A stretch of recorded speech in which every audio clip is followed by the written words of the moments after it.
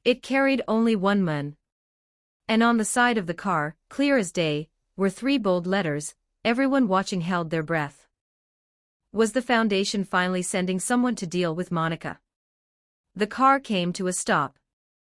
The man stepped out. He was tall, dark-skinned, and muscular, with short military hair and heavy black armor. He looked like he stepped out of a movie. But the badge on his vest said something shocking, Phi 2. Inside the S headquarters, Natasha Romanoff frowned at the screen. Isn't that one of the task forces? Why is he alone? Negotiation. Nick Fury's one eye widened. Phi 2 is the team that rebelled against the Foundation.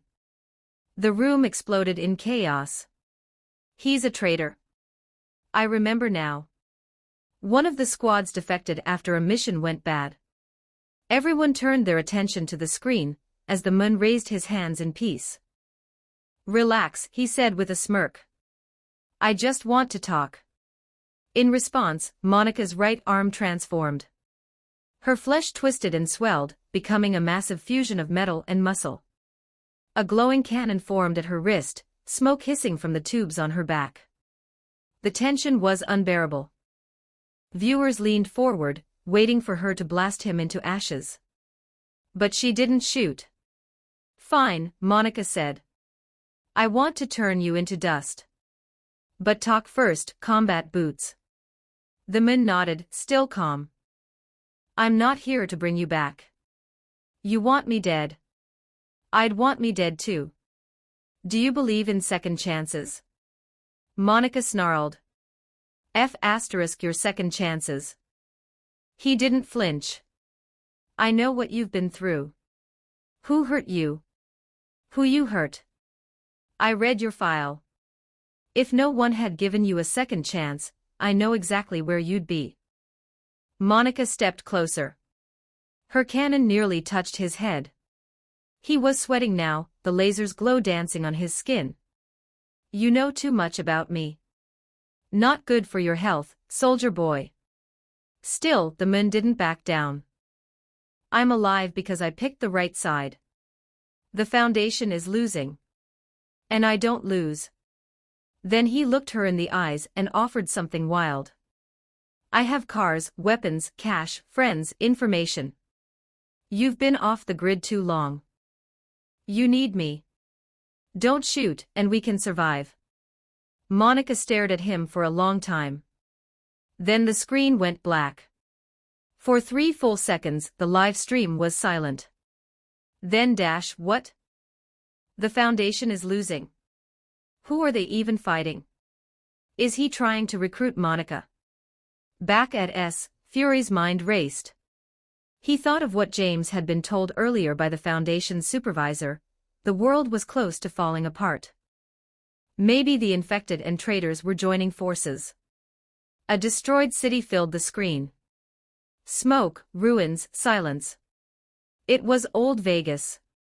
Nothing was left but scorched earth and twisted wreckage.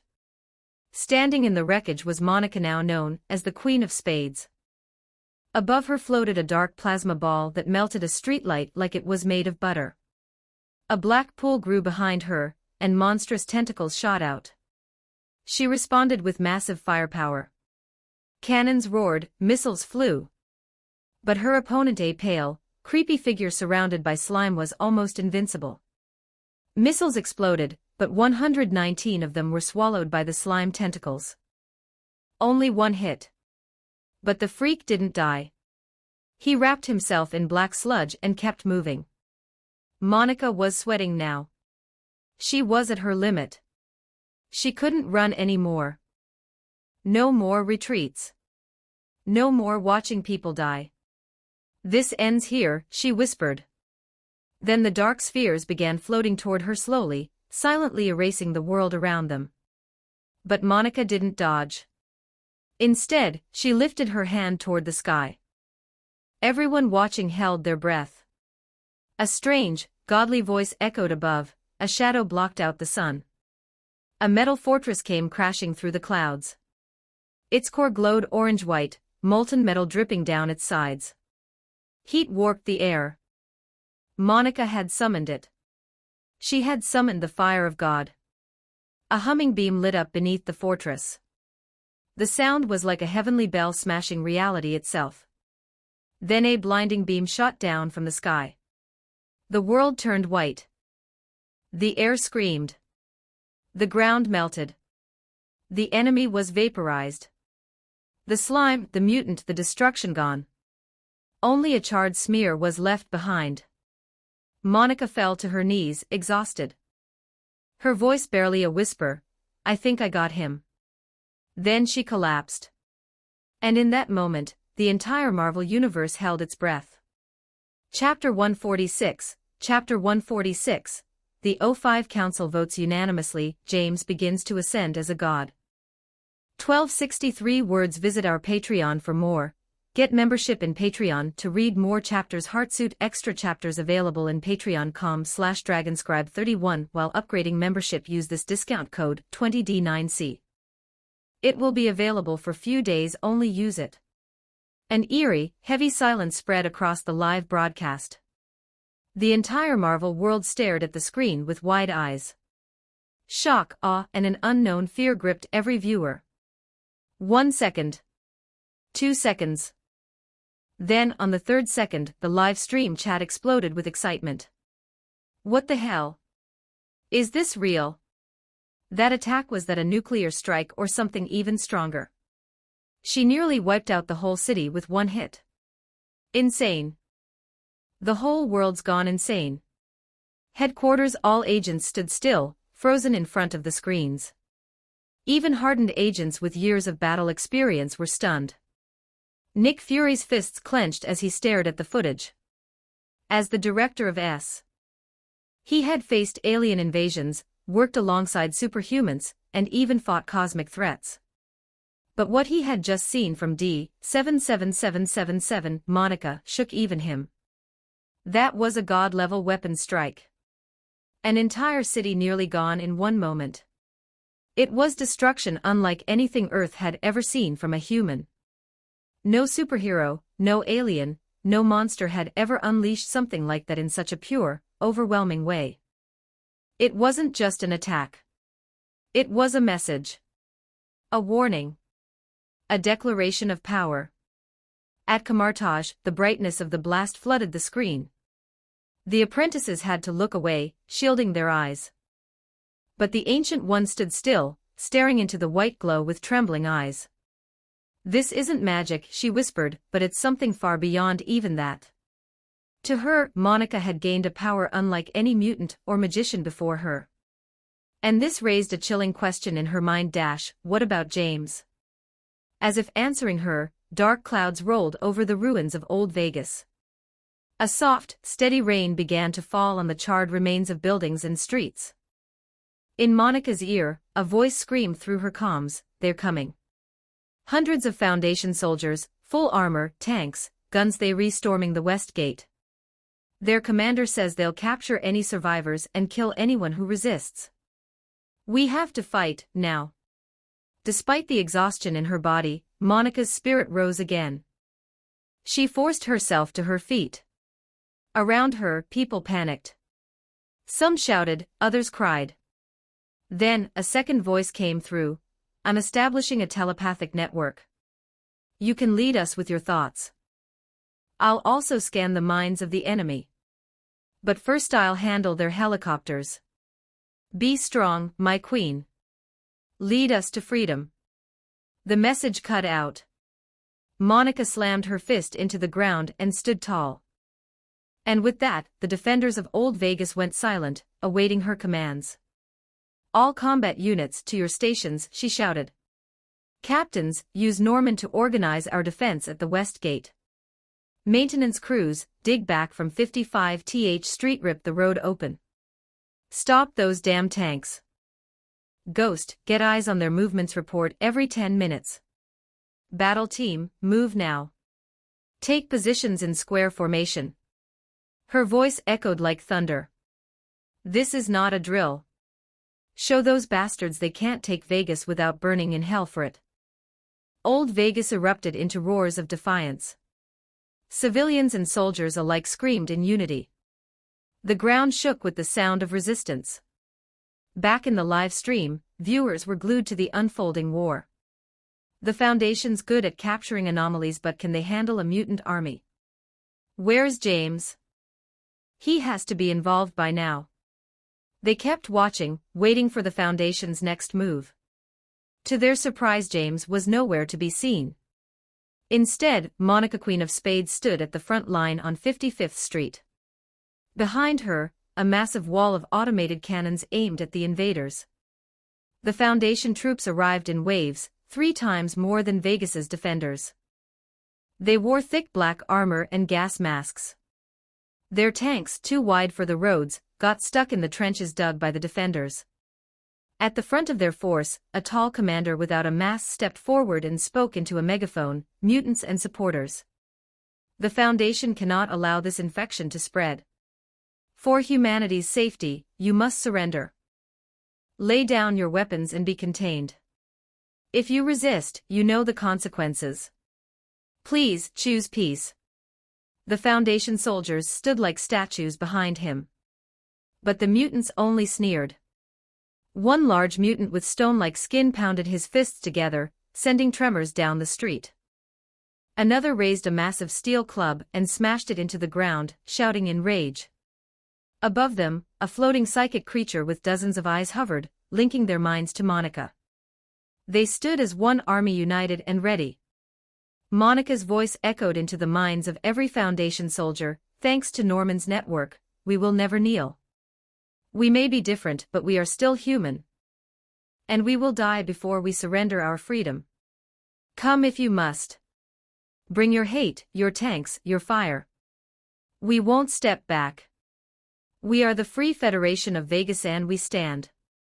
The ground shook beneath her words. The live stream fell silent again. At that moment, something changed. Viewers began to question what they had believed until now. Originally, Monica and her mutant followers were supposed to be villains, violent, infected, dangerous. They were defending their home. They were organizing civilians. They were shouting for freedom, not chaos. Some even began to wonder, was the Foundation the real threat? Just then, the screen changed again. But it didn't show Vegas. It showed a valley, Death Valley. And in the valley stood James.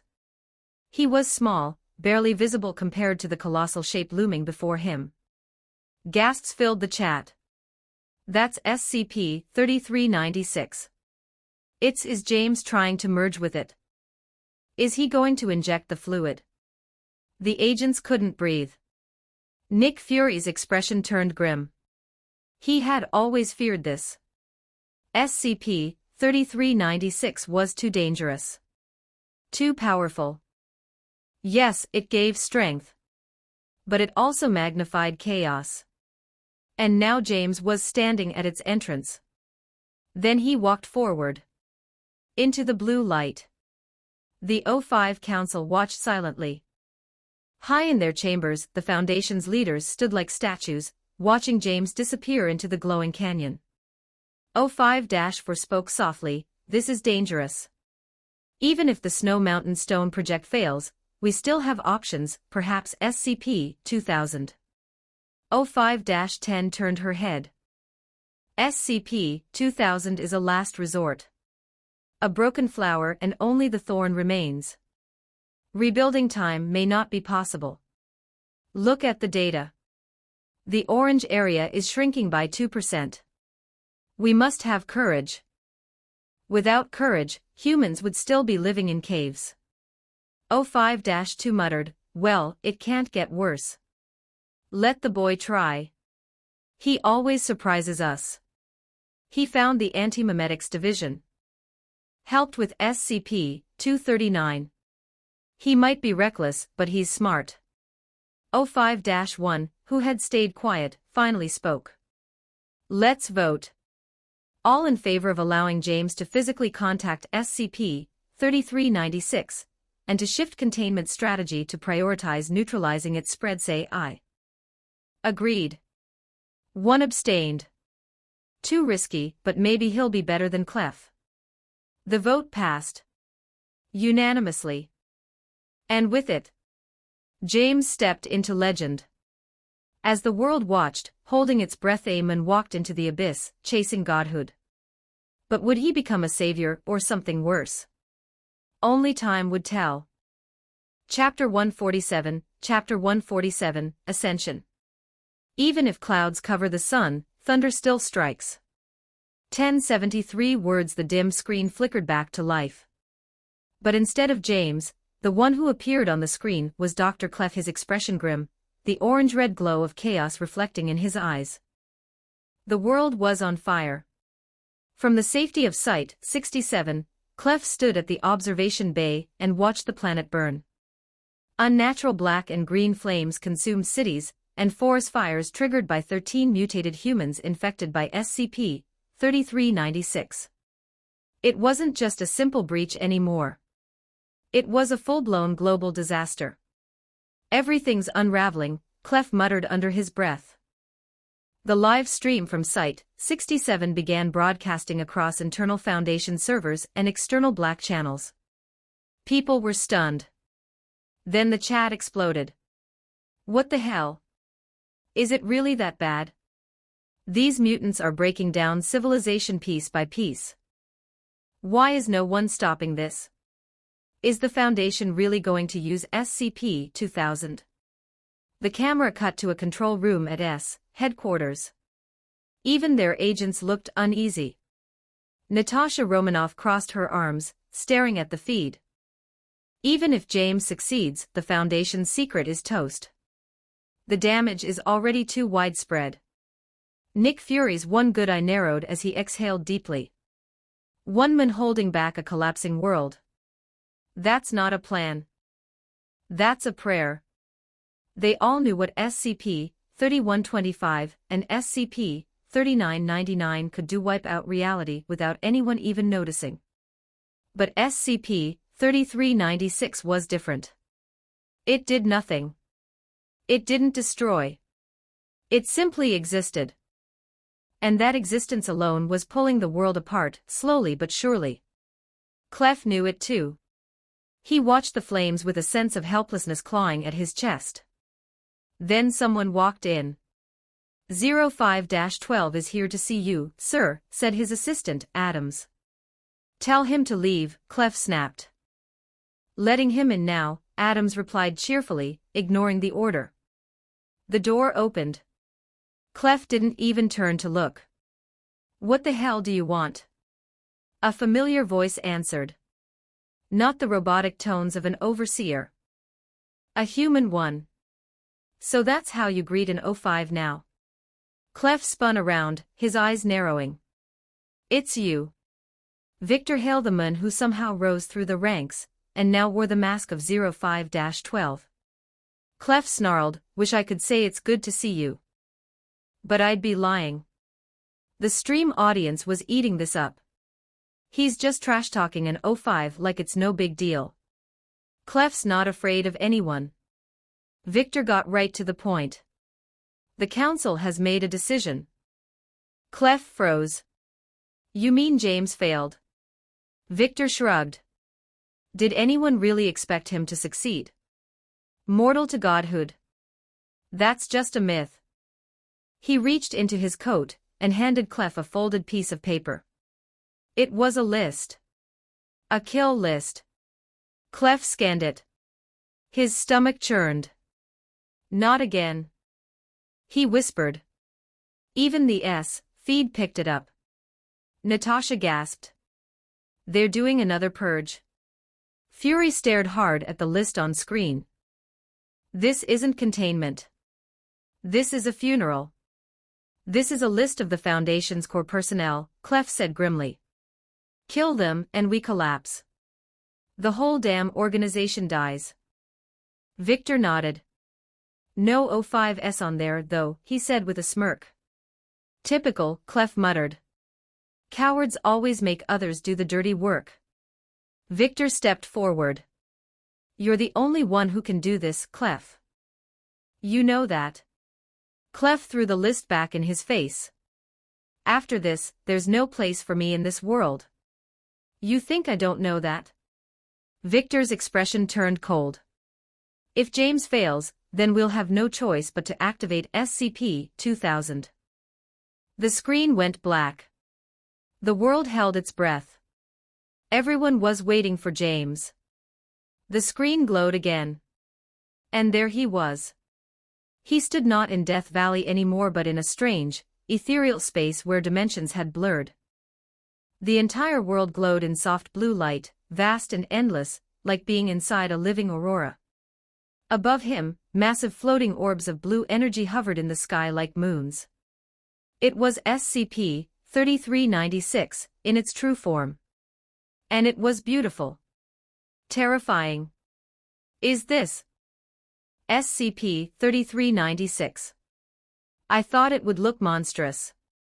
This is James trying to bond with it. At Kamartaj, the Ancient One felt her breath catch. This wasn't just an anomaly. It was thaumaturgy incarnate. She whispered, "It's not a creature, it's law itself. Magic condensed and made manifest." At the Xavier School, Professor X stared, eyes wide. The glow from SCP-3396 triggered every X gene on Earth to stir. This could evolve all mutants, he whispered in awe. At the edge of the universe, Wada the Watcher trembled. SCP-3396 was no god. Not like the Crimson King, or the Living Tribunal. But its form reminded him of pure cosmic law, unchangeable, eternal. And at its heart, James stood silently. Looking up. Facing the storm of magical particles that shaped SCP-3390 SIX's massive, undefined body. Then the being spoke. "Accept me and ascend." Its voice echoed like a church bell struck in the soul. Reality quivered. Did that thing just speak? Is it asking James to ascend? Oh my God. Is he gonna do it? Nick Fury leaned in close, eyes fixed on James. And just as James raised his foot to step forward, he stopped. Everyone froze. Why isn't he moving? Even SCP-3390 SIX's body pulsed in confusion. James stared up at it. He didn't see a god. He saw a containment breach. SCP-3396 tried again. "You will awaken from your cocoon. You will become the serpent. Your world will burn and be reborn. Accept me." Still, James didn't move. He only narrowed his eyes, analyzing. SCP-3396 said one final thing. "The great era of magic has arrived. I grant you vision of the future." Suddenly, the world twisted around James. Images flooded his mind like a revolving lantern. Year 44211 2018. Humans and Fae merge once again. Magic surges across the globe. Old laws, old guards, institutions, they all collapse. No more secrecy. No more lies. Even if clouds cover the sun, thunder still strikes. And James. He simply stood there. Unmoved by promises of power. He had seen the path of godhood.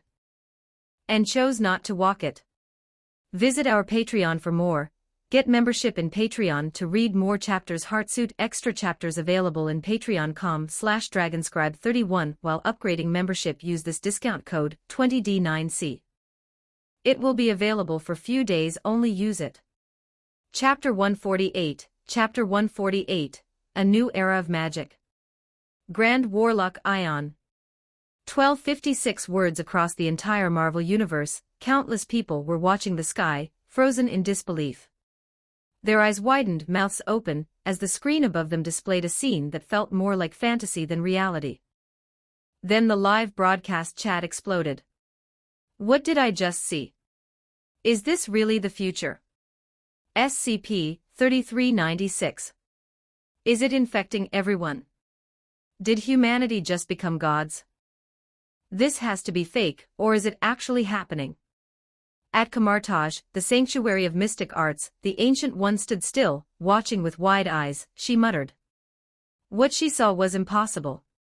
Magic had spread across the entire world. As the Sorcerer Supreme, the Ancient One knew magic wasn't something just anyone could use. Only the most talented and disciplined individuals could even begin to control its power. Yet now, the entire human race was showing signs of magical awakening. It was unbelievable. The screen kept playing. Currently, 1/3 of the human race has been blessed by blue energy. What a miracle! This energy is so powerful, it rivals that of the greatest sorcerers in history. Magic is now equal to godhood. More souls are reborn every day in its glowing light. These words weren't just poetic exaggeration. After seeing the power of D77,777's destructive blow, no one dared doubt it anymore. A massive glowing tree symbolizing the future emerged on screen. Its fractal branches stretched toward heaven. It was a beautiful, terrifying sight. When the screen faded, the audience sat in stunned silence. Some wept. Others stared into space. They realized something chilling. This future wasn't a dream. It wasn't speculation. It was already beginning. But James, standing in the heart of it all, didn't show a single reaction. No desire to ascend. Everyone was puzzled. Doesn't he want to become a god too? Why doesn't he want to join the new magical world? Even SCP-3396 seemed confused. Then, James finally spoke. This global surge in magic shares 3 traits in every individual affected. He began calmly analyzing the phenomenon like a scientist. First, each infected human develops glowing blue organs. These organs produce enormous amounts of energy from an unknown source, protected by magical barriers. Their output is greater than even the High Priest of the Worm, or the Black Queen, people once considered the strongest human magic users. The viewers were shocked. Even SCP-3396 hummed in confusion. Is James explaining the process of becoming a god? James continued, Second, there's something called psychothermic mutation. It's a dangerous mental transformation caused by overexposure to magic. Normally, this only happens when rituals go wrong. He paused before continuing. But this blue blessing, it's happening everywhere, uncontrollably. This isn't how magic is supposed to work. Then James looked directly at SCP-3396. You know what I thought of after studying you? There was only silence. But James didn't care. The ancient Sarkic cult believed Ion never died. He didn't vanish like the modern sects claimed. Instead, he ascended to a higher plane and fought against Yaldabaoth, the Chaos God, on behalf of humanity. This bombshell stunned the audience. Wait, Sarkics. Yaldabaoth. What is this lore? Is James talking about god-level beings? He continued. Now, after 1,000 years of war, Ion has defeated Yaldabaoth. He consumed his divine body. And this blue blessing is Ion's gift to humanity, a way to build a perfect world. James then revealed a crucial clue. The magical organs rejected the bodies of new Sarkic warlocks, proving the theory. This was staggering. SCP-3390-SIX's gift is actually Ion's divine plan. But James wasn't finished. He sneered. But in my eyes, there is no gift here. Real transcendence isn't about growing extra body parts. And a perfect world should never be built through destruction. Then, in a chilling voice, James said, The future I see is not the one you showed me. He described his vision. I saw the Pacific Ocean burning. Magic had turned its waters into gasoline. I saw monsters hungry, hateful things from space sensing Earth. They tore through dimensions like knives through paper. They're coming to devour us. I saw North America explode in a sea of corpses. Rotten, angry bodies climbed from the ground, screaming as they stretched toward the sky. The viewers were horrified. James smiled bitterly. There is no utopia. The Foundation will never accept this. They won't share Earth with monsters. They'll blow up continents before they allow it. The oceans will burn. The skies will fall. They'll preserve what they call normal, even if it means ending everything. The entire universe went quiet. Everyone watching the Avengers' civilians froze. Even though there were no images on the screen, James' words painted a terrifying picture in everyone's mind. He wasn't exaggerating. The Foundation would really do it. The chat exploded again. Holy crap. They'd end the world before sharing it. I thought the Foundation were the good guys. Turns out they're not wrong, they're just on a different side. Headquarters, the agents stood silently. Natasha finally broke the silence. They never planned to compromise, huh? Nick Fury nodded grimly. No god has ever made the Foundation back down. Not the Crimson King. Not the Starfish. Not even death itself. So why would they bend now? He looked again at James, standing alone on the screen. James stared at SCP-3396. Magic takes many forms. But only one rule is always true: everything has a price. The viewers were jolted by that line. Of course. Nothing comes for free. If humans are becoming gods, what are we giving up in return? And what happens when we can't pay? James reached out his hand, closed his eyes, and let the magical particles brush his skin. At Kamartaj, the Ancient One gasped. He's not absorbing any magic, not even a single particle. James had rejected it all. The power. The miracles. The godhood. He refused to take the path everyone else was blindly chasing. He turned and walked forward. Toward the stars. Toward the unknown. The disaster will be contained. The anomaly will be contained. Normality will be preserved. The Foundation rejects the new era. His words echoed across the universe. The live broadcast cut out. And for a moment, the entire world seemed to hold its breath. When the screen returned, the scene had shifted. They were back in Old Vegas. D77777 stood tall as the city's chosen queen. Her people stood behind her. Across from them, the Foundation's army was ready to fire. Tension filled the air. One signal would ignite war. But then a sigh echoed from the sky. A gentle wave spread across the battlefield. Raindrops began to fall. Transparent. Light as feathers. The sky turned clear. The blue light, the so-called blessing, began to fade. People gasped. My body, it's mine again. My tail is gone. I'm normal again. One by one, the mutants with flying powers fell gently from the sky. Magic had left them. D77777 looked up, tears in her eyes. She dropped a single tear shining like molten metal into the wind. It drifted into the sky, a silent tribute to those lost in arrogance and chaos. She turned to her people and whispered, "It's over. Visit our Patreon for more. Get membership in Patreon to read more chapters. Heartsuit extra chapters available in patreon.com/dragonscribe31 Chapter 149. Chapter 149. The Foundation rejects the new era. The whole universe trembles for James. 1072 words. A quiet breeze swept through the Foundation's world, as if it crossed the screen, and gently brushed the audience's faces. It came from beyond space, beyond dimensions. Even through their monitors, people felt its power. On the screen, the world once colored in an eerie blue slowly returned to its original shades.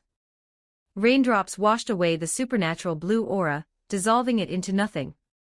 This was the moment SCP-3390's power vanished. It failed. The strange effect that had infected the entire world gone. There was a brief silence across every live stream, across every channel. People watching from all corners of the Marvel Universe could barely believe what they saw. Then, like thunder breaking through a storm, the silence turned into a roar. Did all the mutants recover but lose their new powers? Did James really do it? How did he just erase the effects of SCP-3396? That thing could give people godlike power. Are we saying he neutralized SCP-3396 completely? The shock was universal. Headquarters, stunned agents stared blankly at the screen. Really over? One asked in disbelief. No one had an answer. The looming war between the SCP Foundation and the mutants had just solved, not with weapons, but by a man who barely anyone saw coming. James. Natasha Romanoff narrowed her eyes. What exactly did he do? Nick Fury stood silently, eyes locked on the screen. He didn't know the answer either. But one thing was clear, SCP-3396 had been neutralized. And James had done it. The same man who was offered a path to power beyond imagination and refused. Others would have accepted the godhood in a heartbeat. Villains would have destroyed entire cities for it. Even Fury, ever calculating, felt tempted. But James. He turned away from the temptation. And now the world was safe because of that decision. That's real strength, Fury muttered. In Camartage, the Ancient One closed her eyes, sensing the magical waves fade. The dangerous thaumaturgical particles were evaporating like morning mist under the sun. He succeeded, she whispered. If every human had gained powers rivaling sorcerers, it would have spelled doom. The balance would shatter. Chaos would rise. She shuddered at the thought. Elsewhere, deep in space, the Watcherwatu watched with interest. Neutralized. Truly neutralized, he said with mild amazement. SCP-3396 wasn't like other anomalies. It wasn't immortal. It wasn't a monster.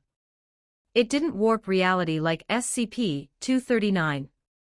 It didn't regenerate like SCP-682. But it had something far more dangerous, the ability to grant godhood. And that gift almost destroyed the world. Watu saw what many feared: the Foundation's core beliefs were challenged. What was their purpose if all humanity became anomalous? In the end, James had done the impossible. He restored the balance without becoming a god himself. Back on Earth, near Death Valley, the rain fell steadily as Foundation supervisors stood like statues. The haunting second blue moon above the site faded away. It's over, one of them, Victor Hale, finally whispered. Relief spread like a wave. Another supervisor chuckled nervously. I just had the craziest dream. The mutants destroyed us, stormed the site, and freed all the anomalies. Everything burned. There was silence. Everyone knew it could have happened. If James hadn't succeeded, another supervisor said quietly, that dream would have been reality. Then came the chilling statement, Notice 12. The plan can be changed. Eyes turned sharply. Not all agreed. You're still pushing this agenda, one snapped at Victor Hale. Victor stood firm. We've all seen the signs. Anomalies re-emerging, threats we thought long gone now crawling back into the world. She wasn't done. When was the last time we successfully contained a Keter-class SCP? Site-19 is hanging by threads. Can we afford another breach?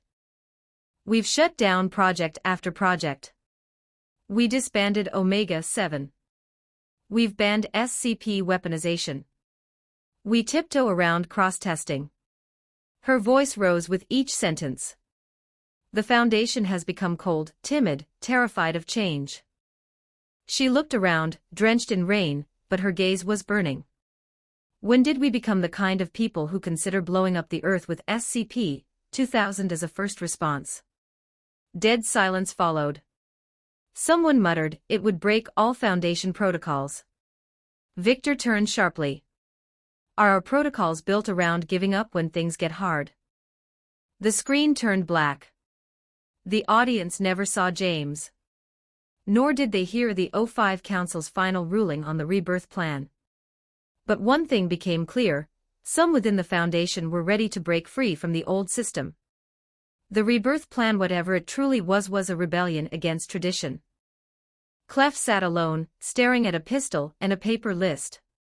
It was the same list Victor Hale had shown James earlier. James had rejected it. He had no choice. He waited. Would fire consume the foundation? Or would a new rain wash away its sins? His eyes caught movement. Wind blew the list away. Names flashed by. Professor Kane. Then James. The chat exploded. Why is James on the kill list? They're trying to kill their savior. These are the top minds of the Foundation. Without them, who's left? James just saved the world, and now they want him dead. At Stark Industries, Tony Stark nearly dropped his glass. Are you kidding me? He shouted. He stared at the list, stunned to see James' name on it. This is how they thanked the guy who saved them. With a bullet. Colonel Rhodes was calmer, more thoughtful. Maybe it's a requirement for the plan. What plan? Stark snapped. The kill all your best scientists plan. No, Rhodes said slowly. Think about the word, rebirth. He continued, to be reborn first, you have to die. Stark froze. So they fake their deaths. Disappear. Start over. Rhodes nodded. That's the only way it makes sense. Stark's mind raced. Of course. Keep it secret. These doctors vanish, but they aren't dead. They go underground. New identities. New mission. Rhodes crossed his arms. Stark added, and now that the council agrees, they can act freely. Maybe, Rhodes said. Maybe not. But Stark wasn't discouraged. He looked up at the sky and gasped. The screen changed. There he was. He had returned. The man who refused godhood. The man who neutralized the uncontainable. The man the Foundation feared and needed. The world watched. And trembled. Visit our Patreon for more. Get membership in Patreon to read more chapters. Heartsuit extra chapters available in patreon.com/dragonscribe 31 Chapter 150. Chapter 150. Joining the Tactical Theology Division, the Supreme Divinity, Stag. 11:05 words. The agents of the Mobile Task Force finally located James in Death Valley. He stood quietly, completely calm despite the chaos he had just survived. The only remaining overseer on site was 05-10. You succeeded.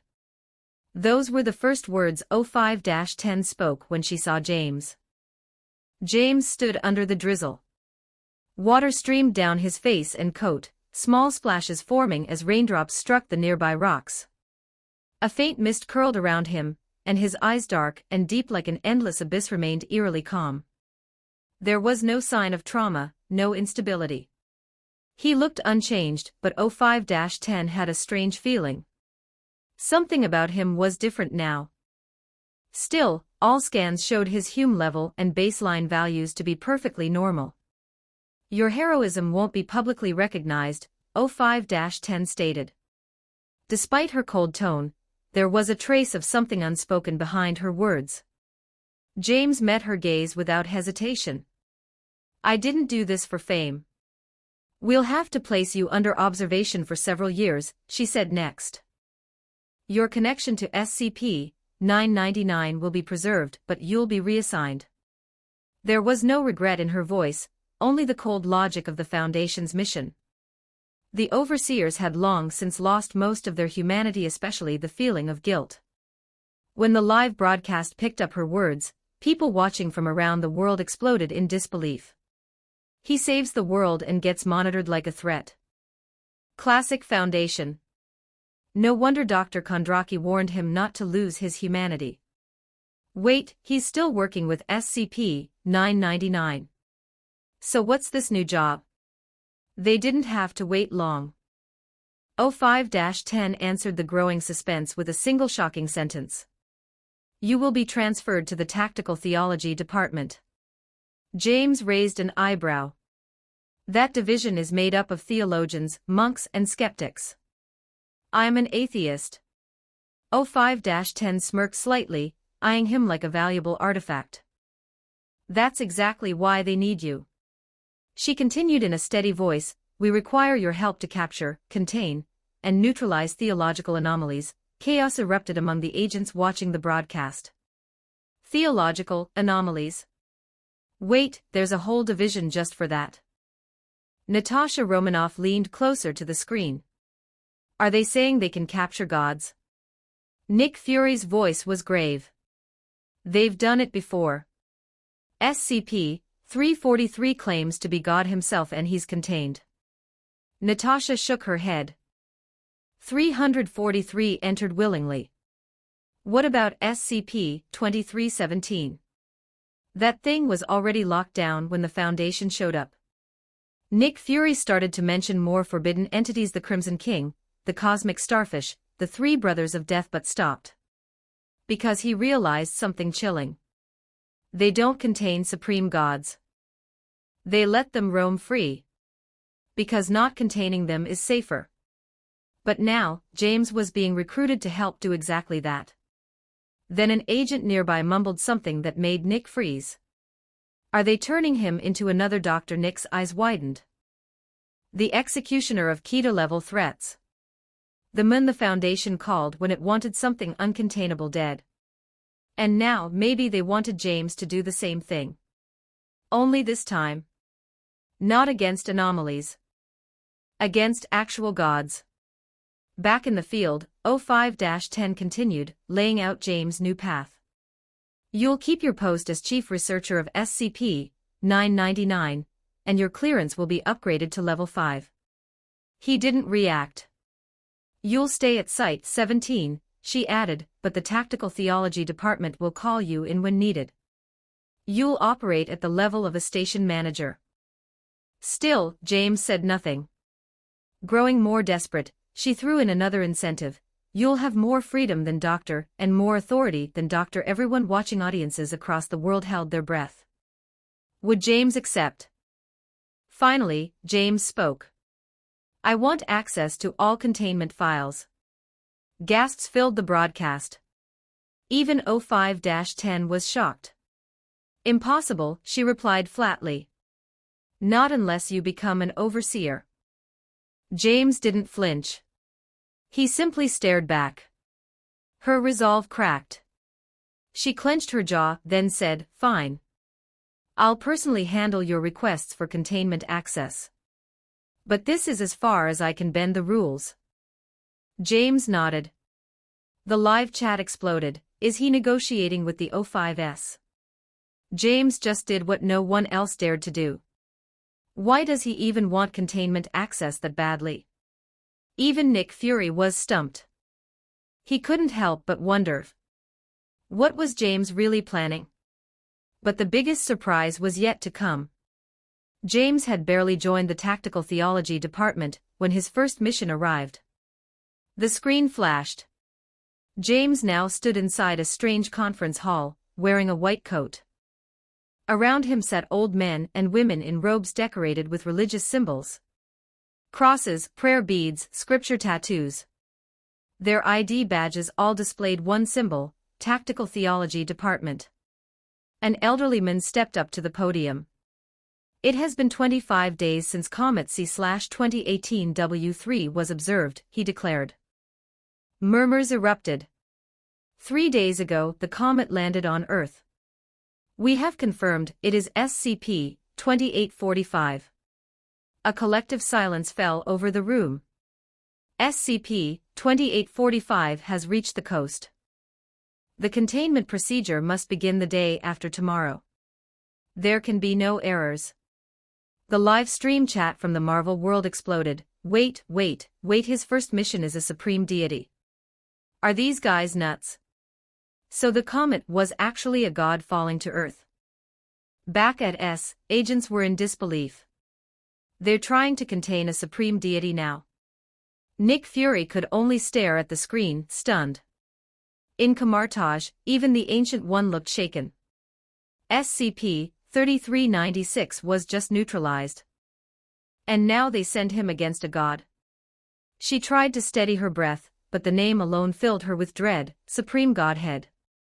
Even with her mystical knowledge, the word supreme meant something too vast, too ancient, even she wouldn't dare confront it. The broadcast resumed. A file appeared in James' hands, and the words were projected on the screen for all to see. Item name, Stag item number, SCP-2845 Object Class, Anomalous Entity Containment Level, Extreme Threat Level, Black. The chat froze in silence. Even hardened viewers of past SCP entries felt a wave of dread. Two words, extreme and black, radiated a chilling finality. At Stark Tower, Tony Stark and Colonel Rhodes sat upright. Tony read aloud. They turned to each other in disbelief.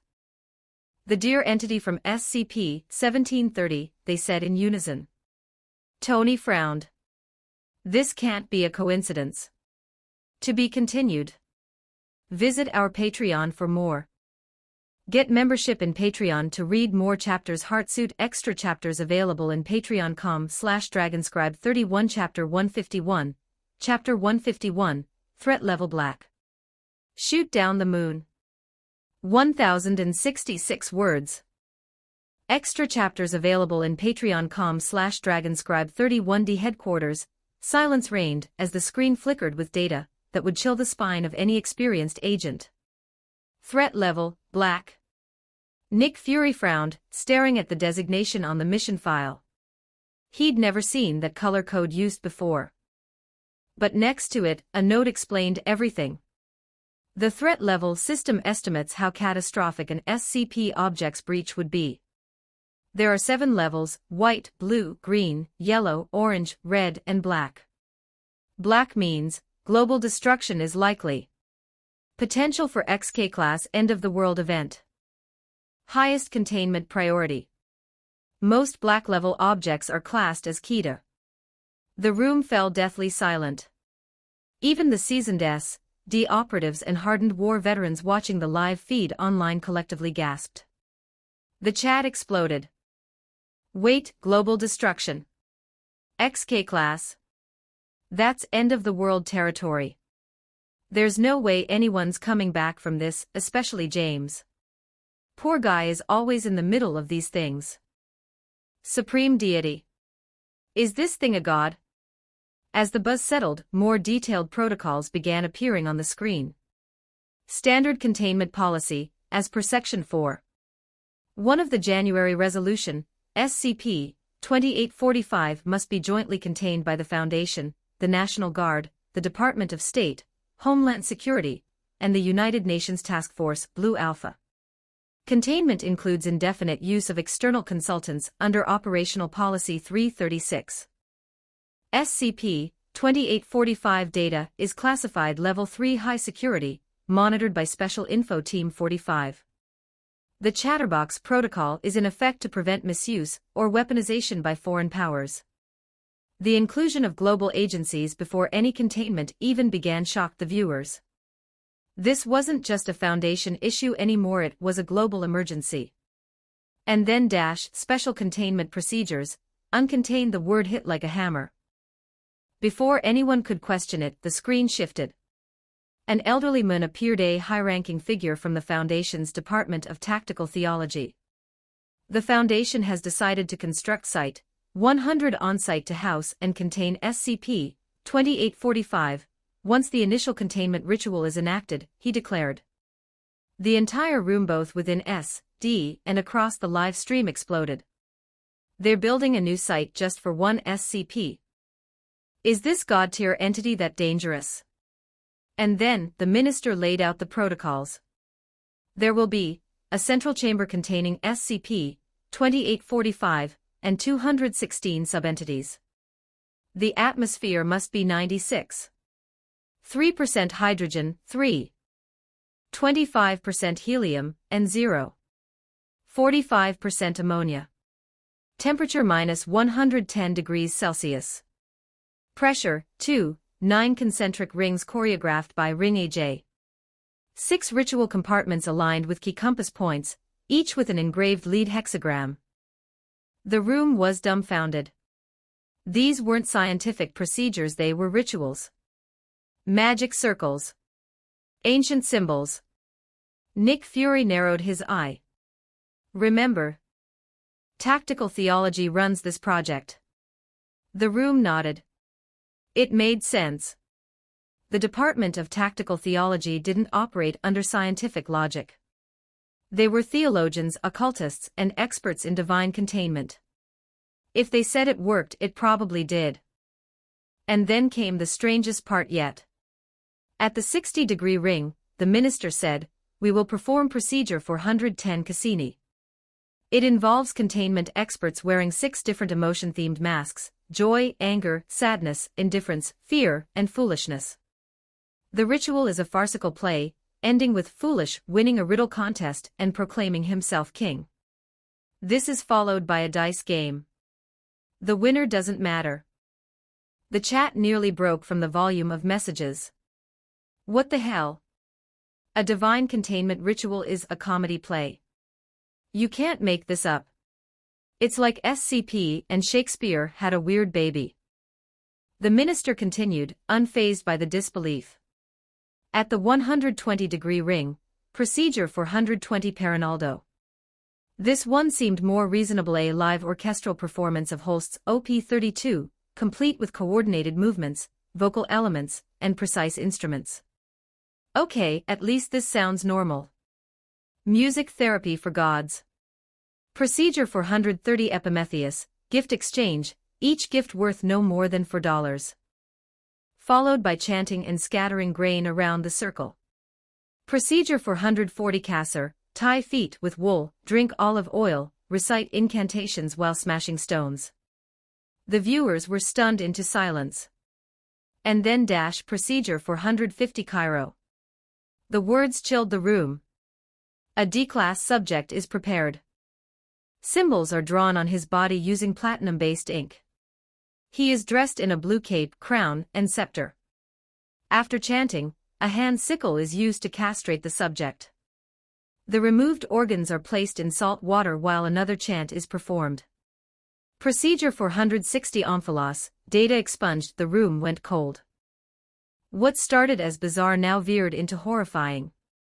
Sacrifice. Human rituals. Grotesque acts cloaked in ceremony. This isn't containment, it's worship. I don't know if I can keep watching. That's not science. That's madness. Even hardened SD agents looked away. Nick Fury, however, remained calm, expression unreadable. To him, D-class personnel were already on death row.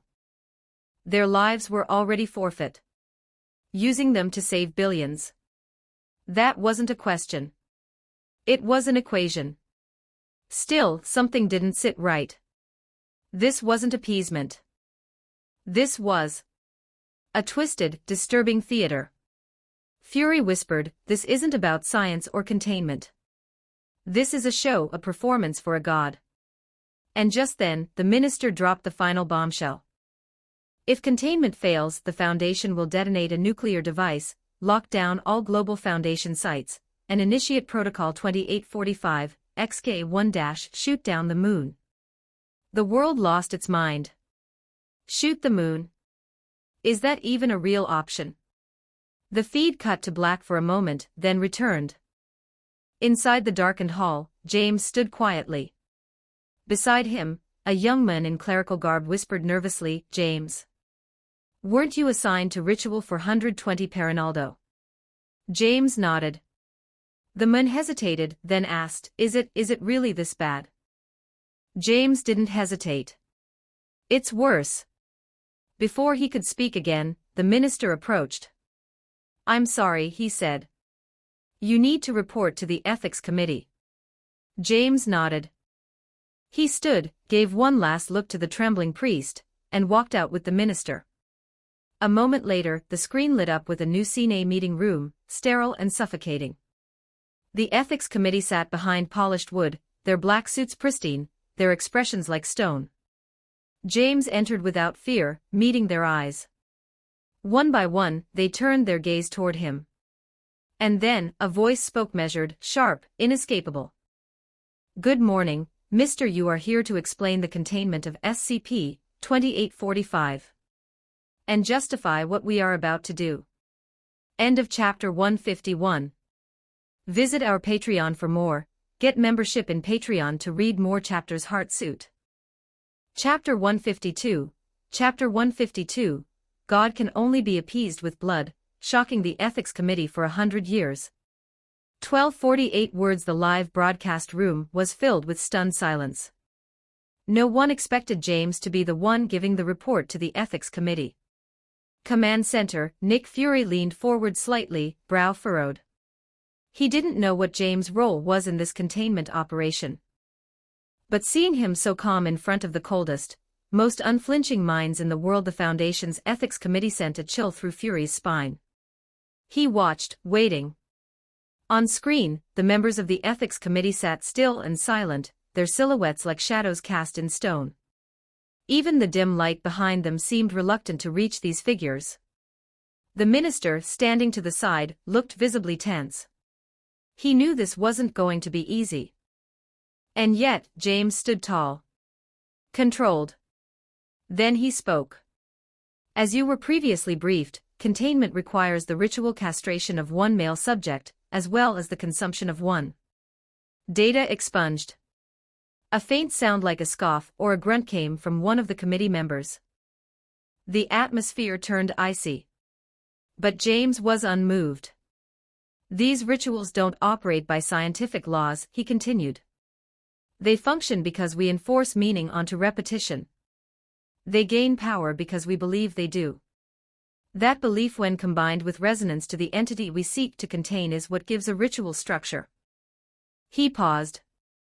But belief alone isn't enough. There must be appropriateness. Ritual must echo the nature of what it seeks to hold. He turned his gaze to the committee, unwavering. Some gods can only be appeased with blood. That sentence, simple as it was, shook the live stream audience to its core. The chat, which had been debating the moral horror of the rituals, suddenly fell silent. Now it made sense. Why the containment required such extreme procedures. Why the Foundation had gone to such unthinkable lengths. Because they weren't trying to trap something. They were trying to fool it. Back on screen, James maintained his composed tone even in the face of the world's most judgmental panel. I know your department doesn't like the word God, but it fits. The entity we're dealing with, the stag, isn't some misunderstood cosmic force. It's a divine being. Not the benevolent kind either. This ritual doesn't contain him by force. It's meant to deceive him. To make him think we are more powerful than him. That's the only way to lock him away. The audience couldn't believe what they were hearing. Wait, it's a trick. They're conning a god. That's bold even for the Foundation. No way this works, right? Control room, Fury's single eye narrowed. He had suspected this. The weird nature of the ceremonies, the masks, the plays, the bizarre interactions, they didn't feel like science or containment. They felt like a performance. A performance for something watching. But still, how do you bluff a supreme deity? How do you fool something that can snap you out of existence with a thought? Fury kept watching, grim. Then came the inevitable question from the Ethics Committee. Even so, are the fifth and sixth rituals truly necessary? James responded without hesitation. Some gods can only be appeased with blood, he repeated. Once a ritual is set, it cannot be casually altered. To change it would require dismantling the containment strategy from scratch. We can't afford that. The die is cast. The Ethics Committee went quiet again. And they understood. They didn't have the luxury of starting over. SCP-2845 had already arrived. 2 days ago. Time was running out. James pressed on, even with the ritual in place. If the stag realizes it's being manipulated, everything collapses. Our entire defense evaporates into hydrogen vapor. There won't be anything left. So let us be thankful it can't think. Stunned silence. The stag can't think.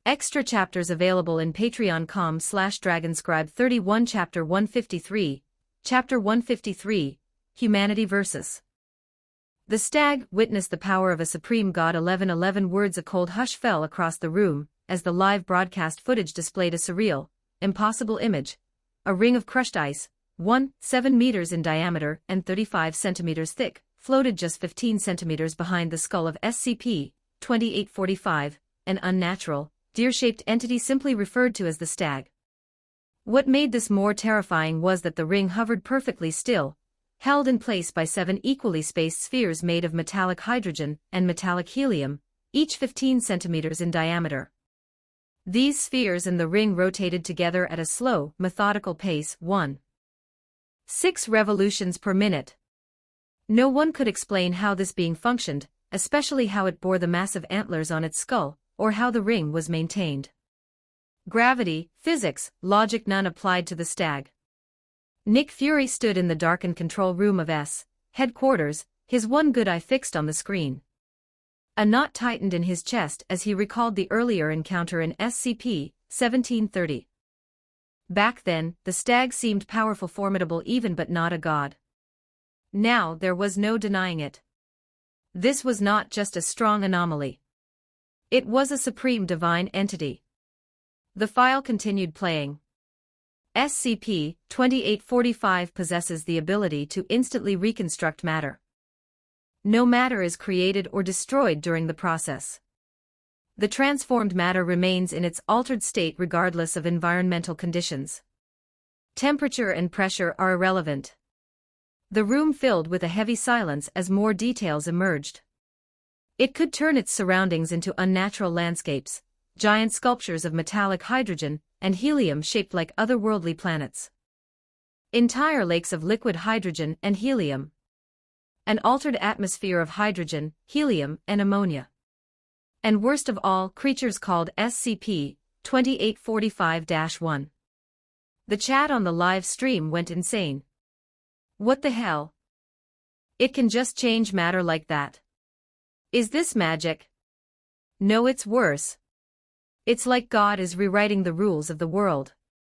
Across the globe, agents, civilians, and superheroes alike watched in grim disbelief. This was not just a containment problem. This was a threat to reality itself. Nick Fury's jaw tightened as he watched the data flow across the screen. He read the line aloud, his voice grim. SCP-2845 can project transformations across vast distances up to 10 kilometers. It doesn't avoid civilians. It simply transforms everything. Then came the detail that made even hardened agents flinch. SCP-2845-1 instances are transformed organisms. They are columns too. 4 meters tall, with yellow-green rubbery skin. They lack sensory organs and internal organs except for a brain that fills their entire interior. These creatures exhibit constant high brain activity and appear to communicate telepathically. Even the most composed agents were disturbed now. The idea that a god could casually transform living beings into mindless, psychic columns of flesh was sickening. And it only got worse. November 27, a comet labeled C/2018 W3 is spotted. December 1, confirmed by observatories. December 16, a fragment breaks off the comet traveling at 0.0018 c, almost 0.1% of light speed. As this was revealed, a realization swept through the room. The stag came from the stars. Nick Fury slammed his hand on the console. Great, he muttered. Earth's anomalies weren't enough, we've got extraterrestrial gods now. All eyes returned to the screen. December 17, the comet debris is confirmed to be on a collision course with Earth. Estimated impact, December 21. Efforts to stop it fail. December 21, the object crashes into the Pacific Ocean. 160,000 to 190,000 people die in the storm surge on the first day. That line hit everyone like a thunderclap. Hundreds of thousands dead before the stag even arrived on land. The live chat froze. This This thing is death incarnate. We're doomed. It hasn't even started and we're already losing. Even Doctor Strange at Camartage fell silent. The Ancient One slowly exhaled, her eyes narrowed. This isn't like anything we've faced before.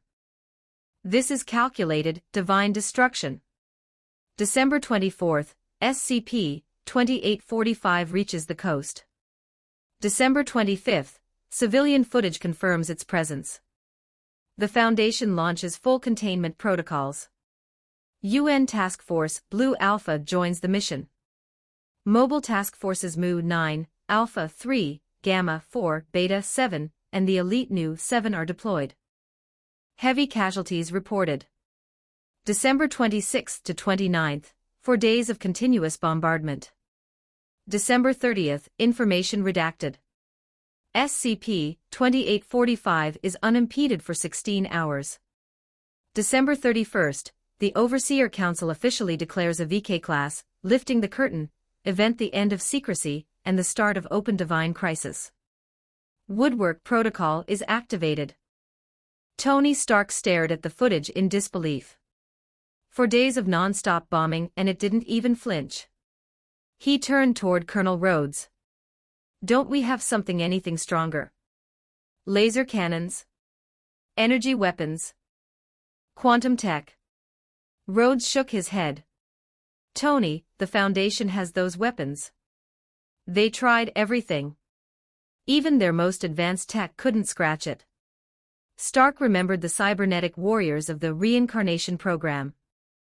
If they couldn't stop the stag. He looked back at the screen, silent for a moment.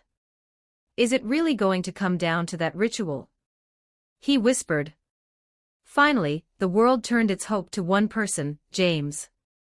In the middle of a foggy valley, in the cold rain, James appeared. He stood at the center of a solemn ritual circle, surrounded by members of various elite mobile task forces. These included Gamma 4 Green Stags, Beta 7 Maz Hatters, Nu 7 Hammer Down, and even the mysterious Samsara Squad, the best of the best. They stood in complete silence, their eyes fixed on the distant Nevada mountains where the stag was believed to be advancing. James stood beside 6 individuals, each holding a unique musical instrument, a flute, oboe, clarinet, French horn, timpani, and a bass drum. These were not ordinary musicians. They were D-class personnel, selected for a last resort containment ritual. Their hands trembled, instruments held tightly, expressions full of dread. They all knew what was coming. The ritual would be their final act. The mountain ahead was veiled in mist, the wind howled through the valley, and the rain fell harder. James stood firm. His gaze didn't waver. Protected by armed agents and surrounded by warriors, he was the final thread holding the hopes of humanity. This wasn't just a battle of weapons anymore. This was a battle of ritual, willpower, and human defiance against a god. As the scene faded, the audience held their breath. Everyone, from Tony Stark to the Ancient One, from Nick Fury to the Watchers in Wakanda, knew the truth. If James failed, humanity wouldn't get a second chance. Visit our Patreon for more. Get membership in Patreon to read more chapters. Heartsuit extra chapters available in patreon.com/dragonscribe31 Chapter 154. Chapter 154. A performance prepared for God, and God is angry. 1033 words. Supervisor. I'm really nervous, whispered a trembling female D-class personnel, gripping her oboe tightly. Her face was pale as she looked at James pleadingly. Can I go to the restroom, just for a moment? James didn't need to speak. A member of the mobile task force beside him silently raised his weapon and aimed it at her head. She immediately went silent. Suddenly, a sharp voice echoed from the command center. The stag has entered the containment zone. Bombardment squad is in position. Ritual teams are ready. A hush fell over the mountain. Even in the Marvel world, watching from afar, the silence was suffocating. In the Stark Industries building, Tony Stark wiped cold sweat from his forehead, only to realize his entire back was drenched. He turned to Colonel Rhodes and asked, more out of anxiety than curiosity, do you think this will work? Colonel Rhodes frowned. It's not just an anomaly this time. It's a god. A true supreme entity. I think it's going to be extremely difficult. Time ticked by slowly, every second like an eternity. The rumble of movement and strange sounds in the mountains crept closer, growing louder. Then it happened. From within the dense mist surrounding the mountain came a long, sorrowful cry. Then everything fell silent. The fog parted unnaturally, like a curtain being drawn by invisible hands. A stench swept through the air. Ammonia, James muttered. Before he could finish, the earth shook violently as a deep, unnatural buzzing roared from the mountain. It's starting, barked the command center's captain. And in that moment, the stag appeared. Out of the white mist stepped the god. The creature had the body of a deer, its fur pine green and cream with unnatural, symmetrical patterns. It had a long, elegant neck, and from its forehead rose antlers that seemed sculpted from black marble with white veins, pulsing with blue light. Above its head, 9 rings of metal and crystal floated, spinning, and weaving into a sacred symbol that burned into the minds of all who saw it. Everyone froze. The stag opened its mouth, and an unearthly hum washed across the world like a wave of thunder. For a heartbeat, time stopped. Then the marvel world exploded with fear. Oh my God! It's real! That's the supreme god. Even through the screen, its eyes made my soul tremble. Agents stood stiffly, faces pale. Even Nick Fury, ever composed, dropped his coffee. It shattered, unnoticed. This was his first direct encounter with a true god.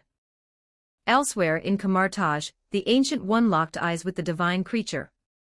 A chill ran through her bones. Her usually sharp mind fell silent. Danger, unmeasurable danger. Unlike beings such as the Crimson King, or the cosmic starfish, the stag didn't drive you mad.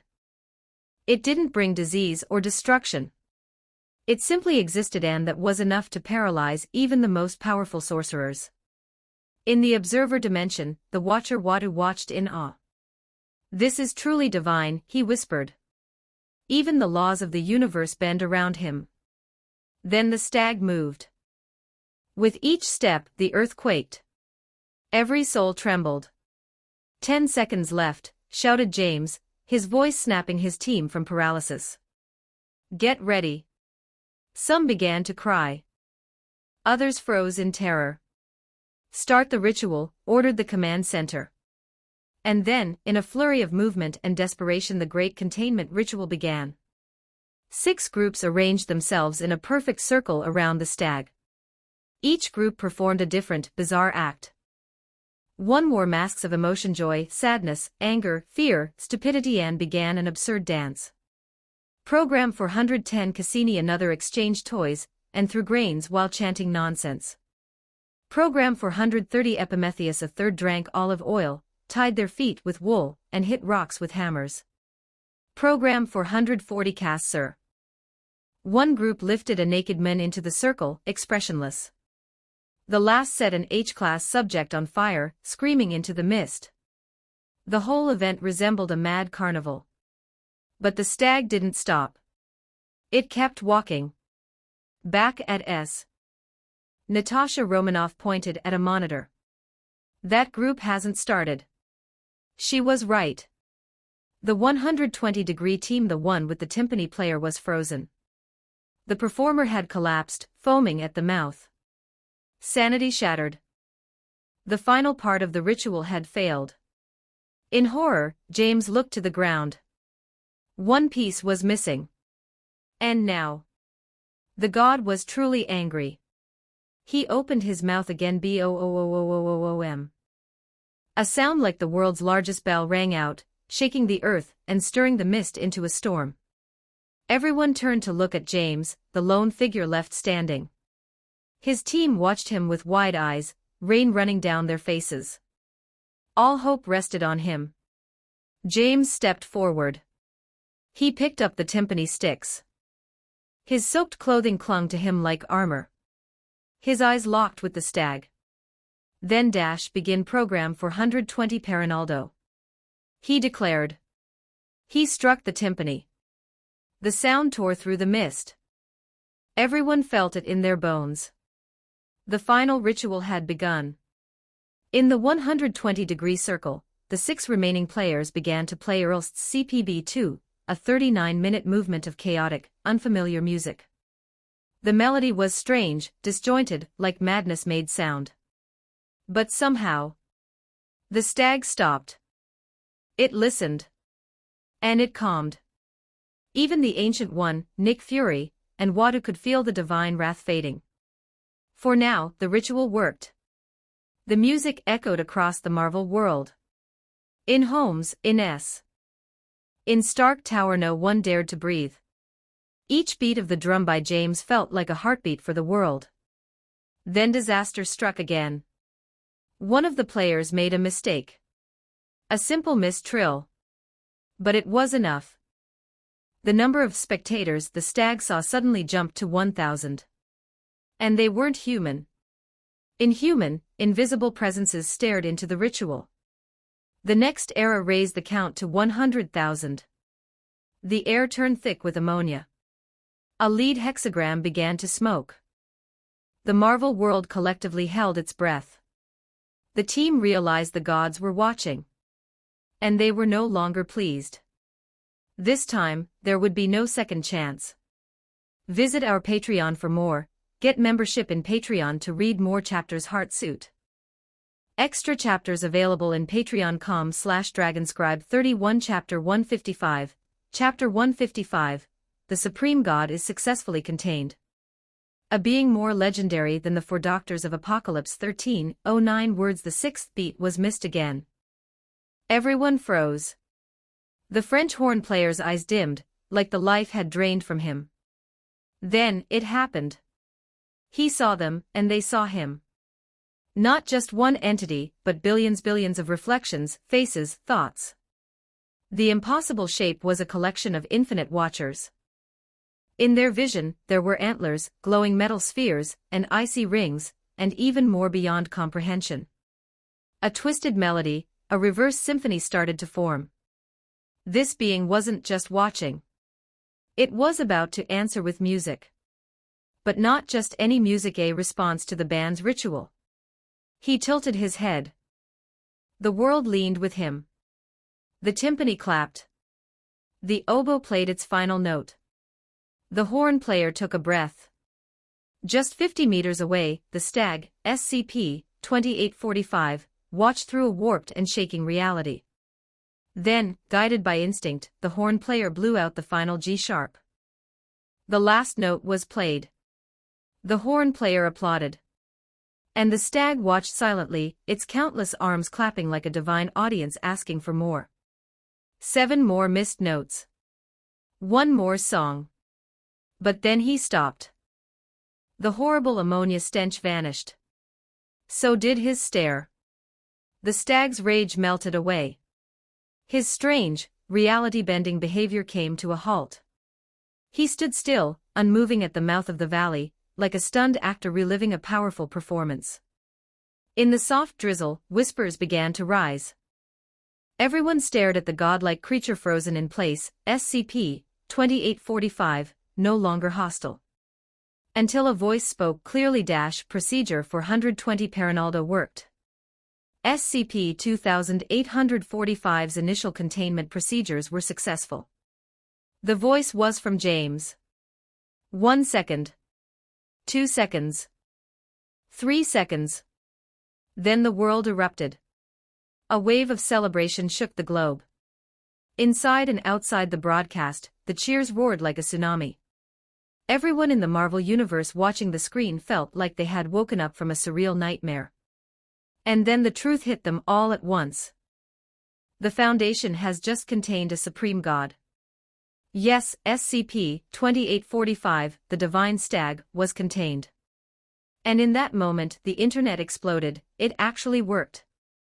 I swear I thought they were all gonna die. That guy missed a note. I thought it was over, but it turned out to be perfect. When all those eyes popped open, I nearly screamed. This is unreal. Bro, this was the Supreme Godhead. How did humans pull this off? Meanwhile, at the Stark Industries building, Tony Stark and Colonel Rhodes stood frozen like statues. It wasn't until the wave of cheers broke through the speakers that they snapped back to reality. "Holy hell," Tony muttered. "Actually did it." Colonel Rhodes nodded, eyebrows high. "It's like dancing on a razor blade." "They made it." The two men looked at each other and sighed deeply. At Camartage, the Ancient One watched quietly. Even she couldn't believe that such a bizarre and seemingly foolish ritual had succeeded. She finally understood what James meant when he submitted his proposal to the Ethics Committee.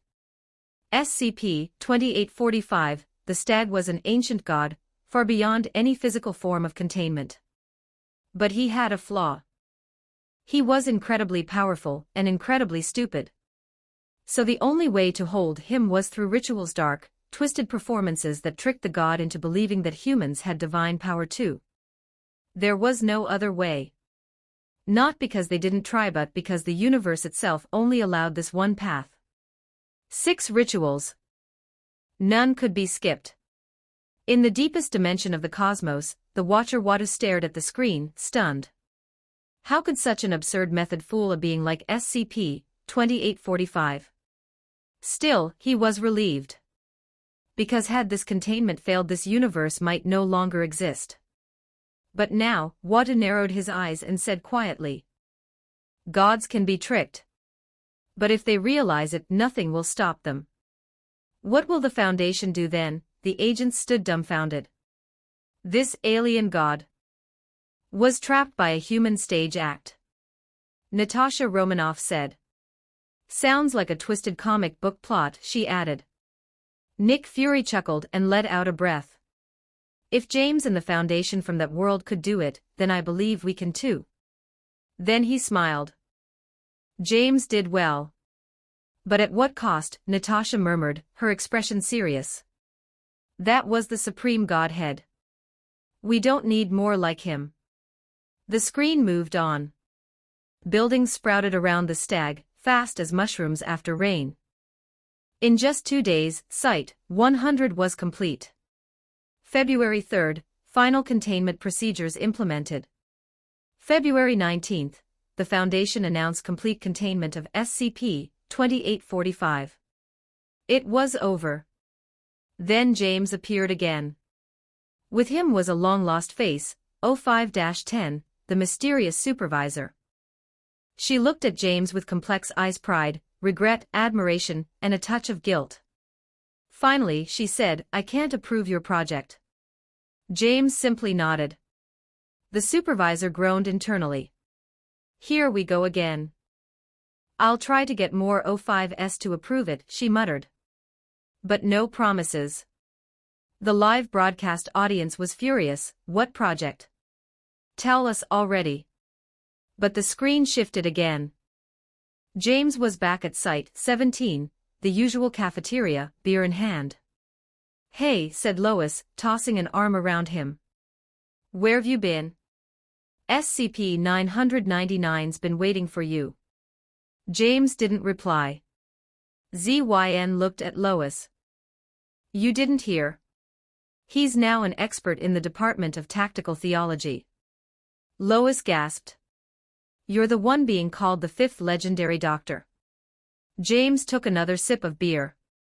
Lois shouted, "You've become like the 4 doctors of Apocalypse." "Bro, we were supposed to be a trio." ZYN added with a smirk, "Face it, Lois, you're dragging us down."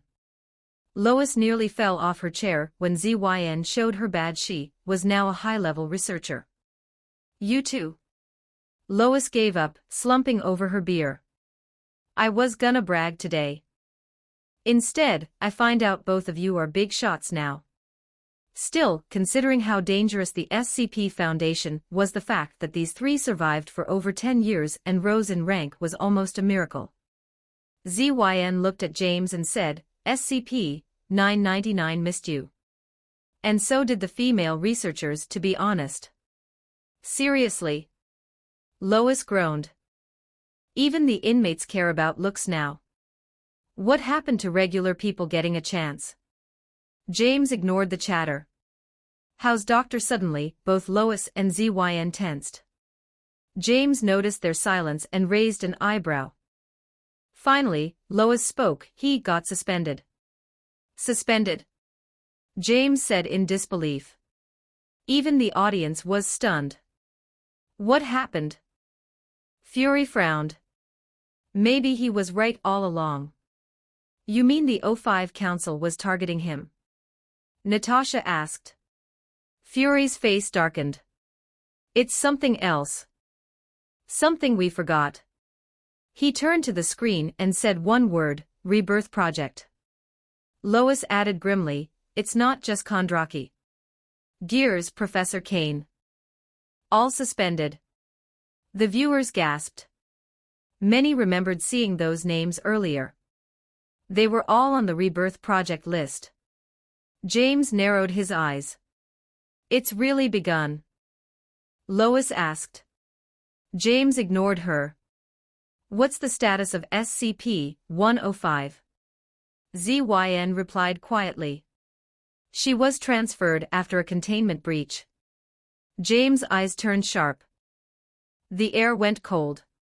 He downed his beer in one gulp and stood. I have to go. ZYN stopped him. If you want to see what happened, I can show you the video. She called Lois and the three rushed out. The live chat exploded again. Wait, is this about that girl James saved with a fake suicide?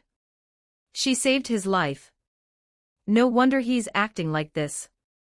Soon, they reached ZYN's office. She inserted a tape. The screen flickered. And the first image that appeared left James and the entire Marvel Universe completely stunned. Visit our Patreon for more. Get membership in Patreon to read more chapters. Heartsuit extra chapters available in Patreon. com/Dragonscribe 31 Chapter 156, Chapter 156, Restarting Pandora's Box. A mobile task force made up of anomalies. 12:31 words. Flames exploded violently down the hallway. Site-17 was under attack. Explosions weren't rare here. It was the SCP Foundation, after all, but this one felt different. Uncontrolled, wild, and spreading. Something was terribly wrong. Site-17 wasn't just another containment facility. It housed anomalies ranging from the kind and cooperative, like SCP-105 Iris, to the dangerously unstable, like SCP-239, a reality bender. And even a literal god. So for the site to be in chaos. That was beyond alarming. What puzzled everyone was how such a secure site was breached. Its security measures were known to be ironclad. So how did this containment failure happen so suddenly? Meanwhile, on a monitor, the containment room of SCP-105 was shown being opened by an agent. 105, wake up. We need to move you, the agent said. James, watching the live feed, immediately knew this was a rookie mistake. Most people who worked with her called her by her real name Iris. Psychologists said it helped keep her calm. In the footage, Iris looked nervous but far more composed than she had been years ago. Should I bring anything with me? We'll have someone get it later, the agent said, urging her into the hallway. He didn't even bother closing the containment door. That alone told everyone, the situation was out of control. Gunshots rang out in the distance. The agent pulled his firearm. Stay close. They stepped over bodies lying in the corridor, blood soaking the floors. 2 were Foundation guards, but the third was wearing an unfamiliar black uniform. Are these intruders? James muttered, stunned. Natasha Romanoff squinted at the screen. Intruders? Inside a Foundation site. Nick Fury's face darkened. Don't underestimate rival organizations. Groups like the Serpent's Hand, the Chaos Insurgency. Even former Foundation breakaways. Then something worse happened. As the agent passed through a door, bang. A bullet exploded the back of his head. He dropped instantly, dead. Iris froze in shock, quickly ducked into a wall groove, and held her breath. She could hear footsteps approaching, then turning away. When it was safe, she slowly picked up the agent's fallen pistol. Watching this, Dr. Lois frowned. She's not authorized to hold weapons. That's against protocol. Then he paused. But the first rule is survival. Regulations don't matter if you're dead. Iris moved quietly, passing opened containment cells. She avoided them all. She didn't know what had escaped, and didn't want to find out. Then she saw something horrifying. A massive ogre-like figure, 8 feet tall, hunched over black-clad corpses, tearing into their flesh. It had a bulbous nose, a grotesque face, and glistening teeth stained red. He looked at her and grinned. "Ah, my dear," he said cheerfully, in a thick accent. Joining the party. The audience watching the live broadcast was stunned. "Is that thing human? He's eating them. What the hell is the Foundation keeping in there?" Iris clenched her pistol tighter but stayed calm. "Hello, Fernande. Shall we dine together?" The creature offered, blood dripping from his mouth. "No thanks," she said firmly, walking past without running. Predators chased runners. "Well then," Fernande chuckled, "maybe next time. A romantic dinner, yes." She suppressed a shudder. Then, around the next corner, she saw something even stranger. A pitch-black cow-like shape. The air around it shimmered unnaturally. James leaned closer to the screen. Another breach. Iris didn't wait to find out. She turned and ran. She'd rather deal with the gunman. At least she knew what bullets were for. She slipped through a door and slammed it shut behind her. Gunfire rattled the walls. She dove to the floor, cursed under her breath, and looked up. 5 men in black were exchanging gunfire with Foundation guards down the hallway. The attackers were using an overturned table as cover. Their gunfire was relentless. From where she crouched, Iris couldn't see who they were shooting at, but the Foundation's return fire was weak and sparse. At Stark Tower, Tony watched, arms folded. "Looks like the Foundation's losing this one." Colonel Rhodes raised an eyebrow. "These intruders are well equipped. I want to know who they are." "What do you think Iris will do?" Stark asked. "Wait for backup," Rhodes guessed. Tony shook his head. "Not a stable plan. These guys likely have a clean exit strategy. They're not amateurs. Maybe she can pretend to be dead." Rhodes added. But right then, one of the gunmen shot a corpse on the ground just to make sure. Rhodes' expression darkened. "Forget I said that." Stark's eyes narrowed. Only one choice left then. Back in the footage, Iris took action. She knelt, aimed her gun, and fired at the closest gunman. Another fell. A third slumped. 3 bullets, 3 kills. It was fast. That's what she hated. Then click. Her gun jammed. She hissed, slapping the magazine, and pulling the slide. The stuck round ejected. She fired again, bang. Taking down a 4th man. The 5th noticed and retaliated, almost hitting her. Before he could line up another shot, a bullet from down the hall struck him. Iris gasped. Her hands shook. She felt nauseous. She yelled. "They're all down." She tossed the gun forward, knelt, and placed her hands behind her head in surrender. Classic surrender pose. The broadcast audience exhaled. Then, the screen darkened. James turned to ZYN beside him. Who saved her in the end? ZYN's answer shocked everyone. The red right hand. James blinked. The red right hand wasn't just any squad.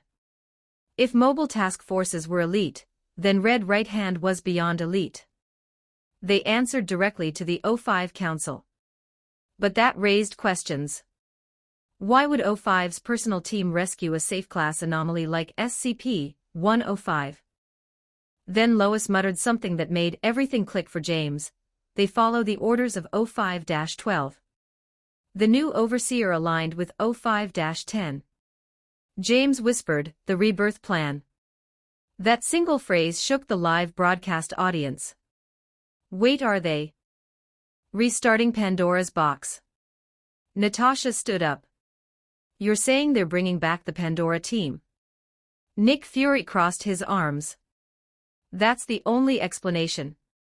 O5-10 was known to hold records of every version of Earth's timeline, including resets. She was also the newest O5 member and the only one still passionately trying to rebuild. She wasn't just after doctors like Clef and Gears. She was reactivating humanoid anomalies and reassembling Pandora's box.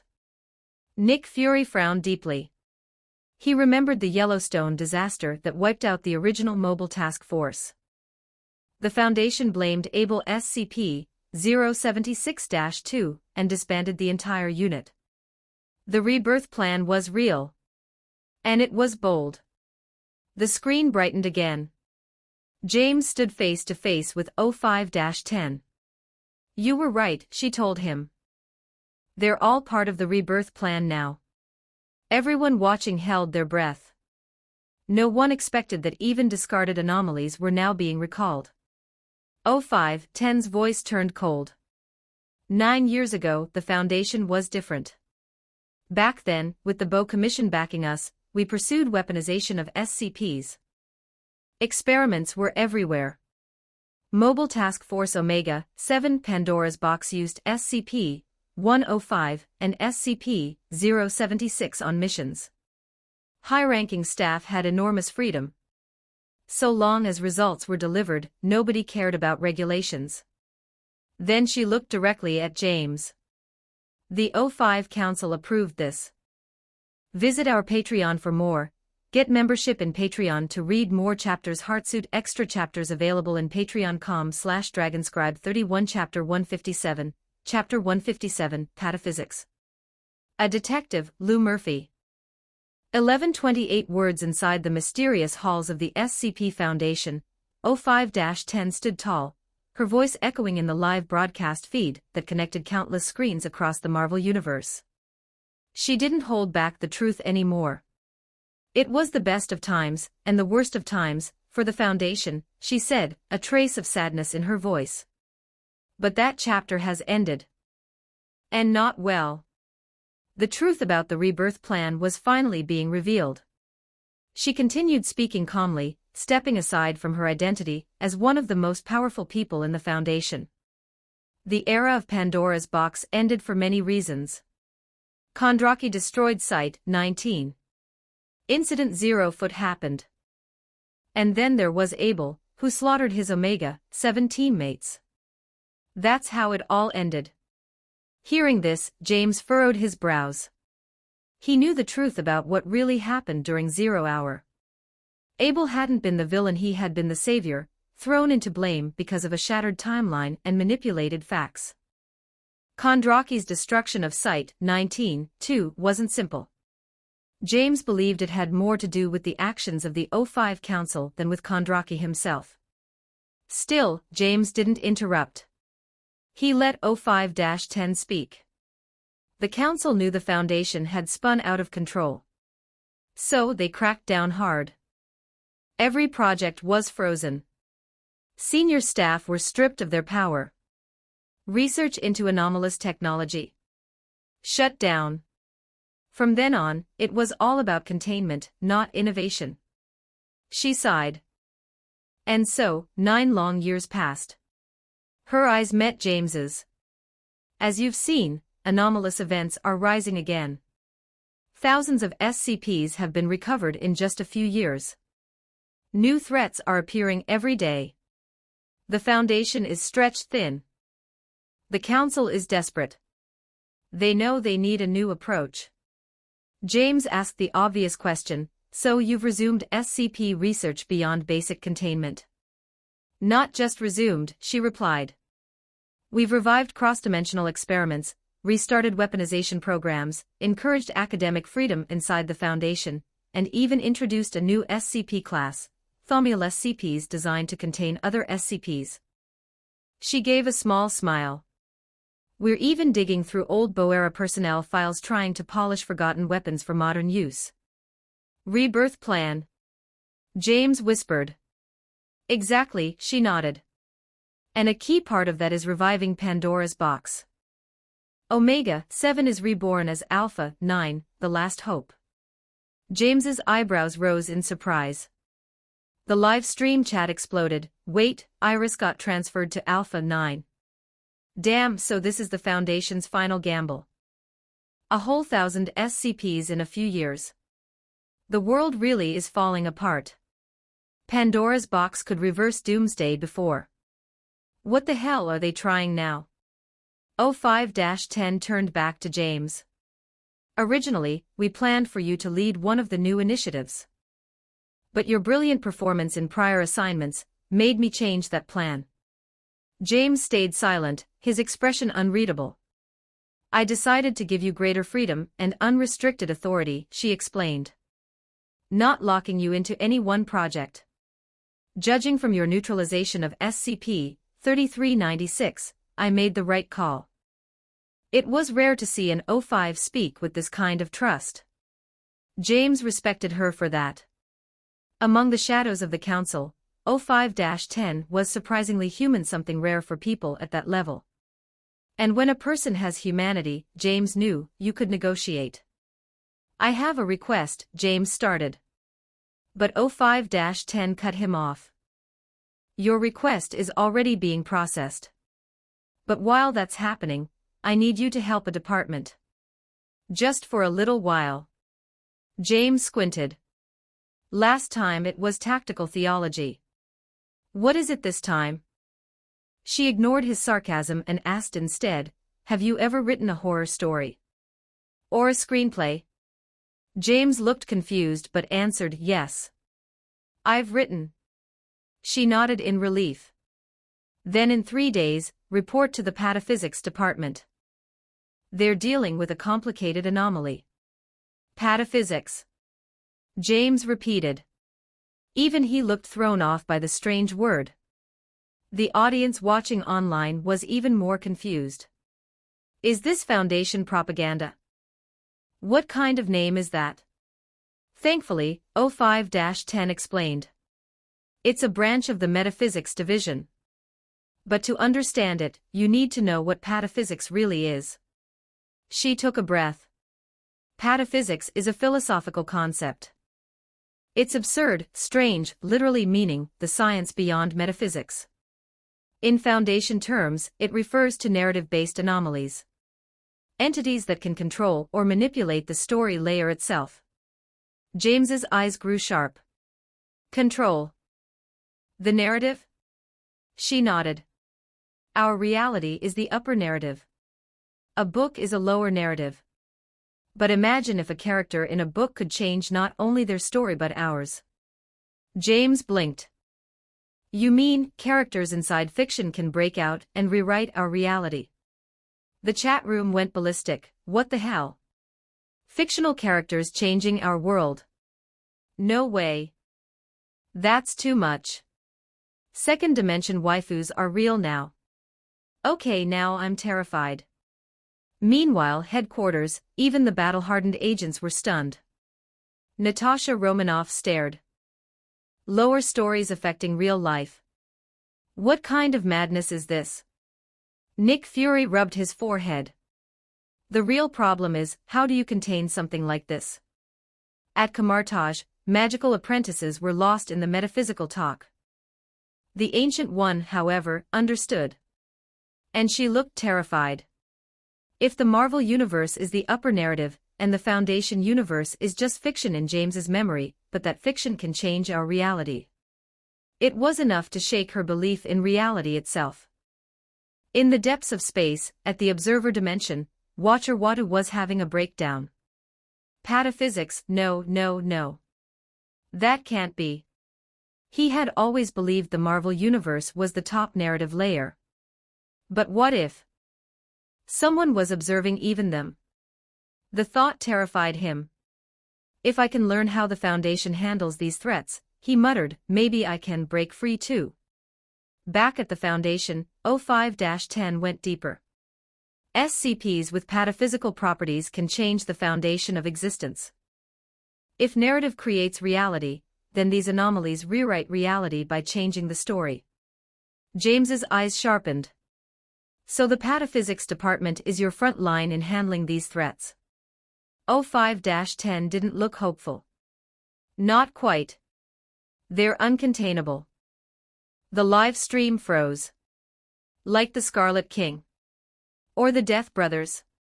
You're telling me there are SCPs that even the Foundation can't contain. She explained, these entities mess with the rules of storytelling itself. They can rewrite the truth from the bottom up. James now understood the full scale. Who's the target I'm dealing with? 05-10 gave the file number, SCP-3143. Then she paused. To be exact, he's not really an enemy. He's a fictional detective from a novel. Goes by another name too. Lou Murphy. TOB continued. Visit our Patreon for more. Get membership in Patreon to read more chapters. Heartsuit.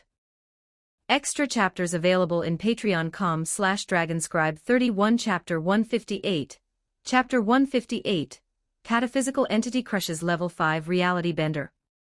1246 words. Visit our Patreon for more. Get membership in Patreon to read more chapters. Extra chapters available in patreon.com/dragonscribe 31 Lou Murphy. A detective straight out of a hard-boiled crime novel. When the audience in the live broadcast room heard this, they collectively froze. The idea alone was absurd enough, but the reality of it was pure madness. The very concept and capabilities of a pataphysical entity went far beyond anything the average person could comprehend. A fictional character from a book appearing in the real world, and then killing the very author who created him. Was there anything more unreal than that? Yet, amid their shock, the audience's expressions shifted. Curiosity was winning over disbelief. Excitement lit their faces. Who exactly was this mysterious Lou Murphy? Under the expectant eyes of millions, the screen faded to black. Then, slowly, the image brightened again. When James appeared, he was no longer in the same place. Instead, he stood in a corridor belonging to an unfamiliar department. Welcome to the Pataphysics Department. The speaker was a middle-aged man with a shaved head, a sharply angled face, and a build that suggested he could just as easily own an underground speakeasy as run an official site. His black uniform was crisp, but carried an air of casual rebellion. I'm August, Director of Site 95. The head of the Pataphysics Department is Dr. Penelope Panagiotopoulos, but she's tied up with something big, Operation Hyperdimensional, and can't greet you personally. James shook his hand. Did you just say hyperdimensional operation? Oh, that's our latest program, August replied as they began walking deeper into the facility. It's based on our research into SCP-1304, SCP-2916-1, and SCP-2747. We've concluded that lower-level narrative entities can interfere with, and even escape into higher-level realities. James already knew the basics from 05-10, so he didn't look surprised. But August wasn't finished. Using SCP-826, our people developed the Kuskobular procedure. It allows us to extract fictional entities from their narratives and bring them into our reality. James slowed his steps. You're telling me you can pull characters out of stories? The live audience went wild. What the hell? They can bring fictional characters into reality. Pataphysics is insane. First thing I'm doing is summoning my anime waifu. Please, Foundation, make my 2D crush real. While the viewers were fantasizing, Nick Fury was having the opposite reaction.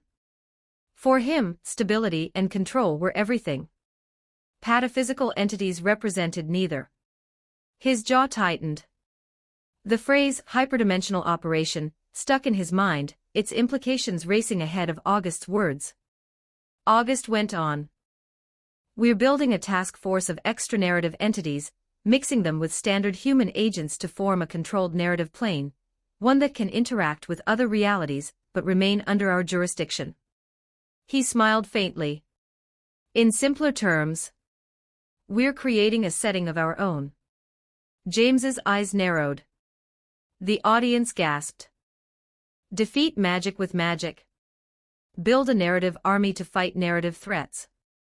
This was next-level thinking. How far along are you? James asked. We have a few promising candidates. They arrived at an office. After sitting, August accepted 2 coffees from an assistant, took a long sip, and said, "You've been specially invited by the council. Your record is impressive. With your help, we might finally get a handle on SCP-3143. James ignored the flattery. Tell me about SCP-3143. August passed him a file. James flipped it open and froze. It wasn't a report. It was a script. August watched him carefully. It was clear he didn't put much faith in this guest doctor, even if James had just helped contain a supreme deity. Fighting a god was one thing, pataphysics was another. August began explaining. We found SCP-3143 after a containment breach here in 2005. No one fully understands what happened that day. One moment, files on our server were being altered without authorization. 2 minutes later, every single staff member collapsed. Myself included. Cameras went down for 3 hours. When they woke, the entire site reeked of cigarette smoke and cheap whiskey. Guards were injured. Bullets were lodged in his desk. And most bizarre of all, SCP-3043 had been shot. The only clue we had, August said, was the updated SCP-3043 documentation. And by updated, I mean rewritten. A brand new character had been added, Murphy. He sighed. We had no idea who he was. No one remembered him. Yet one of our own had been described into his world. James's brows drew together. You mean someone was written into a lower-level narrative? Yes, August confirmed. And now we know, this guy could write real people into his fictional universe. The chat erupted. Holy, he can change reality and insert you into a book. That's not just dangerous, that's nightmare fuel. Even Fury was unsettled. The pataphysical body is too damn tricky, an enemy like that. He trailed off, uncharacteristically uncertain. August summarized grimly. Either he saved us from a major breach, or he wants us to think he did. Either way, we need to know who he is and exactly what he's capable of. James tapped the file. Whatever Murphy writes becomes reality. August nodded but warned, it's not limitless. If it were, pataphysical entities could rival, or even surpass, level 5 reality benders in destructive potential. He gestured for James to read. The moment James's eyes touched the page, the office around them vanished. A new world unfolded physically before the audience's eyes, a monochrome landscape sketched in hard, jagged lines like a Chandler detective novel brought to life. Annotations appeared across the screen. Murphy Detective Agency, Night. A white man leans over a table, reading a newspaper. His felt hat rests beside a half-empty glass. 44 Magnum sits in a shoulder holster. A bent cigarette droops from his mouth. His name is Murphy. He's hard as stone, sharp as glass, and just dangerous enough to smile at you while loading his gun. The raspy voice of a narrator, Murphy himself, cut through the silence. You see a lot of ugly things in this line of work. Good people with bellies full of lead. Love turned to rage. Statues that kill with a glance. The office door burst open. A black woman in a white lab coat stormed in, fierce, intelligent, mid-40s. The annotation labeled her simply, the researcher. The audience's excitement began shifting toward unease. Something about this lower narrative world felt predatory. Headquarters, Natasha Romanoff narrowed her eyes. So this is lower-level narration. Fury stiffened. A realization hit him like a freight train. Murphy isn't just a character, he's the narrator. That makes him God in his own reality. His eyes flicked to the researcher's white coat, the kind issued only to Foundation personnel. His voice dropped. She's the one who was written into the narrative. On cue, Murphy's voice rolled over the scene. When it comes to scandals, nothing beats a containment breach. Fury's pupils constricted. The researcher's eyes darted around the black and white office. What is going on? Murphy's tone turned sly. She was the first beauty to rush into my office asking questions. And just like that, everyone watching understood the stakes, a pataphysical entity that could bend worlds, dictate events, and drag real people into his fictional stage. This wasn't just a threat. This was a god with a typewriter. Chapter 159, Chapter 159, The Strange Case of Murphy. Codename 3043, Murder. 1291 words. Finally, the screen lit up. The hard-nosed detective lowered his newspaper and said in a voice that carried both boredom and experience. Same as the others, Professor. You need my help. The woman in front of him wearing a crisp white lab coat bristled immediately. Don't call me girl. I'm a doctor of molecular medicine. Murphy raised his hands, the newspaper lowering completely. All right, my fault, Professor. I apologize. He swung his legs off the desk and stood, arms folding loosely across his chest. How can I help? She glanced around the cluttered office before answering, her tone hesitant. I don't know how I got here. I don't even know what here is. I was working. I think processing something. Then I heard typing, and suddenly, she stopped, her eyes widening in realization. I can't remember. I can't remember my name. The audience watching the live broadcast collectively stiffened. They recognized her. This was the researcher written into the subnarrative during a containment incident. But she wasn't supposed to be here, she was actually inside the story. Unbelievable. Then a low, gravelly voice, Lou Murphy's, echoed through the scene, narrating in the background. Narrator, a beautiful woman with a PhD in molecular medicine and no memory of who she was or how she got here. Her eyes told me she needed help, her name tag told me the rest. The camera zoomed in slowly until it focused on the nameplate pinned to her chest. Murphy read it aloud, deliberately. You are Professor Michelle Lewis. The woman looked down, startled as if noticing it for the first time. That's my name. I work for the Foundation. Narrator, Foundation. A bunch of geeks in an office, trying to figure out where magicians hide their rabbits. I should have turned her down right there. If the Foundation's involved, it's never anything but trouble. The live chat exploded with reactions.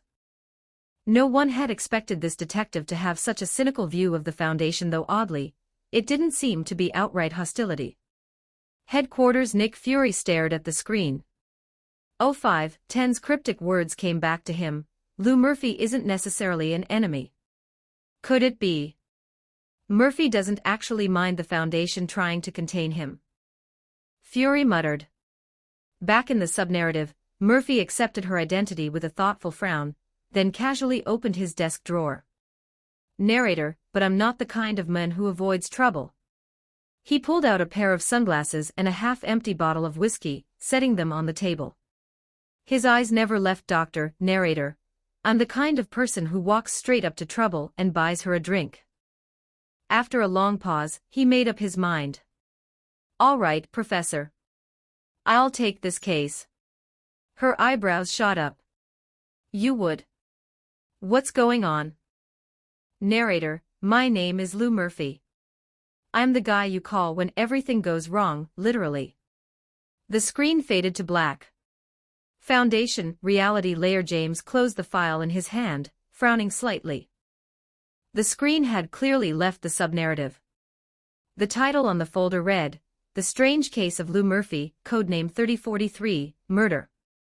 His fingers tapped the desk rhythmically. Site director August waited silently, giving him space to think. After a few moments, James finally spoke.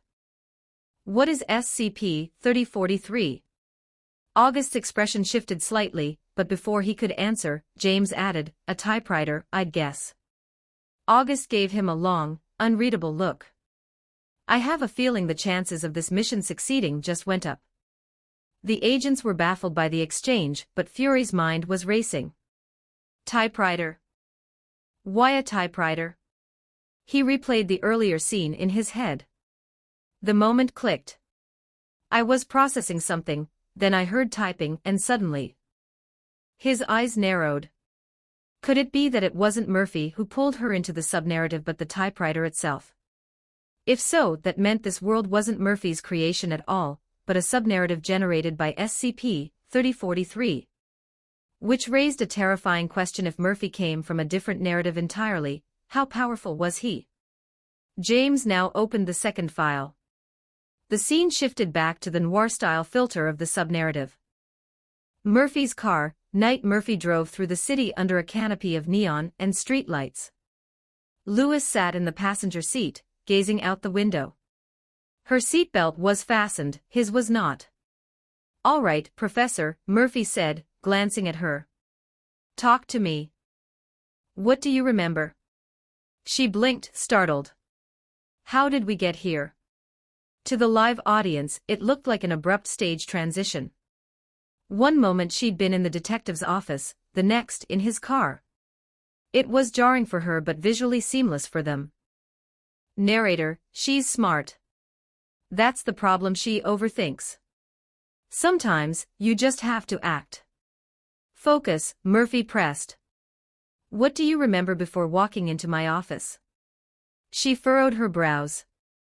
I was working on something, updating a file. About some kind of change, an important one. Then I heard typing. And then.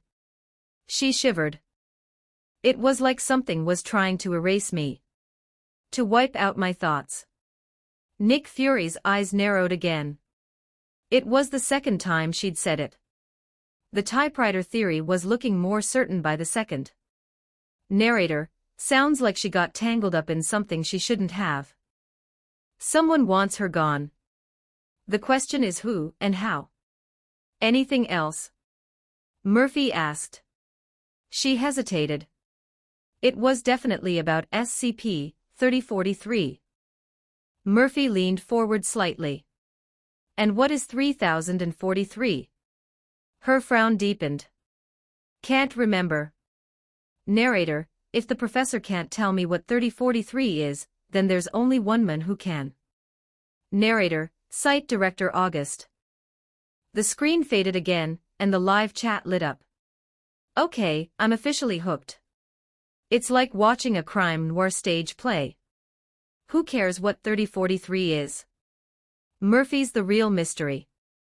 Even in Stark Tower, the mood was tense. This narrator, Stark muttered, sometimes he's an omniscient voice, sometimes he's Murphy's inner monologue.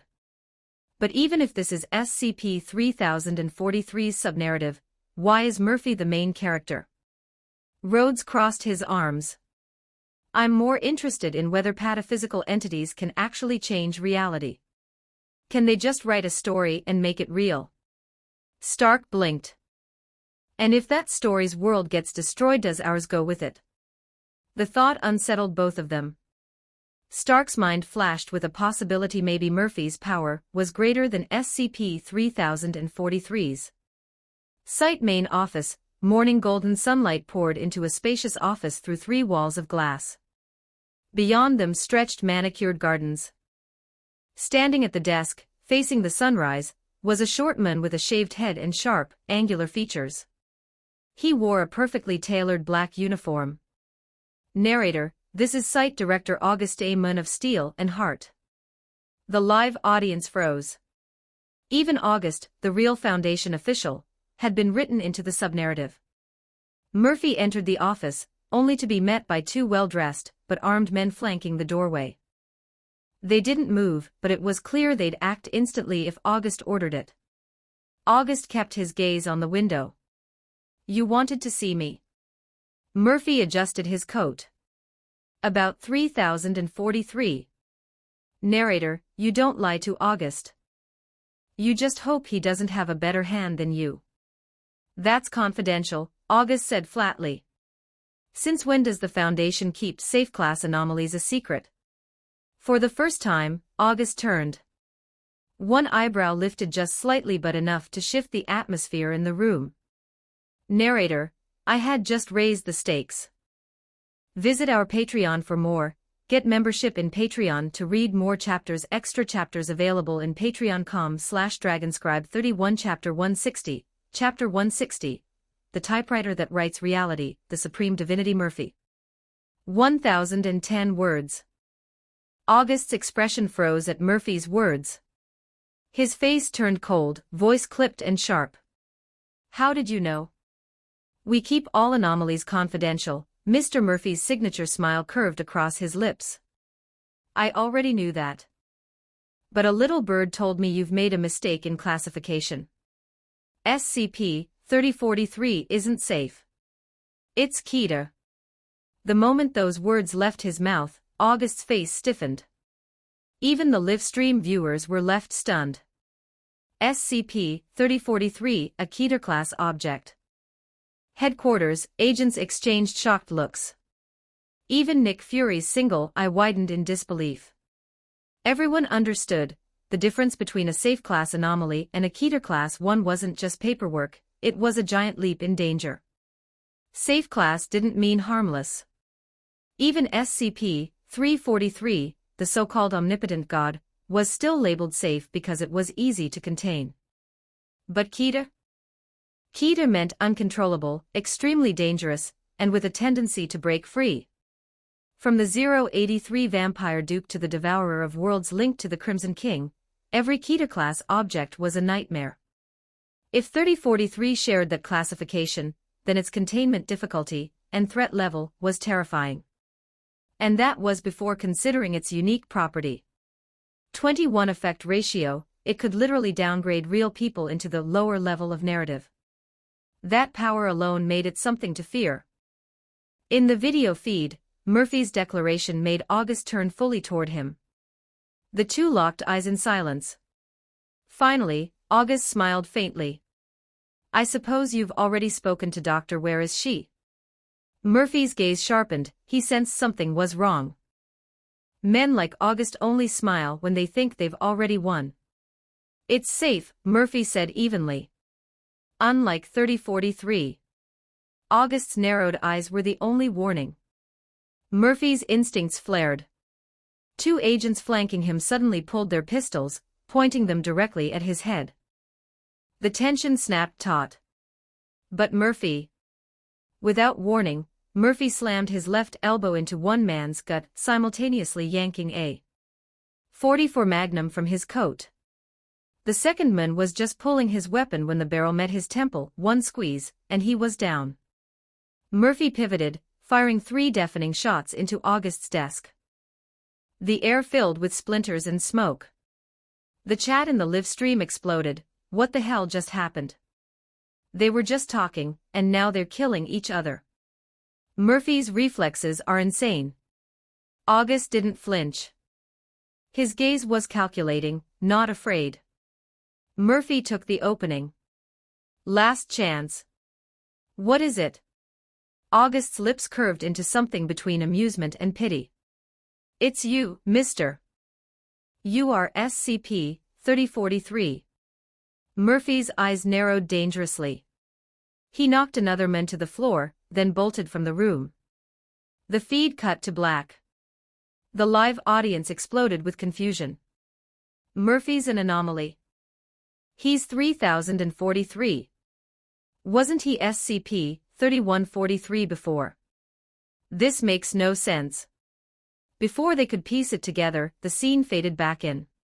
Foundation garage. Murphy sprinted toward the Foundation's parking area. His car was still there, but when he yanked open the door, the driver's seat was empty. Lewis was gone. 3043 got to her first, Murphy thought grimly. The tires screamed as he floored the accelerator, disappearing into the night. If the Foundation can't contain 3043, I'll do it myself. Back at Natasha Romanoff muttered, damn, for a second there, I thought he was possessed by James. SCP-3043, Fury said curtly, eyes on the screen. Natasha frowned.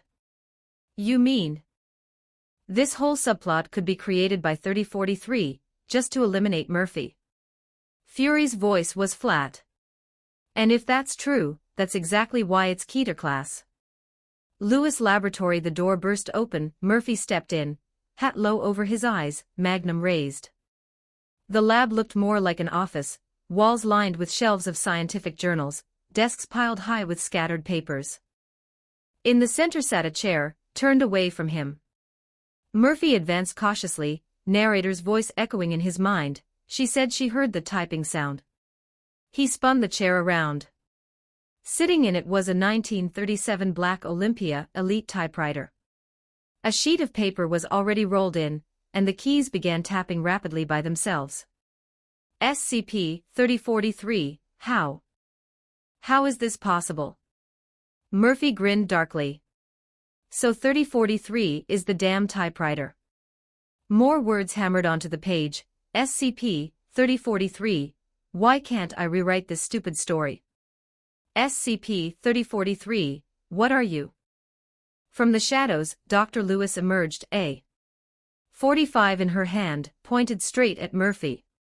Step away from the typewriter, Mr. The keys clattered again. SCP-3043, how did you do that? Meanwhile, in Stark Tower, Tony Stark squinted at the screen. If the typewriter created the subnarrative, how the hell is it appearing inside its own subnarrative? Colonel Rhodes frowned deeply, and then his eyes widened. Who says this is the lower narrative? Stark blinked, and then realization hit. You mean, this was always the real reality? 3043 just described it as a lower-level narrative. By doing so, 3043 could rewrite reality, even altering its own classification from Keter to safe, lowering everyone's guard. Murphy wasn't a written character, so the moment 3043 saw him, it rejected him entirely. Everything suddenly made sense. Back in the lab, Murphy shouted, "It's controlling you, Professor. Just like it controls August and the others. It's pretending to be safe so no one realizes it's intelligent." Lewis' expression flickered, her eyes clearing, then clouding again. The typewriter's keys banged furiously. SCP-3043, stop. SCP-3043, how the hell could you rewrite my story into this stupid Humphrey Bogart fanfiction? Lewis trembled, muttering, I contain you. Her hand shook violently until the gun clattered to the floor. 3043's desperation grew. SCP-3043, this is not right. SCP-3043, I'm supposed to be in control. SCP-3043, this should be my story, not yours. Murphy leveled the magnum at it, smiling coldly. SCP-3043, wait, damn it, visit our Patreon for more. Get membership in Patreon to read more chapters. Extra chapters available in Patreon. com/Dragonscribe 31 Chapter 161, Chapter 161, Deconstructing the Supreme Godhead. Compressing reality into a story. 1011 words. The relentless clatter of typewriter keys echoed through Dr. Lewis' lab. Each metallic strike carried a strange tension, as though the machine itself were trying to scream. The audience in the live broadcast could feel it. SCP-3043 was panicking. On the sheet of paper, letters appeared rapidly. SCP-3043, wait AF**G*. Murphy stood motionless, his magnum steady. He waited. The typing slowed, like the anomaly was trying to think. SCP-3043, well, it looks like this. SCP-3043, I will wipe myself. SCP-3043, I will erase all files about me and from everyone's mind. SCP-3043, I will make sure my file only says the lab is off limits. That will contain me. The live chat erupted with incredulous comments. Is this thing negotiating? That's not just a typewriter. There's definitely something sentient in there. No way the detective's buying this. Don't forget, Murphy's an anomaly too. What if he sides against the Foundation? The stakes hung heavy in the air. Murphy was the only one who could stop SCP-3043 now. If he betrayed them, the breach could spiral out of control. The narrator's voice bled into Murphy's thoughts. 3043 could do it. Maybe it's a trick, but maybe it's not. Letting it live feels like the good guy move. Murphy's voice was calm. This is the right thing to do, right? The typewriter hammered the keys so fast it almost smoked. SCP-3043, yes. It kept going. SCP-3043, you want to be a hero, right? SCP-3043, that's it. You are a hero. SCP-3043, then do the heroic thing. Viewers leaned forward, convinced Murphy had been swayed. Then bang. Two deafening gunshots split the air. The narrator's tone shifted into something cold and final. Heroes always do the right thing. The screen faded to black. For a long second, the entire Marvel world went silent. Then BOOM. The chat exploded. Murphy hadn't spared it. He'd destroyed SCP-3043 without hesitation. At Stark Industries, Tony Stark laughed in disbelief. Damn it, this guy's a master at pretending. Colonel Rhodes chuckled. Didn't see that coming. Agents talked excitedly. Even Nick Fury's usual sternness softened into a smile. An anomaly helped the Foundation contain a Keter-class threat. Not something you see every day. Natasha smirked. Guess not, everyone plays the role they're assigned. Murphy's definitely one of a kind, like James. The Ancient One watched her apprentices cheer. She sighed, relieved. SCP-3043 wasn't a physical powerhouse like SCP-682, nor did it possess the sheer cosmic horror of other Keter-class entities.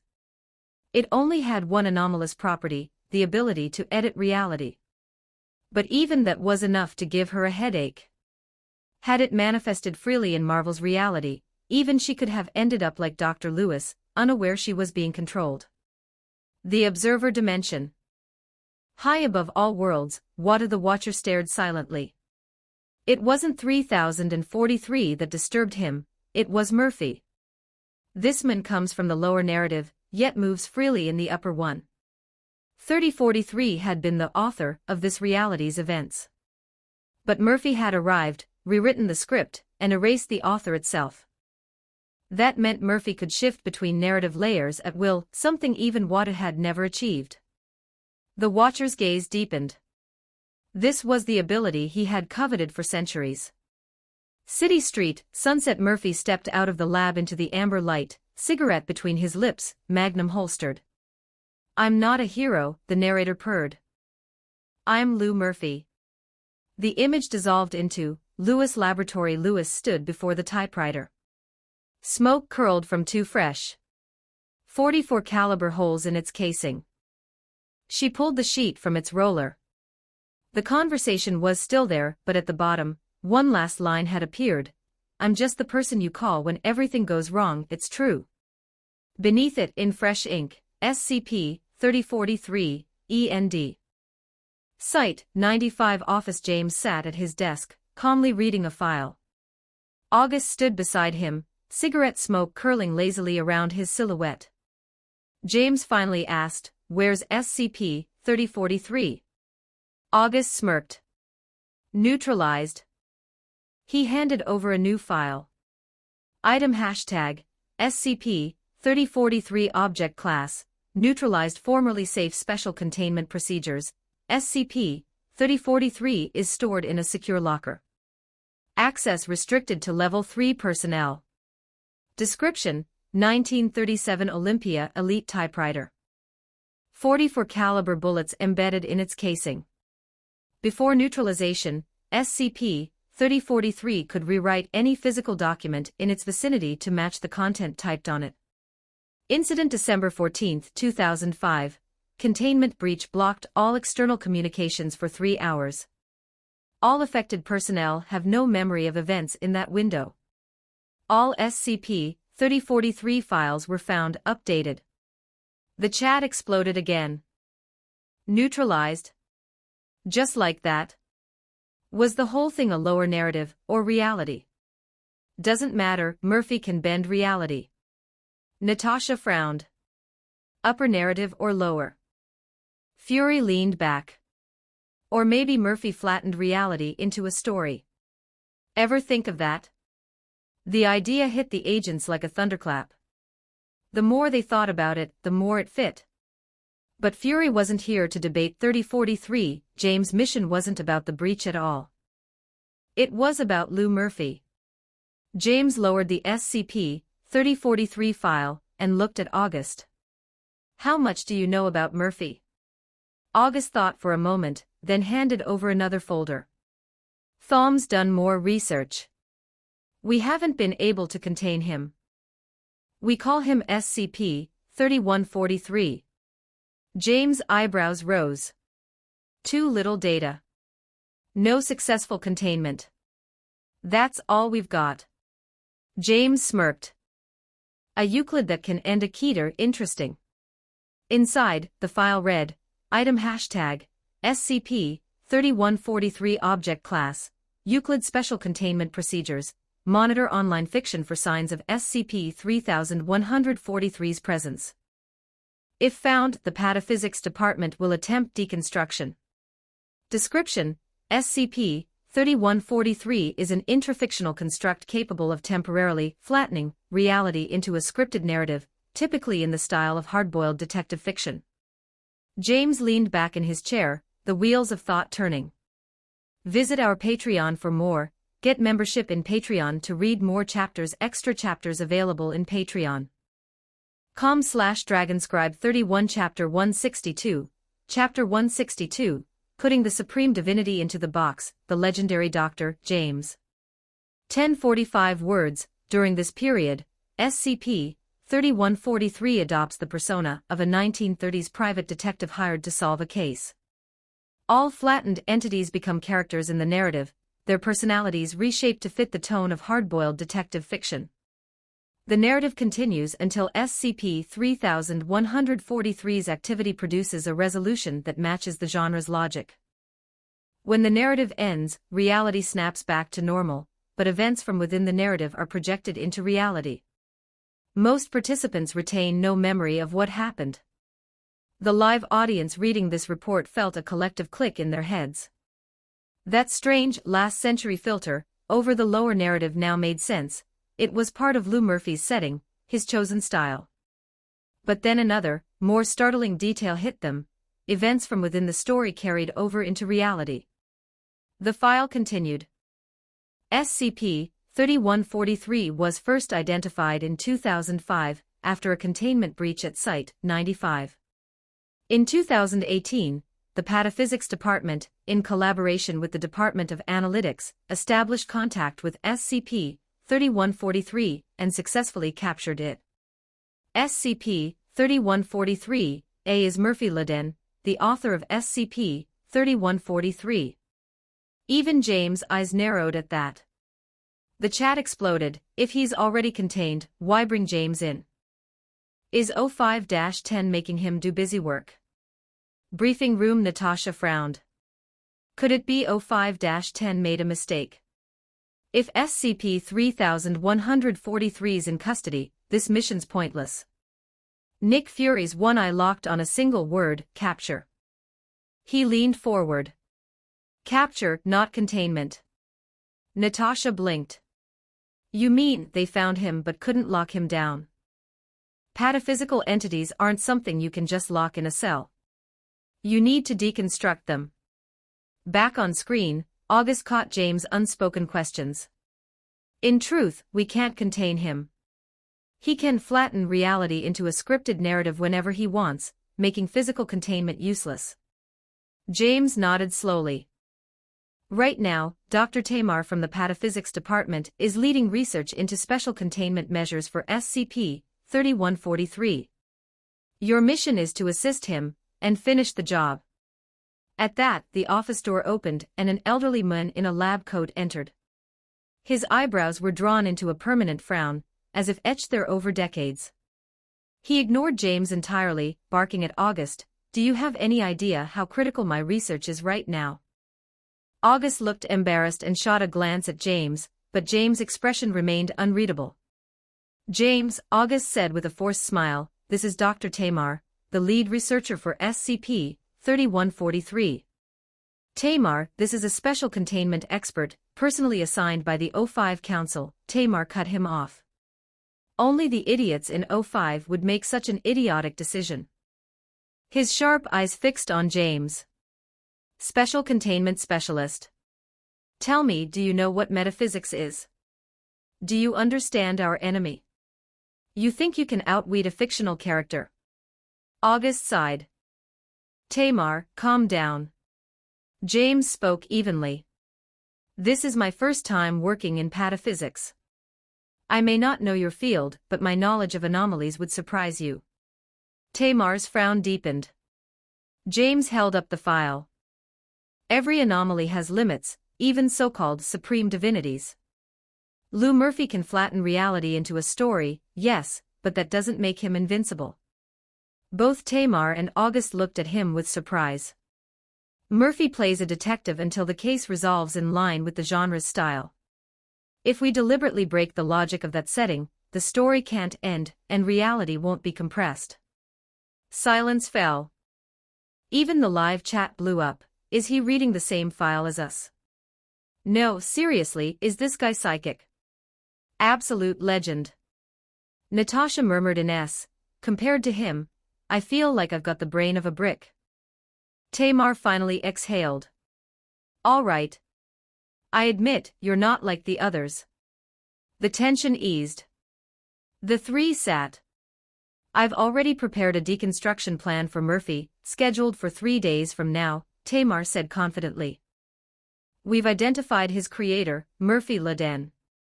A washed-up hack.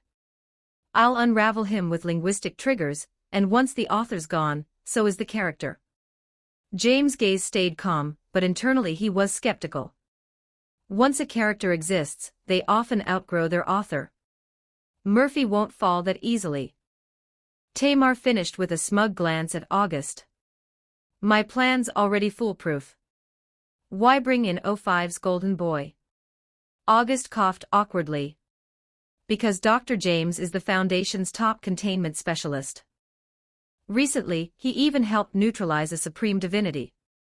That caught Tamar's attention. He said no more.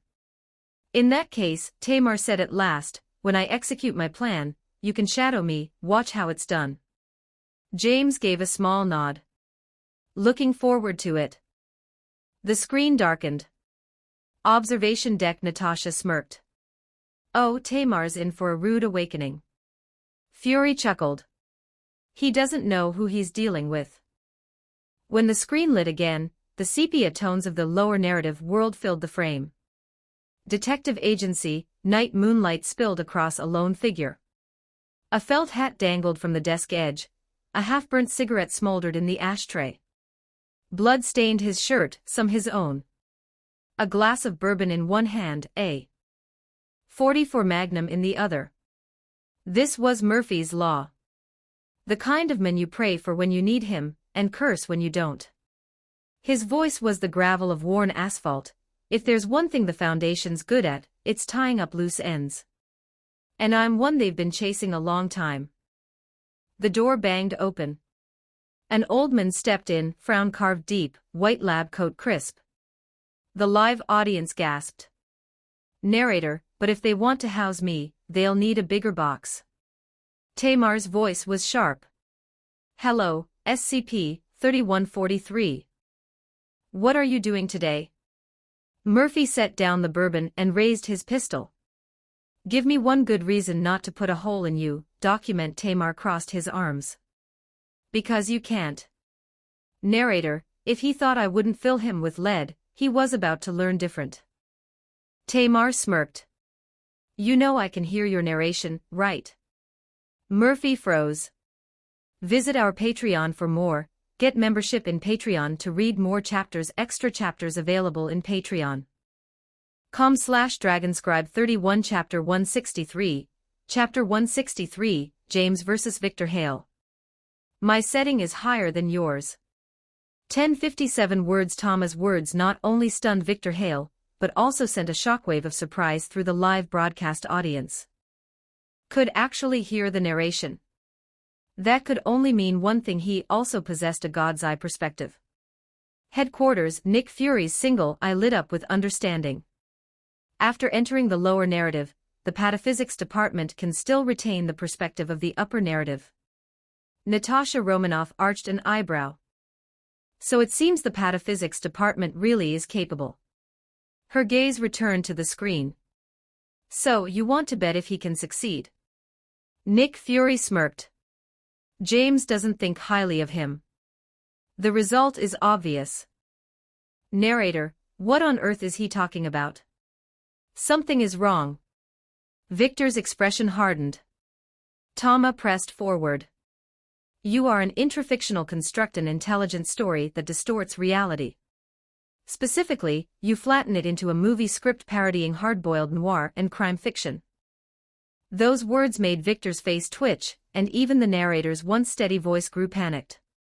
Narrator, this isn't. And let's be honest, Dr. Tama continued with cutting precision, this isn't even standard noir.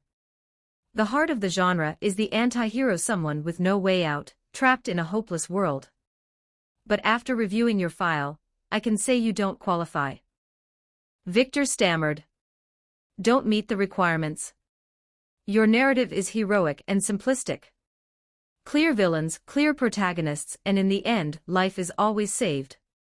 That's not noir, that's fantasy escapism with a coat, a hat, and a drink. Each word struck like a knife, cutting deep into Victor's identity. The audience finally understood what Dr. Tama meant by stimulation through words. The chat exploded. This is verbal demolition. Damn, these words are lethal. Critical hit. Look at Victor's face, he's breaking down. In the feed, half of Victor's face sank into darkness, rough black lines outlining his profile. His eyes shifted between clarity and confusion. Then he whispered, almost childlike, where? What happened? The live audience froze. Was this amnesia? Stark Industries' Tony Stark stared at the confused figure on screen. That's not amnesia. Looks more like he's someone else entirely. A sudden realization lit his face. Wait, don't tell me this guy is Murphy Leden, the author of SCP-3143. On screen, Dr. Tama confirmed Stark's suspicion. You rely on noir tropes pretending to resist the style, while embracing it, building a hypermasculine narrative transplanted onto an urban backdrop. Victor blinked. What is this? Tama leaned in, voice sharp, but you failed to recreate the genre's dense background, making moral ambiguity impossible. You missed the core of noir. In short, you're a poor imitation and unintentional parody. Victor's features warped with anger. What are you doing? I'm deconstructing you, SCP-3143. I am containing you, Dr. Tama replied coldly. Then he asked, I want to speak with your author. Leden, are you there? Victor's confused voice returned. Hello, SCP-3143, Dr. Tama said with satisfaction. Where am I? You are Murphy Leden, a retired shoe salesman from New Jersey. You live alone with 2 cats. Murphy's eyes widened. Why am I here? We believe you accidentally created an intrafictional construct. Remember that film you worked on? It Keeps Raining. Murphy's voice trembled. I think so. Tama's tone softened just slightly. We've done a lot today, mister. I'll give you time to rest. We'll continue later. I need to get my thoughts together. The scene shifted back to the Foundation site. Tama placed his pen down, eyes gleaming. Obviously, my plan succeeded. August's eyes lit up. You've contained SCP-3143. Tama scoffed. Next time, I'll completely deconstruct it. August forced a smile, glancing at James. James, you're a lucky star. James stayed silent, gaze on the document. A strange light flickered in his eyes. Monitoring room. Natasha crossed her arms, frowning. Damn it, he actually succeeded, by accident. By accident. Fury shot her a look. Never underestimate a Foundation researcher, especially a senior one. That's not what you said earlier. Fury coughed. He's competent in his field. His emotional intelligence, though. So you think his plan will succeed? Definitely not, Fury said with a smirk. That's Victor Hale we're talking about. The feed cut to the second celebration scene, but this time it wasn't in the noir-inspired lower narrative, it was in yesterday's interview room. Beside Dr. Thomas sat a man the audience didn't recognize. Leden, how do you feel today? The chat exploded again. This was the author. Stark Industries. Tony's jaw dropped. No way. Colonel Rhodes nodded. Makes sense. Victor Hale exists in the lower narrative. Murphy Leden exists in the upper one. Tama actually did it. Depends, Rhodes said, on whether Victor reappears. The next day, Murphy Leden was calmer. I guess I'm better. But I still don't understand. Tama said patiently, you had an unfinished script, it keeps raining. Somehow, you brought it to life. You became the protagonist. The chat realized the truth. Victor Hale was born from Leden's unfinished fiction. Murphy looked up. Do you think it's good? Tama paused. Do you want the truth? Very bad. Murphy winced. Now then, Dr. Tama began, but Murphy held his head. Can we do this later? I've got a headache. Tama's eyes darkened. Outside, James and August waited. How'd it go? Successful. August asked. Victor's gone, and Leden is contained. As long as we keep him from writing, Victor won't return, Dr. Thomas said. He shot James a sharp look. I don't know why the O5 Council won't mark SCP-3143 as contained. James replied calmly, maybe you could answer his questions more gently, he's the one who created Victor Hale. Thomas snapped. Why should I coddle him? You're getting emotional, Doctor, James warned. Tama glared. Listen, James, when it comes to SCP-3143, I'm the boss. James narrowed his eyes. I don't need your dictation. Tama stormed off. August sighed. Sorry, he's got a bad temper. James' gaze shifted to Leden being escorted away. If you knew the anomalies I've faced before, you'd know this is far from over. Visit our Patreon for more, get membership in Patreon to read more chapters. Extra chapters available in patreon.com/dragonscribe31 Chapter 164. Chapter 164, A Detective in a Low 1200 Words. James's words froze August in place. For a moment, August thought James was referring to the humiliation of being outplayed earlier by Dr. Tamar, but the audience across the Marvel world understood the deeper meaning. James wasn't talking about insults or pride, he was talking about SCP-3143, the pataphysical anomaly that defied the very rules of reality. Headquarters, Nick Fury leaned forward, one eye fixed sharply on the screen. The director's jaw was tight, his thoughts racing. He wished more than ever that the surveillance and intelligence systems of his past lives had some way to provide a narration for James's actions, a window into his mind. What exactly is the problem here? Fury muttered. Though Fury didn't believe Murphy Leden, better known in pataphysical terms as Lou Murphy, could be destroyed so simply, the situation looked bleak. Tamar seemed to have seized control. The image shifted again. More than 2 months passed. Tamar walked toward James, arrogance written all over his face. He declared, today will be the last interview. After this, the O5 Council will approve the containment application. James, calm as ever, simply replied, "Congratulations, doctor." The response was so disarmingly polite that Tamar faltered, as if he had punched cotton. His smugness cracked, and he stormed into the interview chamber with a scowl. Inside, Murphy Leden sat waiting. His posture was calm, his expression different from before, no trace of fear or confusion. He looked like a man who had already accepted his fate. The door shut behind Tamar as he entered. "Good morning, Mr. Tamar," feigned civility. "I see from your progress that you haven't eaten yet. Would you like to talk first?" Murphy shook his head. Tamar smirked. "I also understand you tried to keep writing stories about SCP-3143. Murphy's voice hardened. "Until you took my pencil away." The doctor gave a condescending smile. "It's for your safety. Until we understand this anomaly, we cannot allow—" "Oh, screw you," Murphy cut him off sharply. "You think it's trash. I didn't say that. But you're thinking it, aren't you?" Murphy's gaze pierced through him. "I wouldn't call it garbage," Tamar lied smoothly.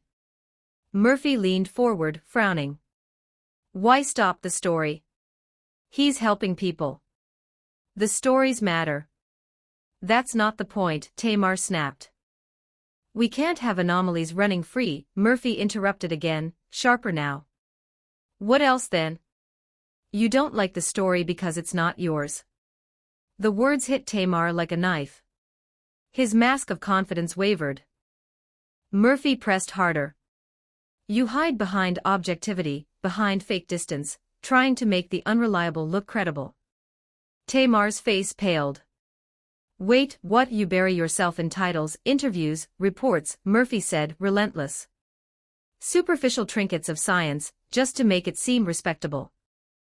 But it's nothing more than a scam, doctor. Another gimmick. Another con." The live broadcast exploded with shock. The Foundation site, once sharp and real, suddenly wavered. Walls, tables, even Tamar's figure blurred into rough sketch lines. Reality itself bent under Murphy's words. The Marvel world gasped.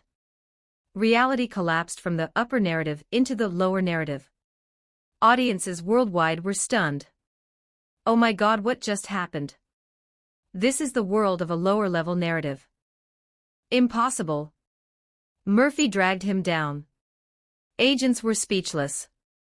Even seasoned operatives who had seen gods and monsters froze at the sight. Natasha whispered, "Could it be?" He compressed reality into a story. Nick Fury's voice was grim. "I'm afraid so. This is pataphysics in action. This is his home ground." In Camartage, the Ancient One's eyes narrowed. She had thought Murphy's role as a mere detective limited his threat. Now she saw the truth: he could bend entire layers of reality. Even she, the Sorcerer Supreme, would be vulnerable if pulled into his narrative domain. High above, in the Observer's realm, Wada the Watcher trembled. Flattening reality, turning it into fiction, his power is terrifying. Yet, alongside his fear, desire burned in Wada's gaze. He longed for higher narrative universes. Murphy represented a possible path. On screen, the sketch world unfolded. Murphy grabbed Dr. Tamar by the collar and snarled, "You're nothing but a horror story in a lab coat." He tossed the terrified men aside like garbage. The audience felt a twisted satisfaction. James's earlier warning made sense: this matter won't end easily. He hadn't been wrong. The narration itself began to shift. Narrator, but if you get lucky and play your cards right, you might just write your own story. Murphy lit a cigarette. His timidity was gone. What remained was grit, fearlessness, and conviction. Narrator, but that's not me. I'm not a writer. I am Lou Murphy. The one you call when everything goes wrong. With those words, reality snapped back. The crisp light of the interview room returned. Tamar slumped in terror, staring at the table where the words "end log" were etched at the bottom of the transcript. Tamar roared, slamming his fists. Researchers rushed in with August at the lead. "Where is he?" August shouted. "You let him go." Tamar stammered, broken. "It's impossible." "How could this?" August seized him by the collar, fury in his eyes. The room was chaos. Through the noise, James calmly walked to the narration logs. He flipped to the last page. His eyes narrowed when he found a file labeled edited. Inside wasn't a transcript, but a cast list like a playbill. Thom played by Thaddeus Thom, Dr. Psych Director August played by Jeremiah August Special Consultant James played by Lou Murphy, played by himself. Special thanks to the Pataphysics Department. The implications were chilling.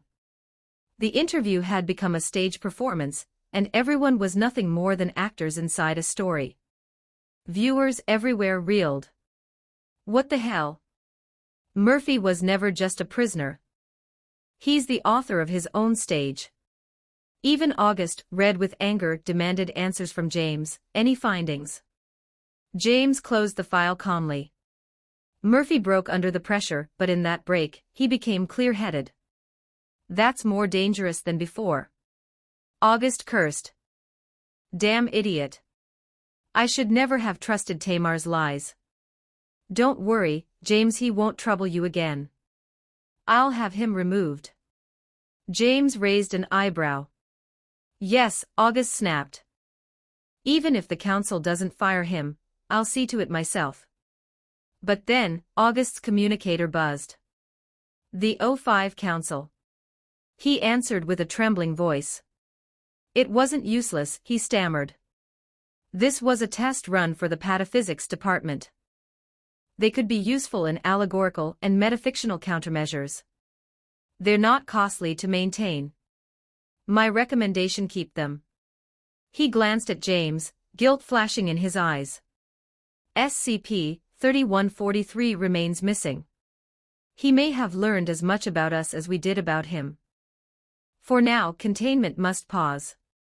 At last, August extended the communicator toward James with a pleading look.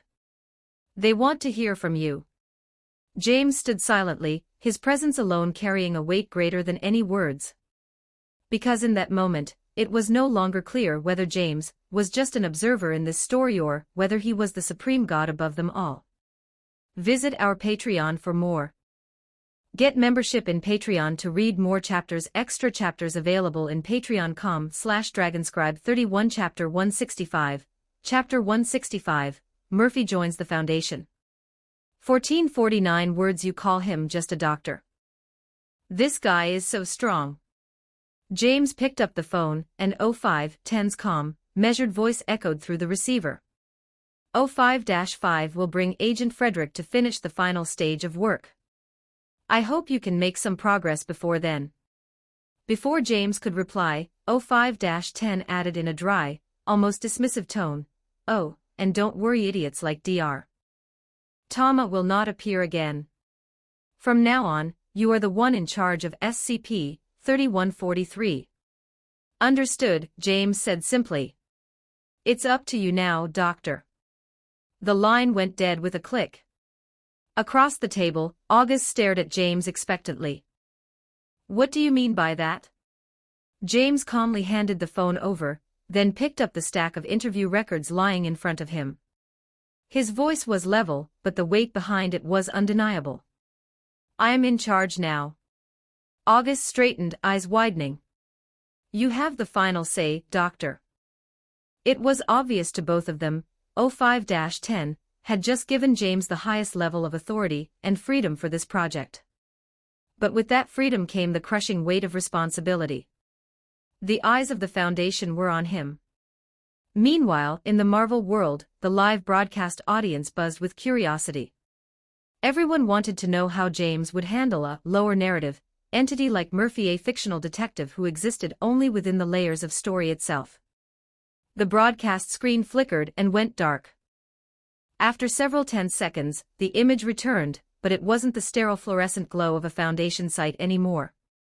Instead, the audience was staring into a world sketched by harsh, jagged lines, as if drawn by a rough pencil.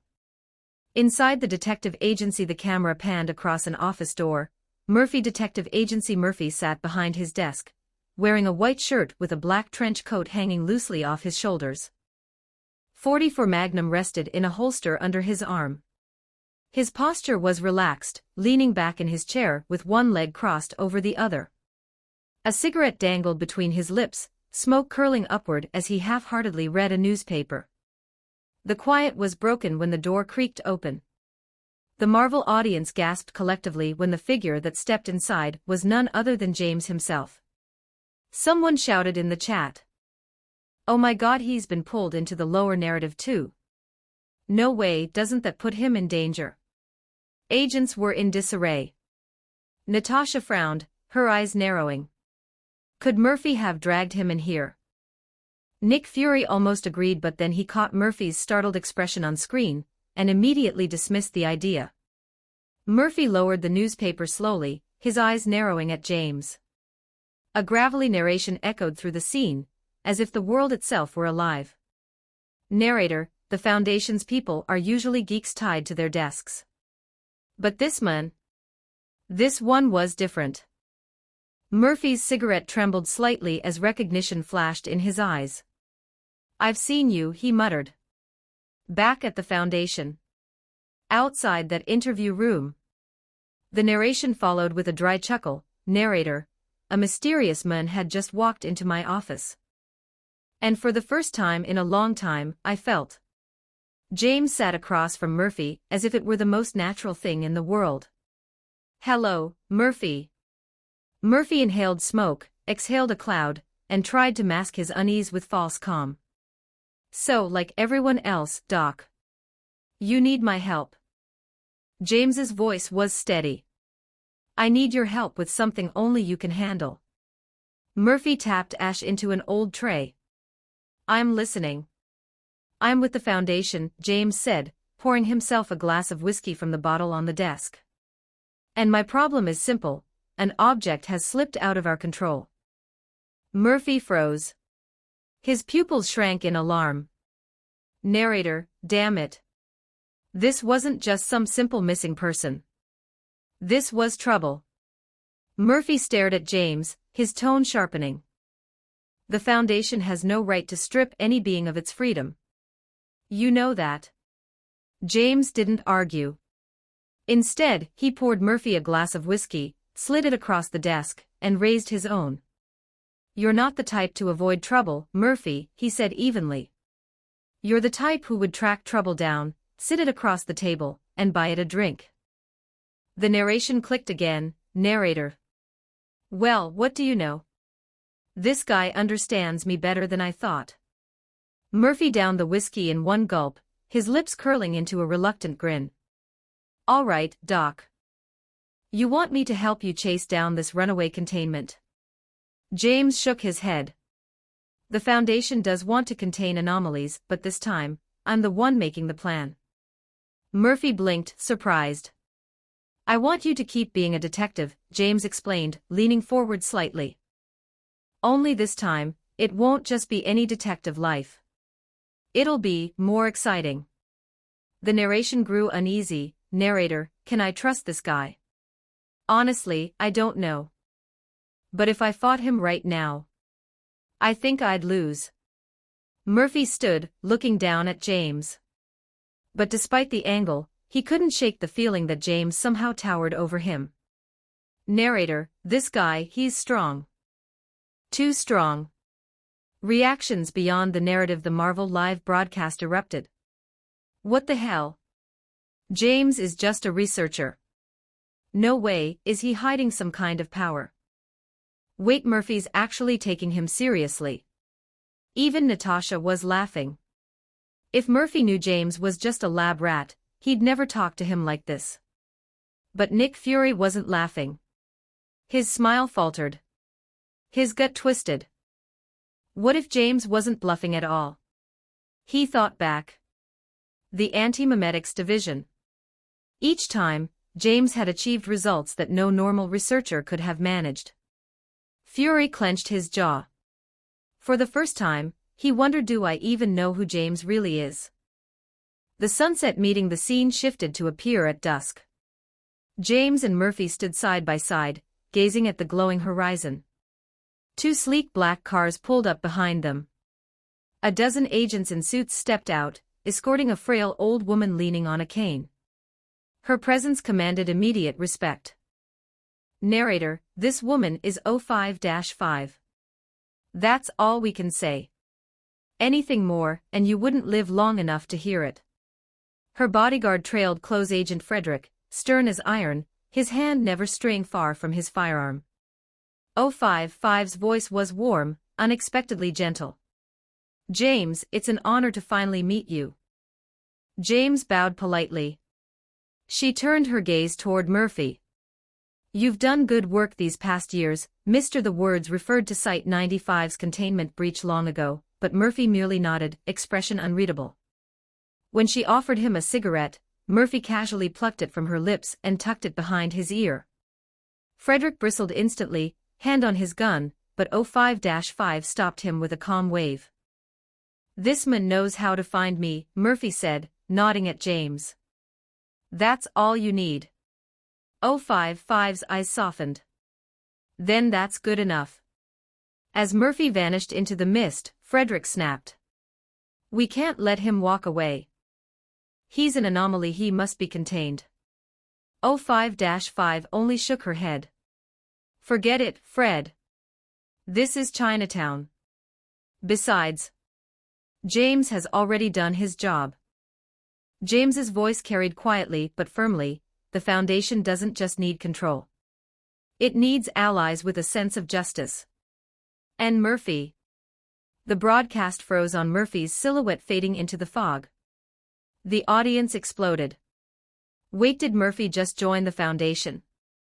Holy crap, James actually convinced him. This is insane.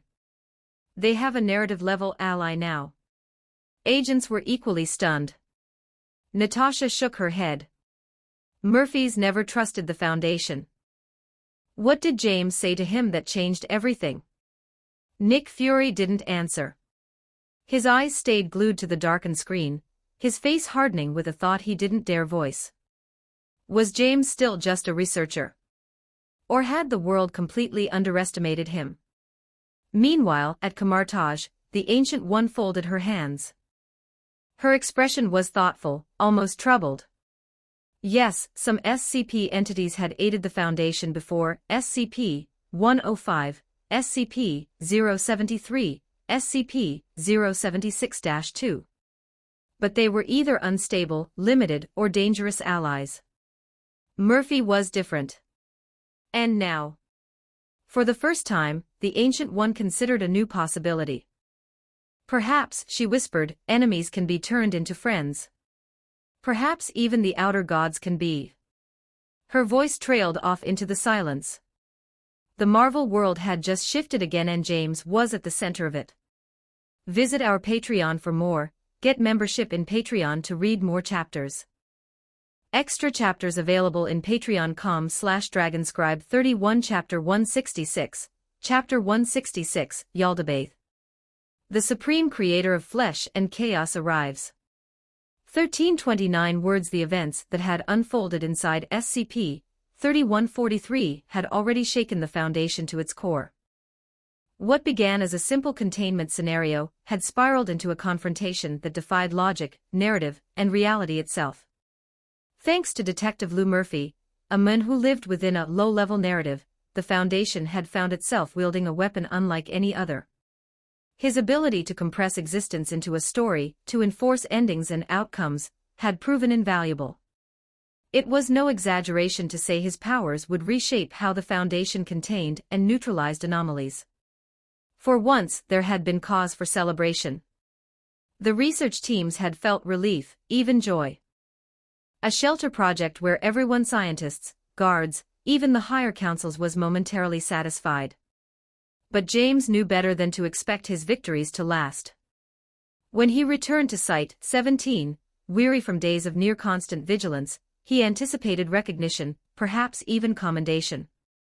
Instead, he was greeted by the cold stare of 05-10. Waiting for him was not praise, but a new assignment. A personal question. 05-10 leaned back in her chair, her shadow stretching long in the dim chamber. I thought, she said slowly, you would attempt to include Lou Murphy in your so-called rebirth plan. James raised an eyebrow. Unfortunately, his narrative power doesn't fit within it. At present, the rebirth project is restricted to humanoid anomalies, like SCP-105. He doesn't meet the requirements. 05-10 studied him for a moment, her sharp eyes flickering. Then, in a tone far too personal for a commander of the 05 Council, she asked, as far as I know, you have heritage from the Eastern lands, don't you? James didn't flinch. To be precise, I am from there. That is my home. The air in the room thickened. 05-10's gaze grew sharper still. Then tell me, James, are you interested in returning? James frowned. This wasn't the direction he expected. Return home. The chat audience watching the live broadcast mirrored his confusion. Could it be that something has happened back in James' homeland? One viewer muttered. Then 05-10 spoke again. Her voice was steady, but there was an edge of unease beneath it. Do you know anything about Yaldabaoth? The name that shook the world. James blinked. The name sent a chill down his spine. Yaldabaoth. The supreme godhead. The chat erupted. Another supreme deity. Over at S headquarters, Natasha Romanoff leaned forward, frowning at the display. Strange. I feel like that name is familiar. Nick Fury frowned as well. I've heard it before. Can't place where. That's when Maria Hill pulled up old archives. She froze the feed at the SCP-3395 incident, where James had once mentioned it. James said that the new era SCP-3396 might bring was linked to Grand Karcist Ion's victory over the creator Yaldabaoth. Nick Fury's one good eye widened. The creator? You're telling me that wasn't metaphorical.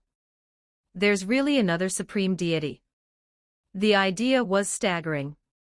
But 05-10 did not soften the blow. Instead, she laid it all out. Yaldabaoth, also known as the Ancient God, the Devourer, the supreme creator of flesh and chaos. The blind and foolish God who descended from the heavens. Her words froze the air. He comes from the lightless void beyond the multiverse. He feeds on gods and stars, vomiting life as waste. He exists across all dimensions, across all timelines, across all possible planes. His eternal rival is the broken god, embodiment of machinery and order. A supreme equal to the Crimson King. James' jaw tightened. This was no ordinary threat.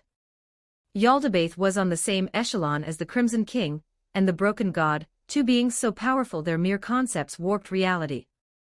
This was another supreme divinity, an ultimate god whose very essence was terror. The live chat erupted in disbelief. Yaldabaoth is at the same level as the Crimson King, and that giant cosmic starfish. I thought the Crimson King was the peak. Now there's another. This world is insane. If Yaldabaoth appears, everything's finished. In the Stark Tower, Tony Stark sat frozen. Another supreme god. He muttered. His mind reeled. Each of these entities defied logic and technology. No machine, no suit, no Avengers team could withstand them. Even the Ancient One at Camartage paled at the description. The supreme creator of flesh and chaos. She whispered. She felt its presence across layers of reality, a chilling brush against her soul. And in the far reaches of the cosmos, Wada the Watcher stiffened. He feeds on gods and stars. He is omnipresent. His voice trembled. Even with all his power, he dared not imagine facing such an entity. Does this ever end? Wada whispered, despair dripping from his words. Imprisoned. 05-10 continued, her tone heavy. Yaldabaoth's violence and distortion stretch across the multiverse. Yet, for now, he is imprisoned within the silver net of Matkon the sacred and inviolable. The world tree itself trembles at his existence.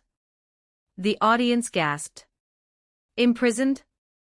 A supreme god equal to the Crimson King was actually sealed away. The idea itself was mind-bending.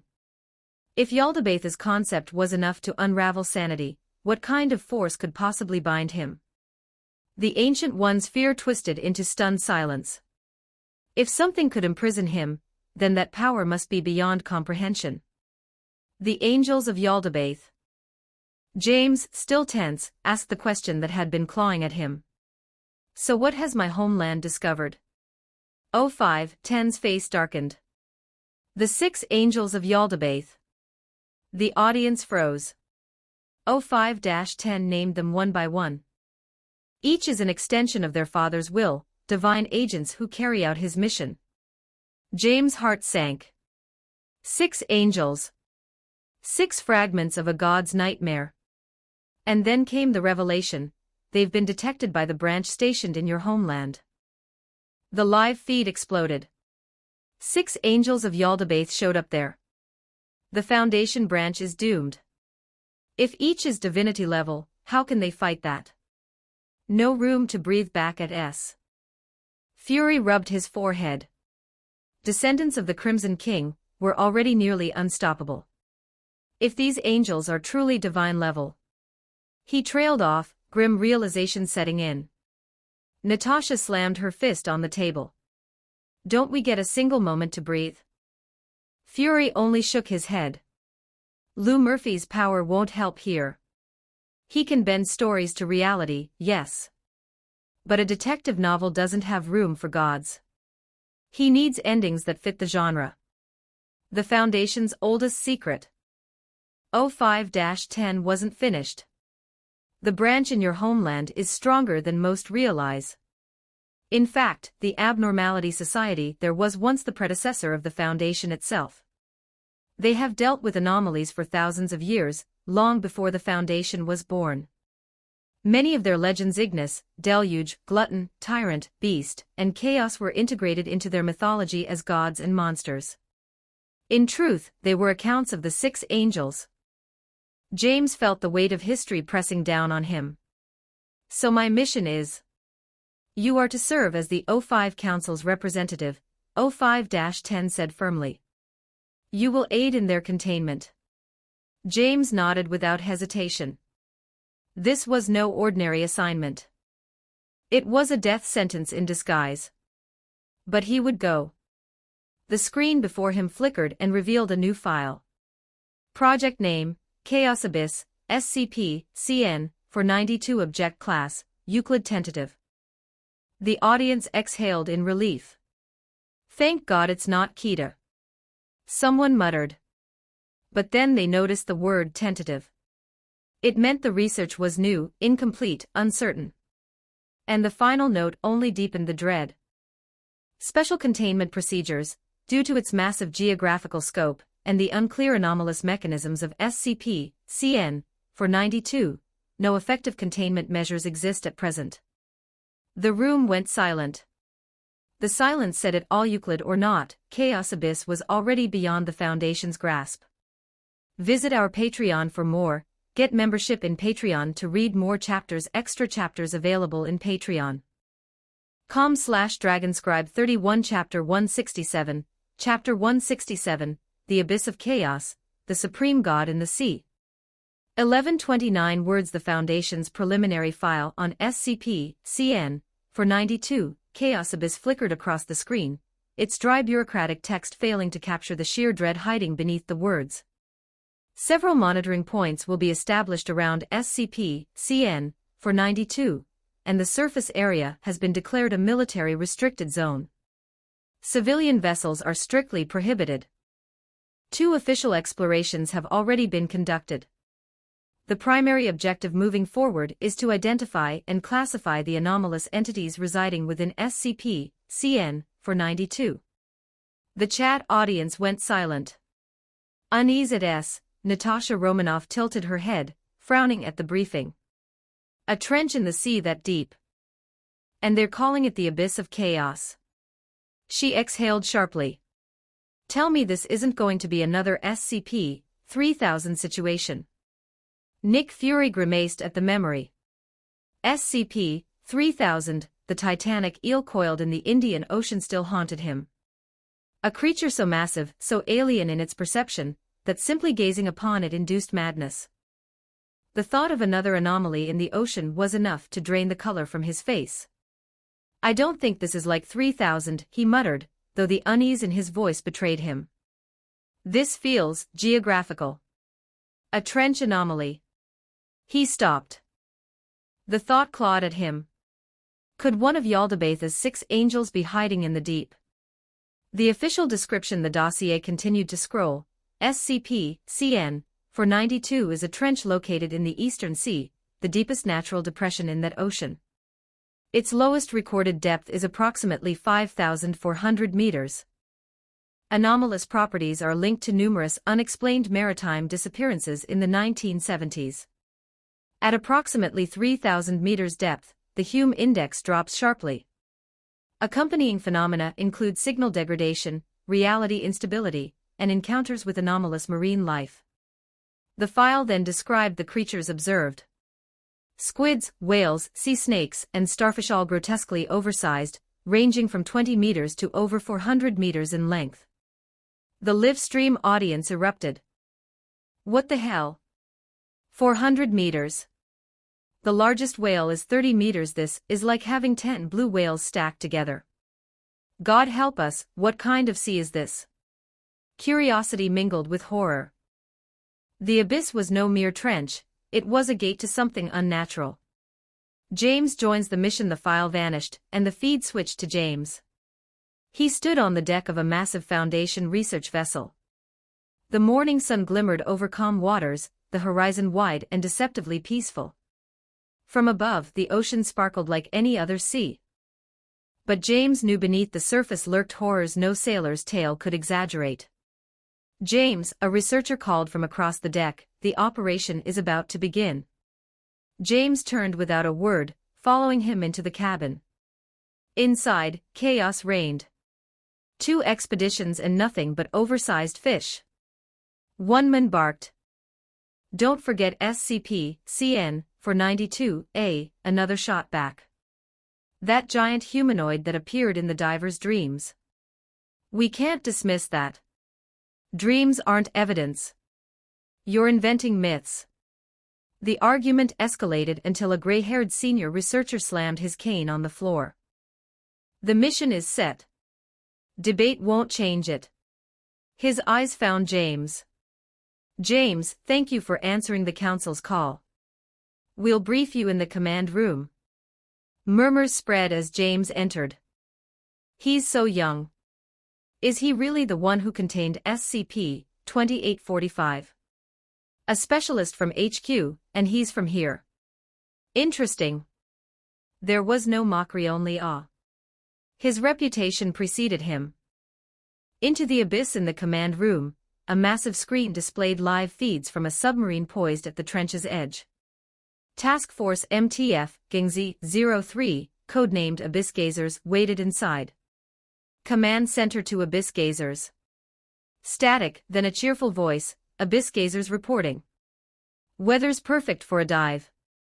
Commencing the 3rd exploration of SCP-CN 492. The submarine slipped beneath the waves, bubbles rising in its wake. "Depth, 50 meters," came the report. Requesting SCP-CN 492 file again for reference. The commander transmitted the dossier. Silence followed as the crew skimmed it. The only sounds were engine hums and signal pings. "Mission objective," the commander recited, "recover samples of anomalous sea life. If possible, capture smaller organisms for study. And above all, avoid SCP-CN 492-A."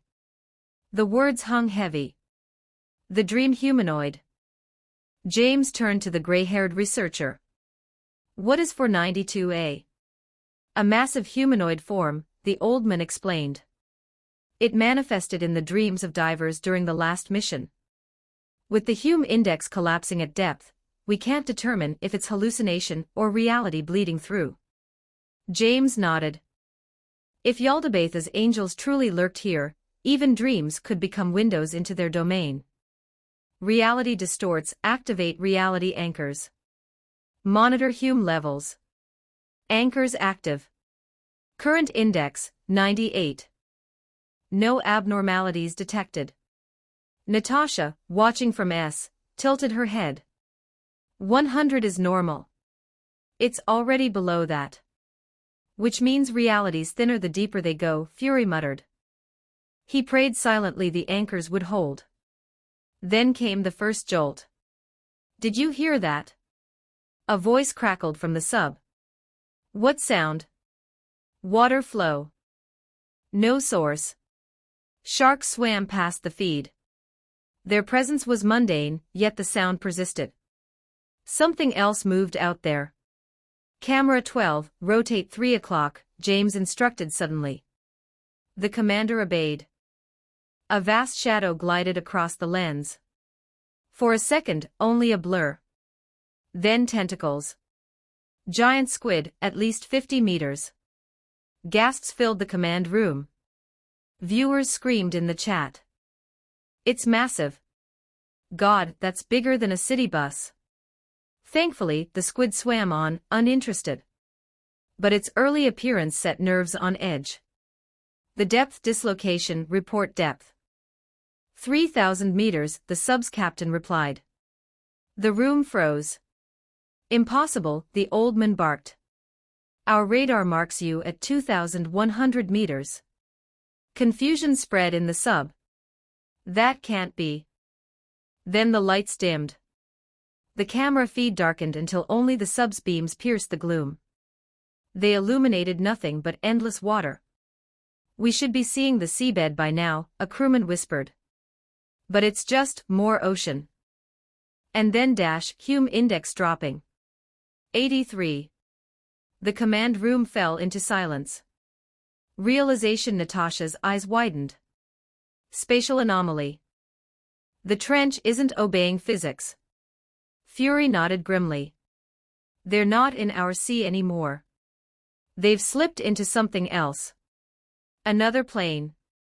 A place where Yaldabaoth's children waited. The warning. Suddenly the abyss gazers' voices spiked with panic. Oh God, something's here. It's huge. The feed shook violently, blurred by currents, then cleared just enough to reveal a silhouette. Far larger than the squid. Far larger than anything natural. A shape with arms. With a torso. With a face half seen in the abyss. A humanoid. The crew screamed as static overtook the signal. And in that terrible moment, both Foundation researchers and Marvel's mightiest understood they were staring at one of Yaldabaoth's angels.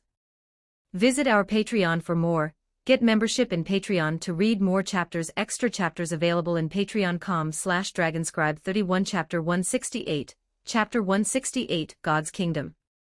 Or God's Prison. The Abnormal Society's Secret. 1137 words. The moment the sonar operator whispered his discovery, every heart in the command room lurched. There's something ahead. A glowing red dot. Straight line, less than 100 meters. Activate the searchlights, the commander barked. A blinding beam cut through the void. Darkness peeled away, unveiling what lay beyond. For a heartbeat, no one spoke. Then came the gasps. Just outside the cone of light, a faint orange radiance pulsed, too large, too alien. It shifted in the shadows like a living continent. Someone whispered, "What the hell is that? No whales that big." Another muttered, voice shaking, "That thing must be 1,000 meters long." James stood silently, eyes narrowing. His instinct screamed at him that this was no animal. This was a manifestation of the abyss itself. "Report Hume index," he ordered. The intercom crackled. Current reading, 51. Reality collapsing, 51. The room froze. Researchers, soldiers, even hardened MTF operatives sucked in sharp breaths. Headquarters, Natasha Romanoff nearly dropped her tablet. 51. If 100 is normal, then this isn't just unstable, it's collapsing. Nick Fury's expression darkened. If space anomalies are already appearing, the worst hasn't even started. On screen, the orange light swayed gently, vast as an underwater sun.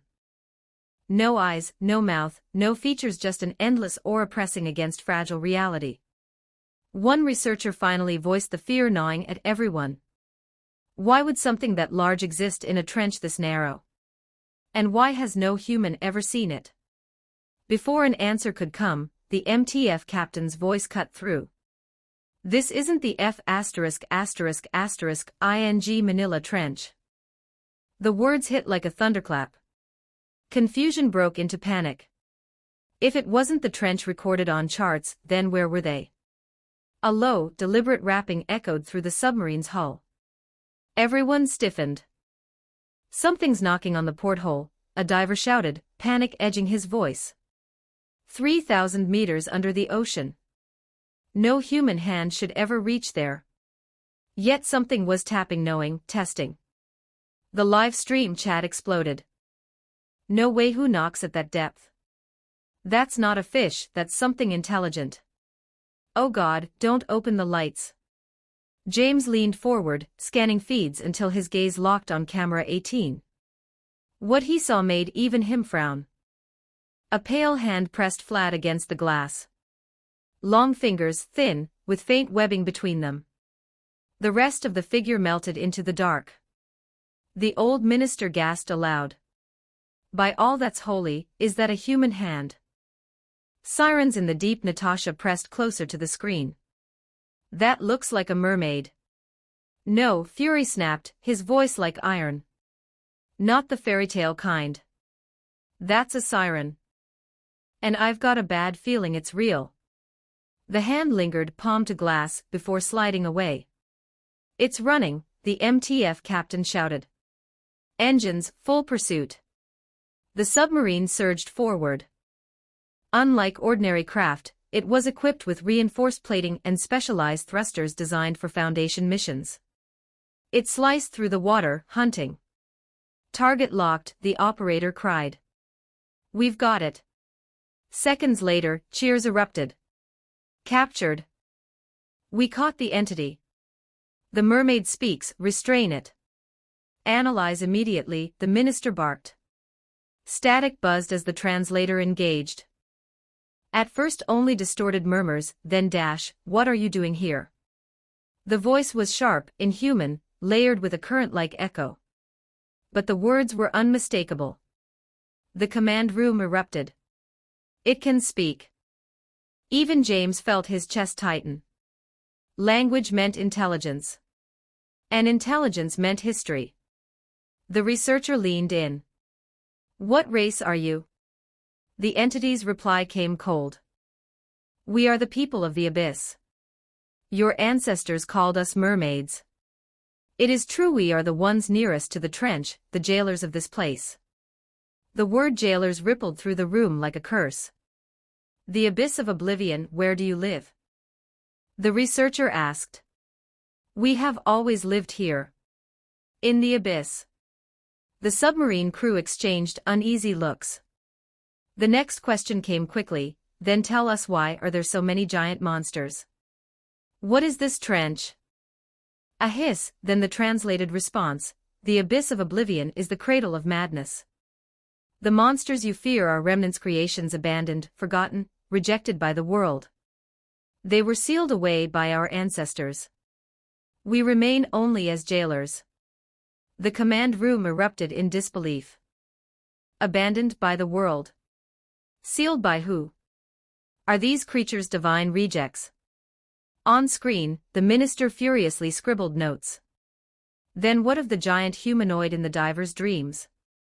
The mermaid's voice deepened. You speak of the demon in the deepest waters. The first darkness. The servant of the dragon mother. The name struck like a hammer. It has many names, Pontus, Abzu, the Forsaken One. From the world's birth, it was destined to be cast aside. The abyss is its prison. Chaos, son of Yaldabaoth. The live stream audience lost control. That's it. Chaos is one of Yaldabaoth's 6 angels. So SCP-CN for 92 isn't just a trench, it's a cage. My God, we're looking straight into a divine prison. The mermaid's final words were worse still. If you were a forsaken god, chained in the dark for eternity, what would you do when you finally woke? Sweat beaded across brows in the command room. Fury clenched his jaw. Natasha whispered, then it's not if, it's when. The reactions at Stark Tower, Tony Stark stared wide-eyed at the feed. You're telling me this entire trench is a holding cell for a god? No suit in the world is handling that. Rhodey muttered, if this thing breaks free. He didn't finish. He didn't need to. At Camartage, the Ancient One trembled. A divine son of Yaldabaoth imprisoned at birth. What kind of power could bind him? And far above, in the Watcher's realm, Wadu's voice dripped with dread and fascination. A god imprisoned since creation, but the cage weakens. What kind of madness will he unleash when chains break? The city of the deep. Then it happened. The screen flickered, then went white, then black. Static washed across feeds. What's happening? The minister shouted. The mermaid's voice cut through, eerie and calm, is our city. The submarine's lights steadied. Slowly, as cameras panned, the darkness parted to reveal a sight that silenced the world. Carved into the trench walls and illuminated by strange bioluminescent growths, colossal spires rose like drowned cathedrals. Bridges of coral and bone arched between towers. Statues of forgotten gods loomed, eroded but unmistakably divine. It was a metropolis. An entire civilization beneath the sea. The command room froze. The live stream went utterly silent. Agents stopped breathing. James alone leaned closer, whispering to himself, not a kingdom. Visit our Patreon for more. Get membership in Patreon to read more chapters. Extra chapters available in patreon.com/dragonscribe31. Chapter 169.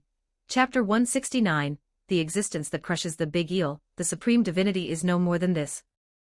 1078 words. The cameras panned slowly through the abyss.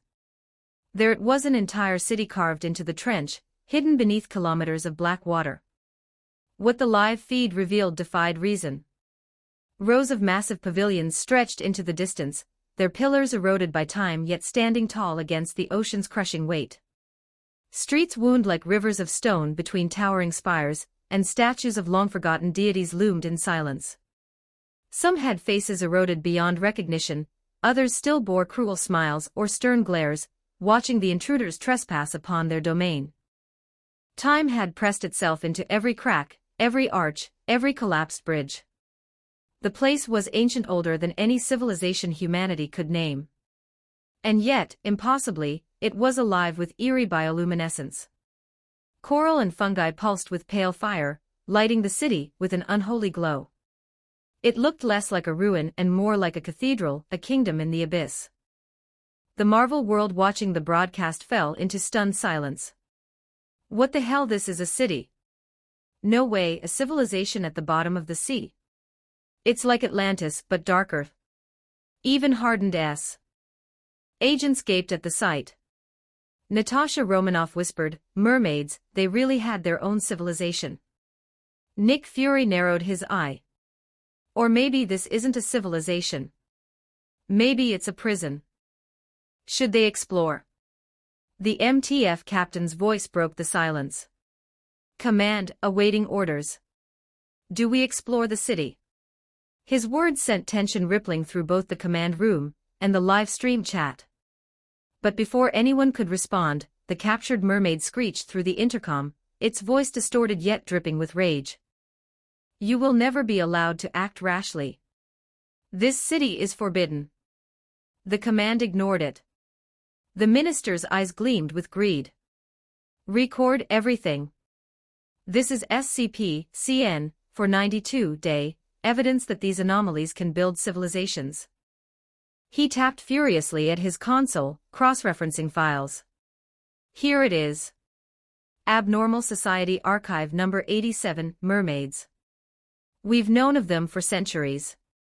James frowned, but before he could speak, the mermaid shrieked again. We are the guards of the abyss.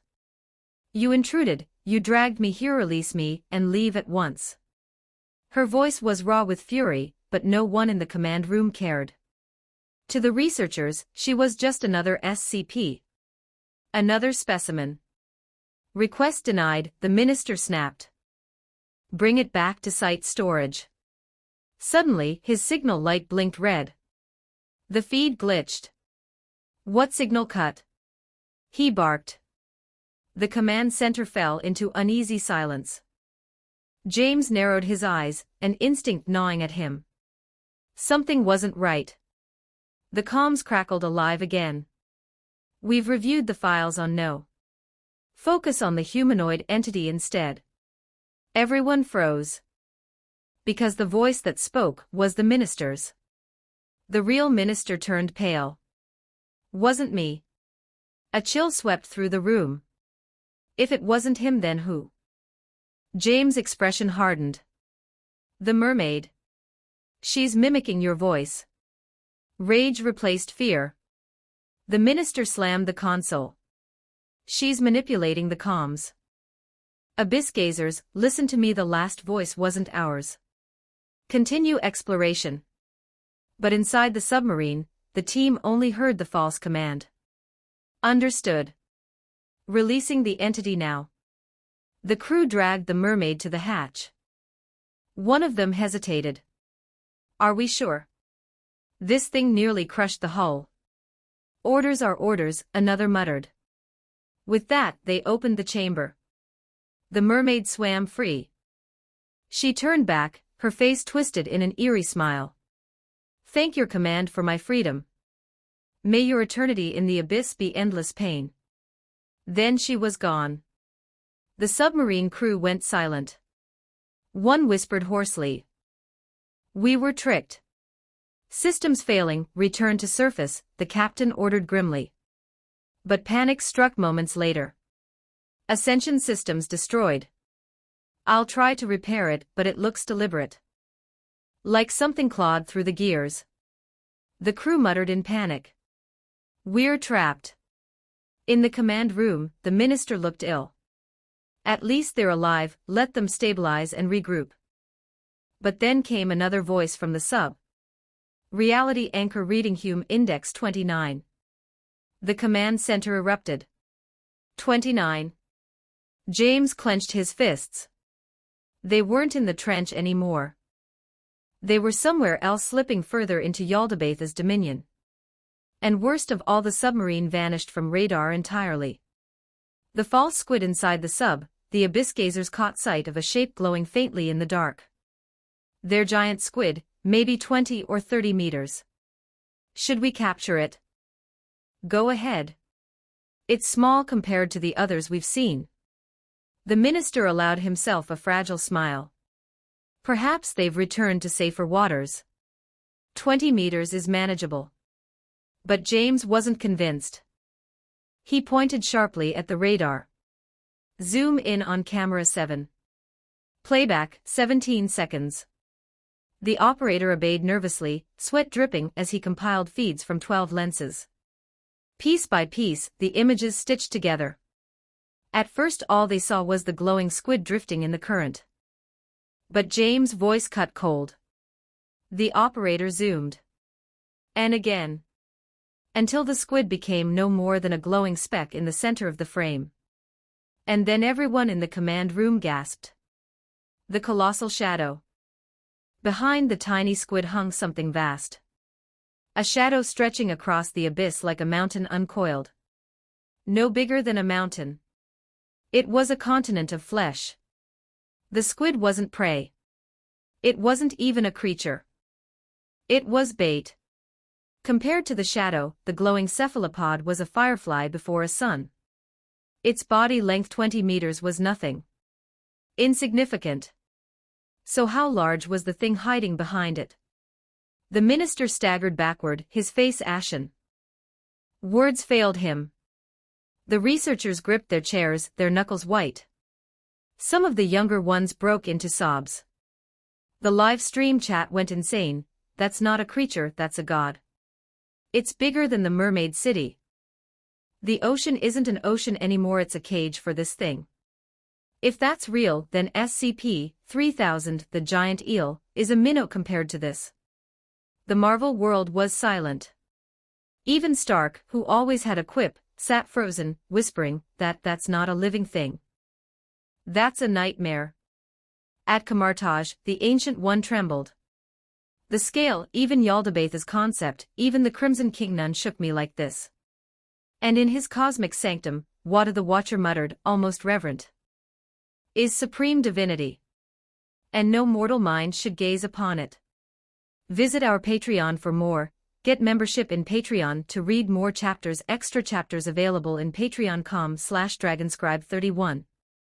Chapter 170, Chapter 170, Abyss Gazer Versus.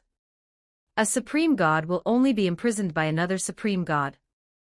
1550 Words headquarters was cloaked in a tension so thick it felt like the air itself had turned heavy. The agents, usually proud of being the most elite within the organization, had lost all color in their faces. They had dealt with politicians, terrorist networks, global conspiracies, and even enhanced individuals who could level buildings with their bare hands. But none of that prepared them for the thing now looming across the abyssal broadcast feed. If the supposed 900-kilometer body length of SCP-3000 had been difficult enough for their minds to process, then the figure before them had completely shattered all human concepts of proportion and sanity. The sheer scale and menace of it was no less than witnessing the stag-like manifestation they had seen before, but this was infinitely worse. The room vibrated with panicked whispers until Natasha Romanoff broke the silence, her voice unsteady but sharp, "It's chaos." Nick Fury's jaw clenched. His one good eye stared unflinchingly at the distorted image of the being filling the feed. His tone was grave, though his words betrayed disbelief. "No," Fury muttered, shaking his head slowly. "Chaos is usually described as a mass of humanoid entities. This thing resembles a lanternfish in the deepest sea." The comparison itself sounded absurd to him, but there was no better description. What kind of lanternfish occupied an entire space like a planet's ocean trench? What kind of fish carried the aura of an ancient god? Half a world away, in the sacred halls of Kamartaj, young apprentices gasped aloud as they too watched the broadcast projection. Even they, trained to remain calm, could not hold back their terror. The Ancient One herself narrowed her eyes at the sight. Her expression, usually unreadable, betrayed a flicker of unease. At first glance, the monstrous presence had startled even her. From the moment the Abyss Gazer's signals vanished off radar, she realized they were no longer inside the Manila Trench. They had crossed into something else. The Chaos Abyss. The mission was not over, it had only just crossed the threshold of true horror. And now not only had the picture feed begun flickering with interference, but all radio channels had gone dead. Inside the command room, scientists and researchers descended into confusion. "What the hell is that thing?" one researcher stammered. "Is it even alive or just? It looks like a lanternfish the size of a city. Are you insane?" Another voice rose above the noise, trembling. "What about the Abyss Gazers? Where are they?"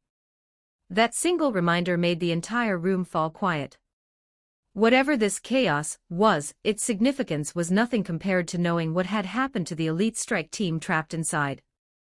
A voice from the radio just then, a harsh electronic hiss crackled across the radio systems. SZZZZT, the sound of broken frequency filled the air. The minister barked, raising a hand. The entire command room froze. Every researcher leaned closer, ears straining. James, seated at the operator's console, immediately began working the knobs.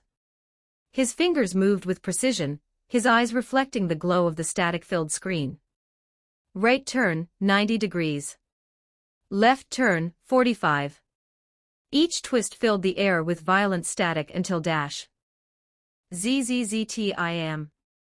The minister's heart leapt. "Keep it here." The static distorted again, and then dash. "I am the captain of MTF, Gingzi 03. Abyss Gazers."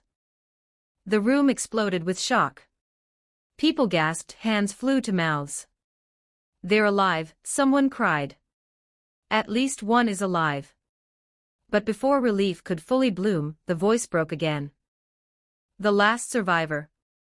The words crashed into the room like a thunderclap. Faces drained of hope, replaced with horror. The minister stood frozen, his lips trembling. Everyone in the room looked as if their hearts had been crushed. Last survivor. What does that mean? One researcher whispered, though he already knew. The radio sputtered again, the captain's voice broken, coughing. Everyone else, cough chaos, it's real. It wants to go back. Whoever finds this recording. Pandora's box is about to be opened. Then silence. Only static remained. The room descended into stunned silence. Several researchers shook their heads violently, as though denying reality itself. A flicker on the screen. The minister was still reeling, when he noticed James typing furiously at the console. James muttered. The minister blinked. Those two words lit a spark in the minister's chest. Of course the captain mentioned a video recording. James adjusted the systems with sharp precision. Suddenly the screen brightened. Fuzzy at first, then clearer. The room collectively held its breath as the feed came through. For only an instant a dark silhouette flitted across the frame. Then the screen collapsed into blinding static, as though the very signal was being devoured. But one glimpse was enough. The figure embedded itself into every mind present. It was like a knife stabbing through the rational parts of their brains. The sheer wrongness of it bypassed logic, burrowing straight into instinct and soul. The live broadcast audience online went wild. Oh my God. That's chaos, isn't it? My brain hurts just looking at it. Is this the child of Yaldabaoth, the supreme god? What about the abyss gazers? Are they all gone? No one had answers. The sunlight streaming through the command room's windows no longer felt warm. Instead, everyone shivered. The shadow of chaos clung to them like frost in their bones. Back at S. Silence hung. Natasha whispered, so the abyss gazers. Nick Fury exhaled slowly, shaking his head. His voice carried the weight of inevitability. Death might be too merciful. Natasha's brows furrowed, but then Fury's words triggered a memory. Don't forget what the mermaid said before they left, Fury continued grimly. Her eyes widened. She remembered the chilling farewell from the abyssal creature. May you not feel pain during the infinite time you spend in the abyss. A cruel sneer. A curse disguised as a blessing. Natasha's blood ran cold. Visions of the Ancient One at Kamartaj, the Ancient One gasped sharply. Her eyes widened, filled with dread. What she saw was not just chaos. She saw visions laced into its very presence. Plains of fire and bone. Seas of blood and corpses. A universe stillborn in the abyss. Shadows devouring the last night among the stars. Her sanity buckled. Even for her, the distortion was overwhelming, more violent than the Crimson King himself. If chaos broke free, if Yaldabaoth shattered the silver net prison of Macan, she could not even imagine the ruin that would follow. The Watcher's doubt in his lonely dimension, the Watcher Wadu also stared in awe. Why would a god as mighty as chaos be imprisoned at all? How could Yaldabaoth, a being beyond comprehension, be trapped by chains? There was only one answer. A supreme god can only be imprisoned by another supreme god. Wadu's lips moved, whispering a forbidden name that chilled even him. His fear twisted into something else: curiosity. A new containment. Back in the command room, all eyes turned to the minister. His expression hardened as he forced himself to speak. Effective: immediately reclassify SCP-492 as Keter class. No one objected. The treacherous abyss, the colossal life forms, and above all chaos itself justified nothing less. He added in an unyielding tone. No one is to enter SCP-492's depths beyond 1,000 meters without direct authorization. Any personnel exposed to anomalous entities will receive Class B amnestics. James rose to his feet. I'll petition Parliament to expand resources. Multiple departments must work on countermeasures for SCP-492-A. If chaos escapes, it's only a matter of time before we face a full K-class end-of-the-world scenario. His words chilled the room further. Everyone knew it was true. A bitter truth later, when the staff had dispersed, only James and the minister remained. The minister lit a cigarette, inhaling shakily before exhaling smoke as if trying to purge his dread. So the abyss gazers? He asked quietly. Dead, James answered firmly. His eyes were sharp, merciless. Better to think of them that way. For their sake. The minister grimaced. They were good men. Some of the best. James' gaze lingered on the blackened screen. Precisely why death is mercy. Otherwise, their fate is far worse. 6 beasts. The minister finally spoke what had weighed on him. You were really sent to contact the 4 beasts.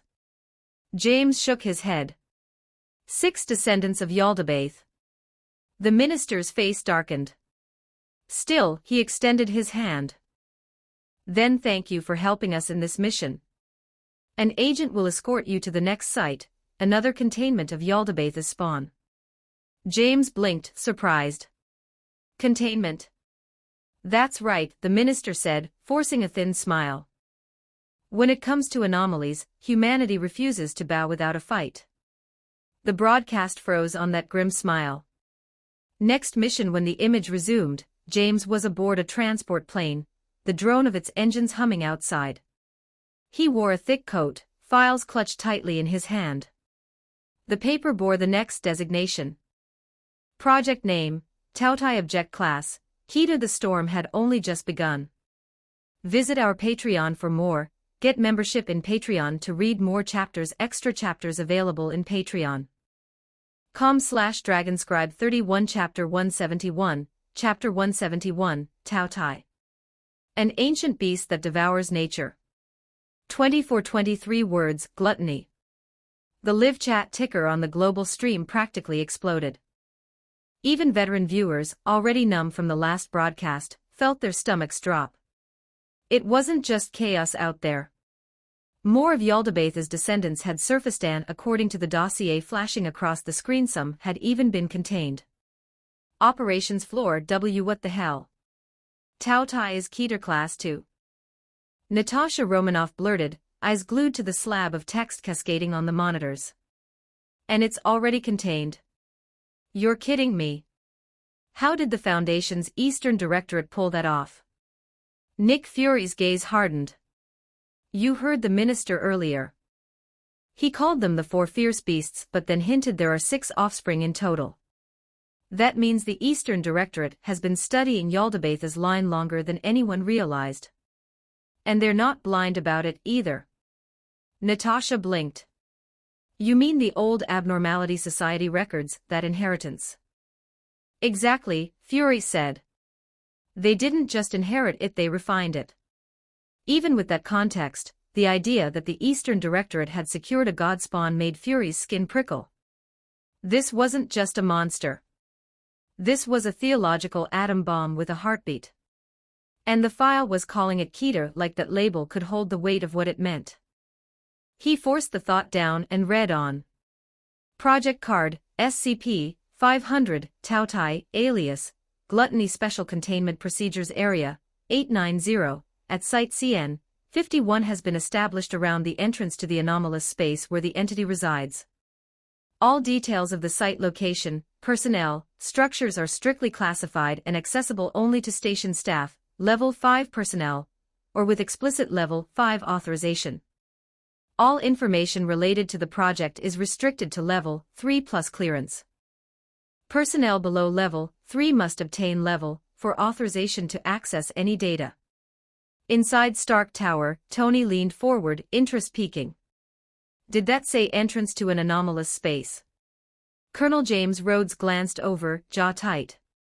Don't tell me this thing is tucked away in a separate pocket like chaos, another abyss, different rules, different physics. If it is, that complicates everything, Stark muttered. The procedures scrolled on. MTF Chi, CN, 07, caregivers is permanently stationed at Area CN, 51.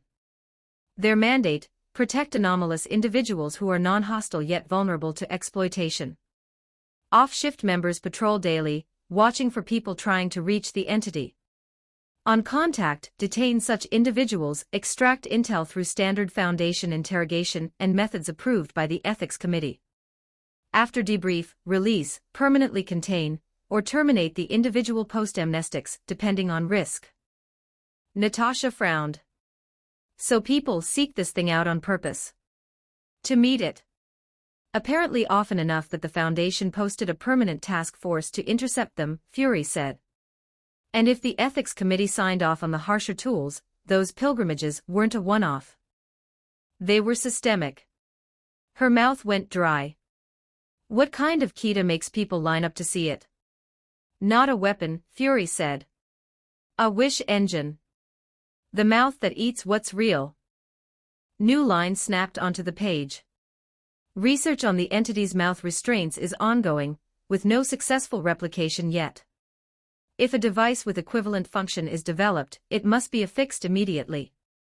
Because the entity's effects involve large-scale alterations to human common-sense cognition, and because the Ethics Committee has judged those consequences to have become the new normal, any research attempting to reverse or correct those consequences is suspended. Such correction would catastrophically destabilize what humanity now accepts as normal reality. The streaming chat detonated. It can change reality and make the change become normal. If it's normal now, undoing it would break our minds. That's not containment. That's living under edits. Back at S, a cold murmur ran through the analysts. So it's like Murphy's metanarrative anomaly. Natasha ventured. Flattening reality into story. Fury shook his head. Murphy reframes, you can still smell the varnish. This reads like reauthoring the axiom set.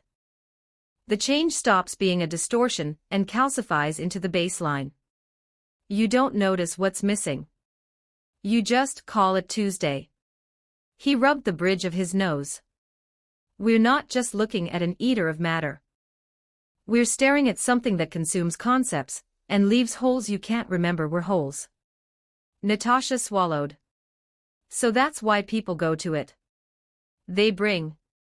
Fury's silence was answer enough. Description: SCP-500 Tautai. The entity is a giant canid, 6 meters at the shoulder, 17 meters long.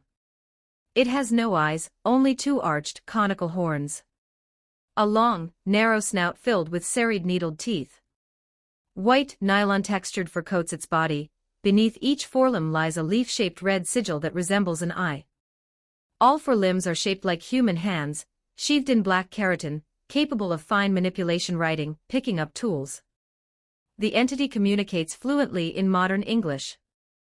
Primary anomalous property: by opening and closing its mouth, it can consume matter or abstract concepts, causing the target to vanish in a fundamental sense.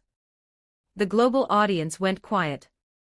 The creature formed in their minds, a white-furred, eyeless hound with human-like hands, and a mouth that didn't just devour things, it devoured meanings. A god spawn who writes. Who talks. Who bargains. Impressions complicated in a breath.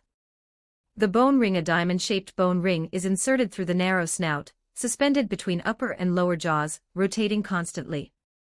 At each of the rings 4 corners, a conical spike believed to be carved from a vertebra juts inward. Though damaged, the device still functions. It prevents the entity from eating unless a request is made. Unless requested. Stark echoed, eyebrows climbing. So the muzzle is a covenant, not a cage. Rhodes shivered. Meaning it doesn't bite on reflex. It answers petitions. Like a priest with teeth. The cave that punishes the entity is confined within a vast anomalous cavern, accessible via an entrance disguised as a sand dune. Ambient temperature, 22 degrees Celsius. Stalagmites and stalactites are unusually tall, thin, and abundant, forming 10 concentric, cage-like rings around the entity. Whenever the entity crosses beyond a ring, lacerations resembling blade wounds appear across its body, intensifying until it returns within bounds. Fury leaned in. "That's not the Foundation's work." "No," Natasha whispered. "It was already imprisoned when they found it." He thought of the giant in SCP-2317, bound by theology and fear. "This looks like old law. Older than the Foundation. Maybe older than our myths." The file kept unspooling. "The entities for limbs are chained to the cavern's compass points. The chains are bright red, fabricated from linked, living tissue, pliable, soft, and yet unyielding. Touching any stalagmite triggers a chain reaction.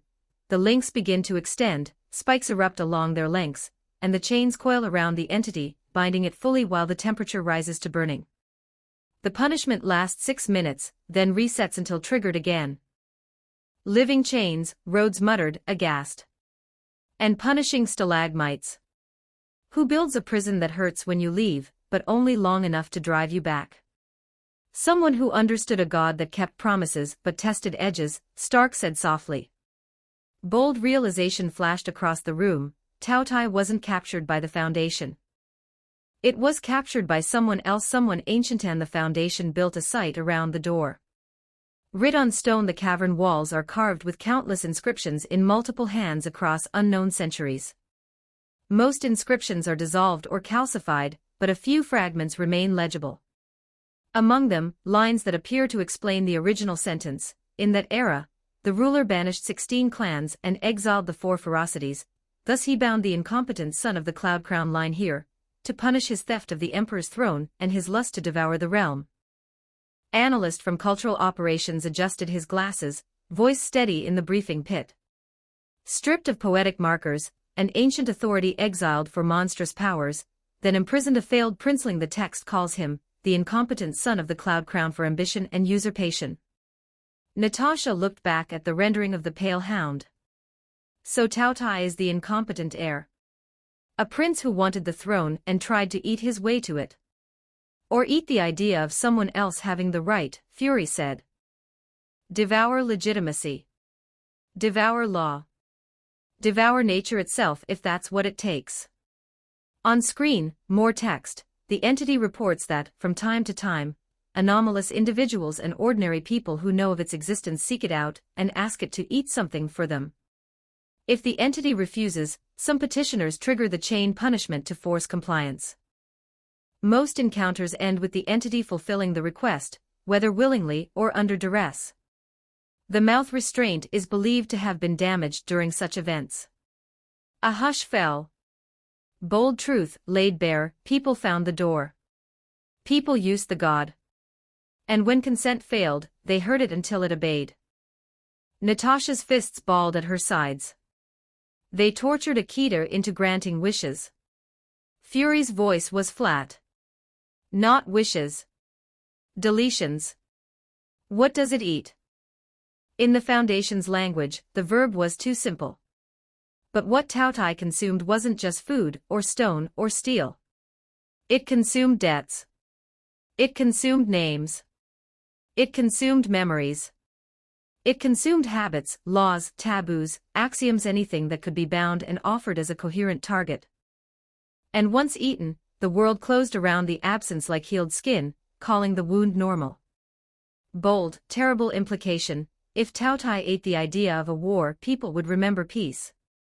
If it ate the concept of winter, crops would fail for reasons nobody could articulate.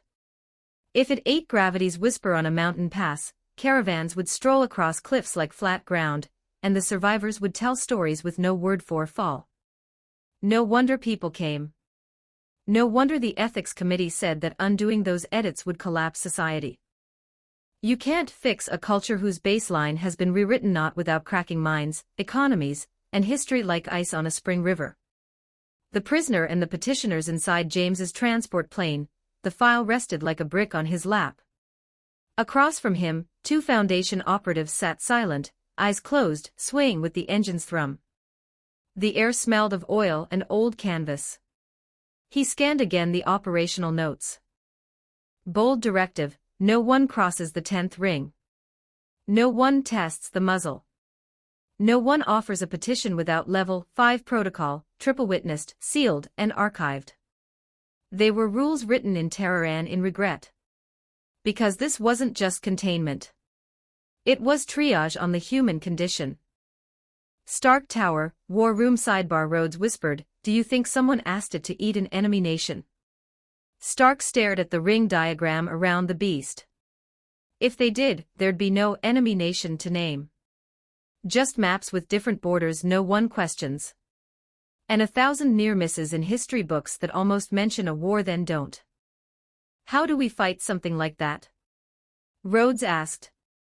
Tony looked uncharacteristically grim. You don't fight the eater. You protect what must never be served to it. Command. Natasha exhaled. So the Foundation's job isn't only to keep Tao Tai in a cage. It's to keep people from feeding it the world. Exactly, Fury said. Which is why they put the caregivers there, not just soldiers. People who can spot a pilgrim with a grudge and talk them down before they turn a grudge into an erasure. He tapped the bottom of the feed.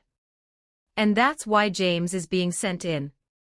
If Taotia is part of the 6, then every move we make now either slows a K-class or tilts us into one.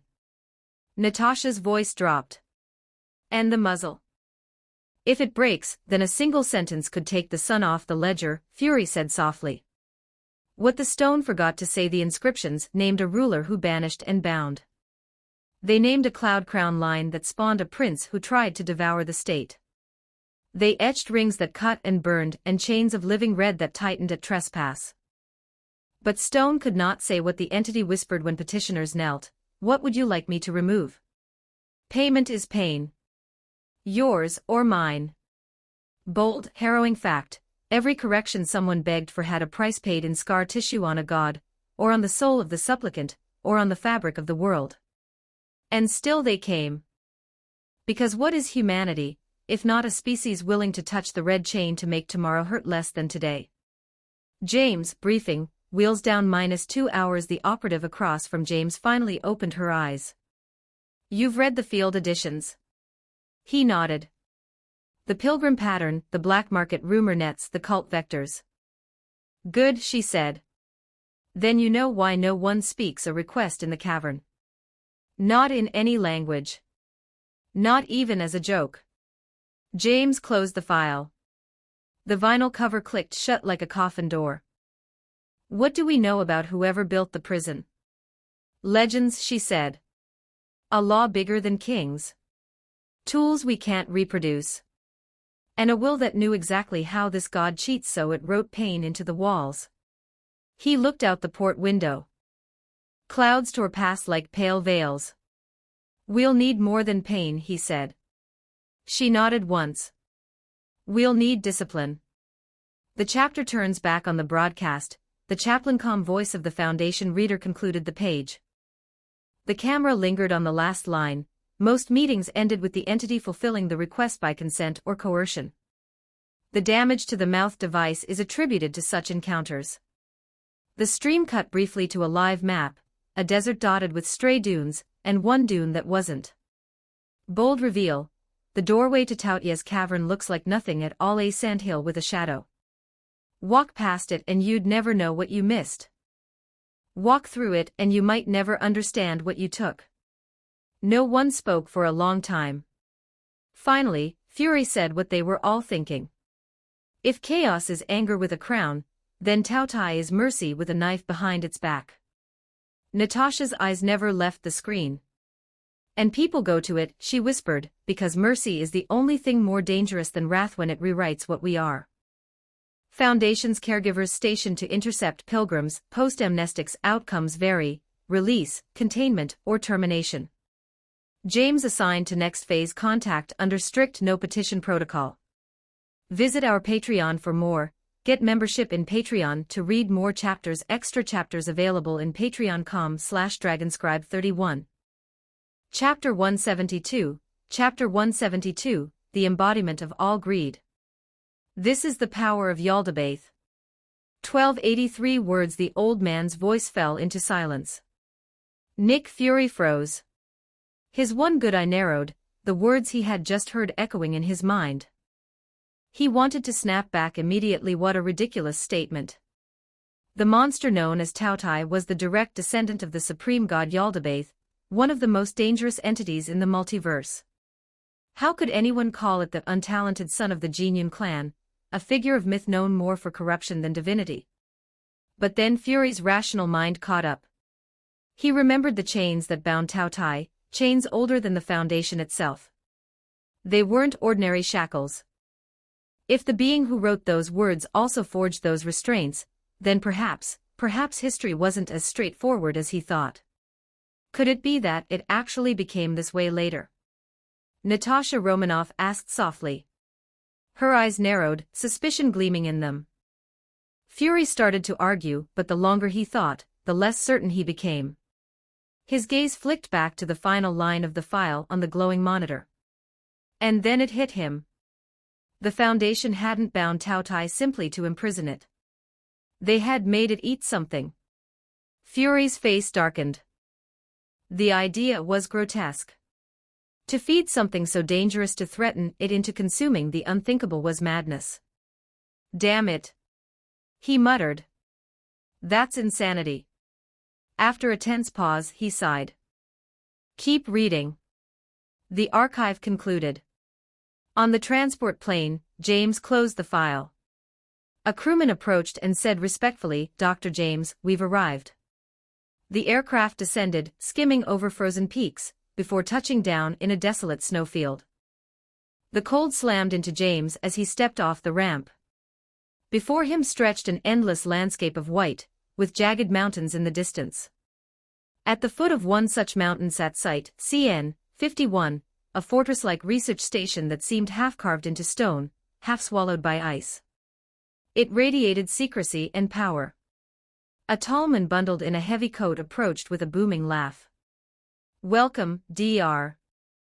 I'm Victor Hale, Site Director of Area 51. On behalf of the Foundation, I welcome you. James shook his hand. Hale's grip was strong, almost too enthusiastic. I never expected to host one of the main site's rising researchers, Hale continued warmly. 15 years ago, maybe we'd have been family. James gave a polite nod but wasted no time. Director Hale, let's get to it. I need everything you know about SCP-500 Tautai. Hale's smile faded into something more serious. He straightened. Very well. Tautai was first discovered by our branch several years ago. When we located it, it was already sealed inside an abnormal spatial anomaly. James raised an eyebrow. A cave-like distortion. Most karst systems exist in the southwest. Hale gave a bitter laugh. That's exactly the problem. Either the space itself shifted here, or this land belonged to the southwest thousands of years ago. No one can say. James changed tack. Tell me about the Jinyun clan. Hale's face darkened but he nodded. Ancient texts describe the Jinyun clan. They had a son lazy, greedy, corrupt. He devoured food and riches, took bribes, and plundered the people. The commoners compared him to the three great evils and called him Tautai, the glutton. James frowned. So you're saying Tautai began as a man? A corrupt noble, twisted into legend. Hale shook his head. There's no way to confirm. Legends mix truth with deception. The Abnormality Society precursor to the Foundation deliberately spread myths to hide reality. He paused, then glanced at James. But headquarters now believes Tautai is truly the offspring of Yaldabaoth. James' expression didn't change, but Hale noticed the flicker in his eyes. After all, Hale said grimly, Yaldabaoth has many faces. Creator, Destroyer. Dragon Mother, Flesh God. Even in Dacia, she was worshipped under dozens of names. As Hale spoke, the jeep rumbled to a stop. A reinforced door loomed ahead, carved into the mountain. Your request to interview SCP-500 has been approved, Hale said. Follow me. The live stream audience watching through the Foundation's controlled broadcast gasped in awe. No wonder O5-10 said the Abnormality Society was the first warriors to walk out of the cave. They've been fighting things like this for thousands of years. One viewer wrote. Natasha felt a chill. Generations of humans have stood against gods and monsters. No wonder the Foundation is so uncompromising. Fury's jaw tightened. That's the key. If Tao Tai is tied to the Jinyun clan's corruption, then maybe it isn't just a beast. It's greed incarnate. James entered the containment sector. Unlike most facilities, this site was built almost entirely around one chamber, the abnormal space where Tao Tai slept. Hale offered him the option of donning a specialized exomech designed with reality anchors, thaumaturgical shielding, and Hume detectors, but James declined. Tao Tai has never harmed anyone directly, he said calmly. Finally, they reached the cave entrance, shrouded by a faint, glowing membrane. James stepped through. Light flared, then dimmed. And the audience saw it. A cavernous expanse stretched out endlessly, filled with towering stone pillars, jagged stalactites, and an oppressive atmosphere. At the very center lay the monster itself. The behemoth was as the files described, 2 to 3 stories tall, nearly 2 kilometers long. Its eyeless head bore 2 arched horns, while its body was covered in pale, bristling hair like woven nylon. It looked like a patchwork of creatures, its form an insult to natural order. Even bound, it radiated terror. Chains the size of buildings stretched from every direction, embedding deep into its flesh. The links pulsed faintly, like living muscle. The live stream exploded with panic. What the hell is that thing? No wonder they call it a Keter-level beast. That's no animal. That's a god's nightmare. Kamartaj. Watching through mystic scrying, the Ancient One pressed her temple. She recognized the aura instantly. The bloodline of Yaldabaoth. She whispered, so it truly is her descendant. James approached. Taotia's horned head shifted. Beneath its arms, hidden eyes opened. James felt a crushing weight press against his mind, but he remained composed. SCP-500, James said evenly. I hope I'm not disturbing you. I'm here to speak. The beast's reply rumbled like a tiger's roar, yet twisted into the shrill wail of a newborn. I don't know your voice. You're not the iron puppet that visits. You're new. The unnatural cadence made even hardened Foundation staff shiver. Viewers online admitted the sound alone gave them nightmares. But Taotia's words surprised them. It wasn't furious. It wasn't violent. Its tone was almost conversational. Romanoff raised an eyebrow. Isn't this thing a little too polite? Don't be fooled, Fury snapped. Look at the chains.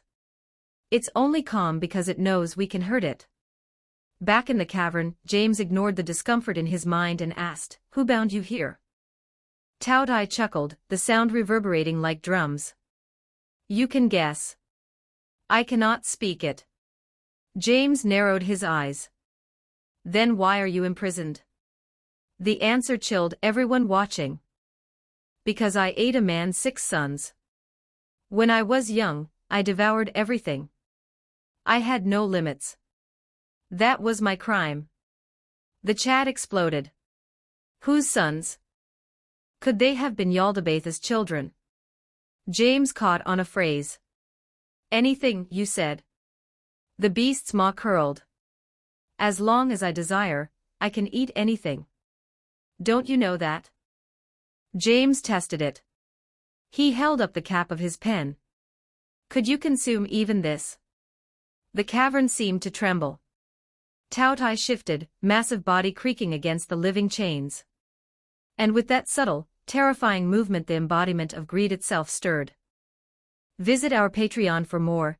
Get membership in Patreon to read more chapters. Extra chapters available in patreon.com/dragonscribe 31 Chapter 173. Chapter 173. Swallowing the Earth? 2,349 words. The chat in the live stream went quiet for a heartbeat as the huge creature shifted. Many viewers thought James had pushed it too far with his test. Everyone braced for a violent reaction. Instead, the monster spoke in a low, strange voice, "No need." James didn't move. He just held the pen in his hand. The creature, the Foundation's SCP-500 glutton, did nothing more than open and close its mouth once, almost lazily. And then it happened. The pen cap vanished. No snap of teeth. No rushing wind. 1 second it was on the pen, the next it was gone. James stared at the bare pen barrel. The restraining device around the glutton, which had tensed for a moment, eased back to normal. It all took less than a blink. The live chat exploded. Did it just eat from a distance? It didn't even touch it. What kind of power is that? At Kamartaj, the Ancient One leaned in, eyes wide. It simply disappeared. She had not missed anything. There was no trick. No spell she recognized. The cap had been removed from the world. Back at S, agents talked over one another while the director watched in silence. Nick Fury didn't care about a pen cap. He cared about how it had been taken. He ran the possibilities in his head with a soldier's focus. If the glutton can devour from a distance. How large? Only physical things or things you can't touch. A word from the earlier file tugged at his memory. It had sounded harmless then. Now it felt like a trap. Fury's eye darkened, and a quiet fear crept into his gut. In the cavern, James kept his voice calm. So this is your strength? The glutton's bound body sank slightly, almost pleased. This is where my power lies. James's eyes narrowed.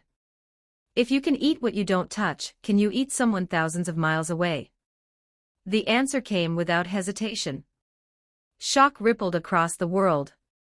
Viewers forgot to breathe. Scientists in their labs froze. Soldiers in black sites leaned closer to their monitors. Heroes and villains alike turned up the volume.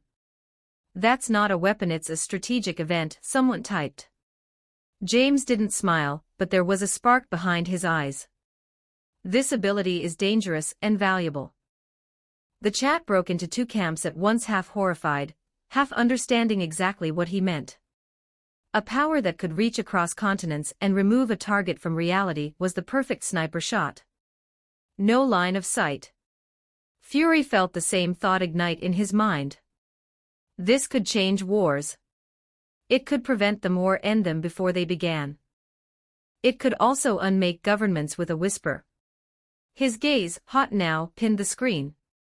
On camera, the glutton went on, voice echoing through the stone.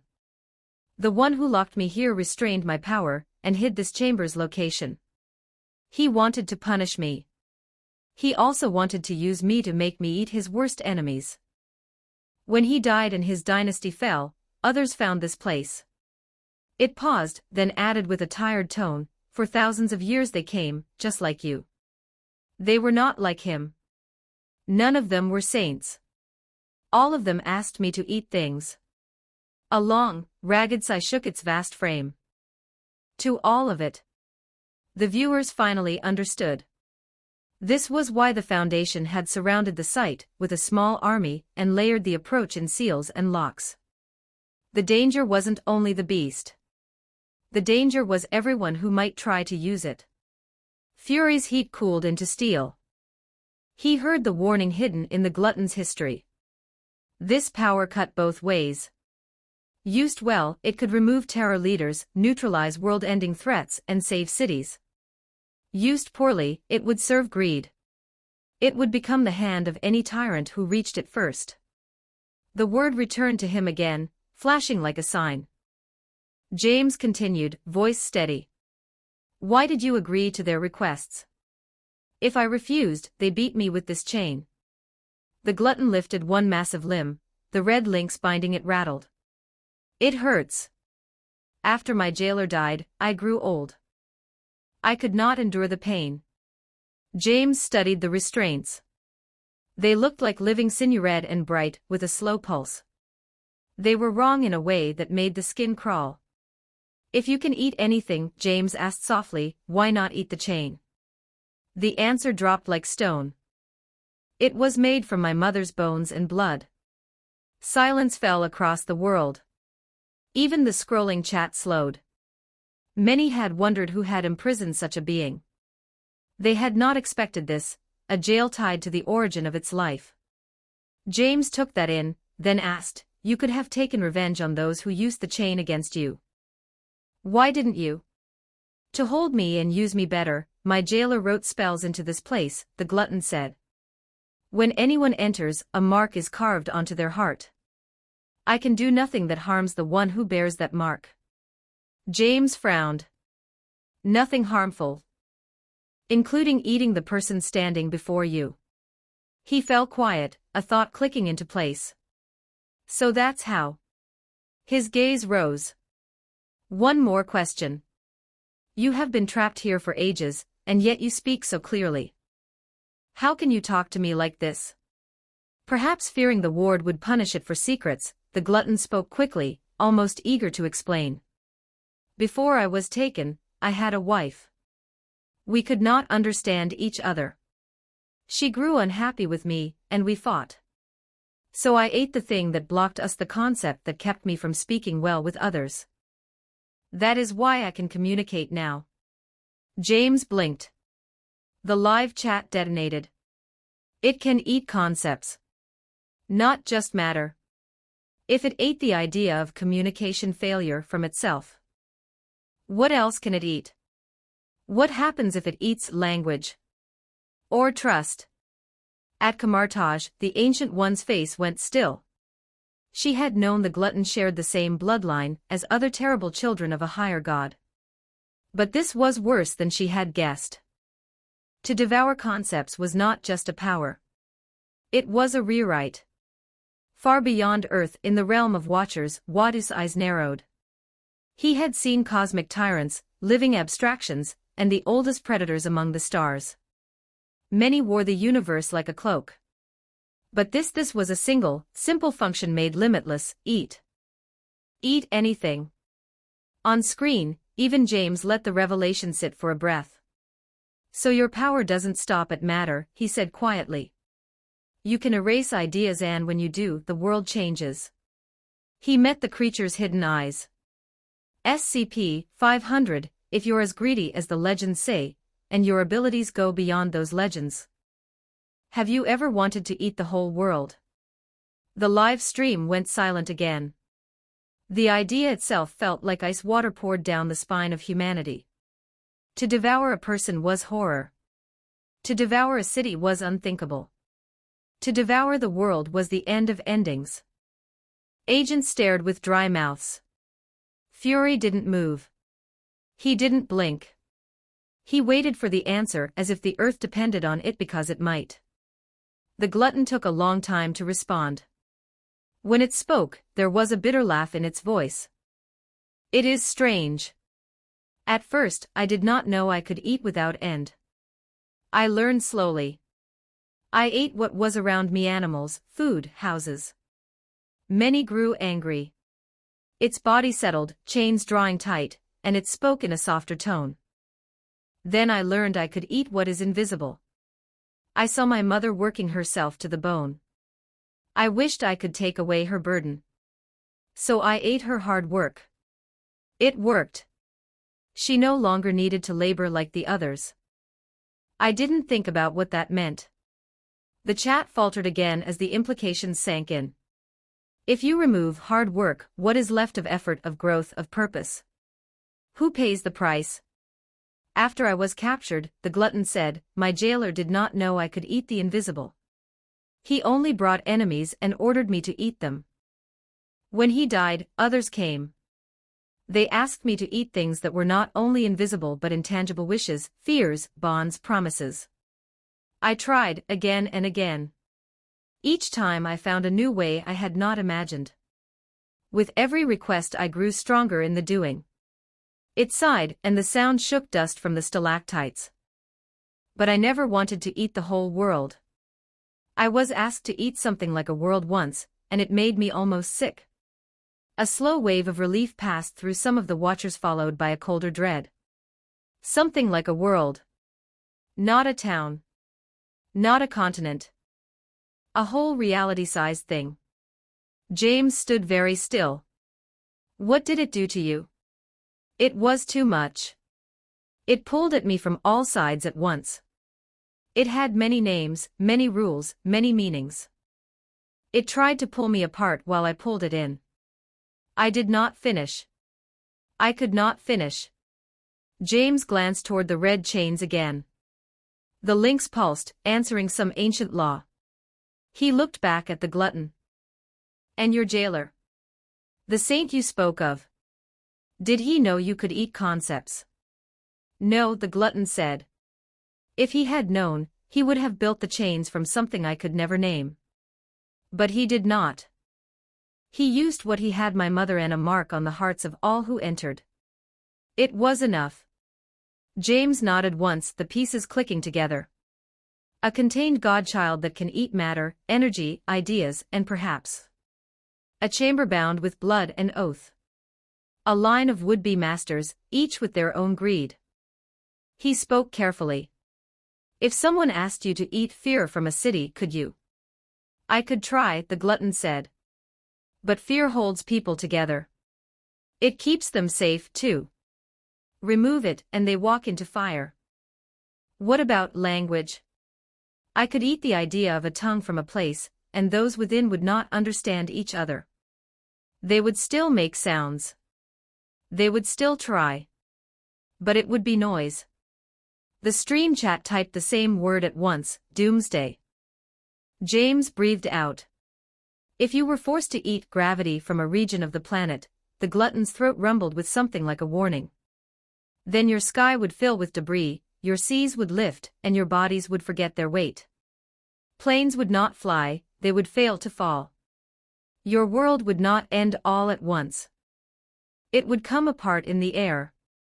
K-level scenarios flashed through James's mind like cards: K-end world consumed, K-shift world rewritten, K-mute language erased, K-hollow meaning eaten. He had come to test a theory. Now he stood face to face with a living key to 1,000 doors, most of them marked "Do not open." He turned slightly, speaking for every watcher beyond the cave. Listen carefully. The glutton is not just a beast. It is a function. The target can be a thing, a person, or an idea. Range may be global. Side effects are unpredictable. Misuse equals catastrophe. He faced the bound giant again.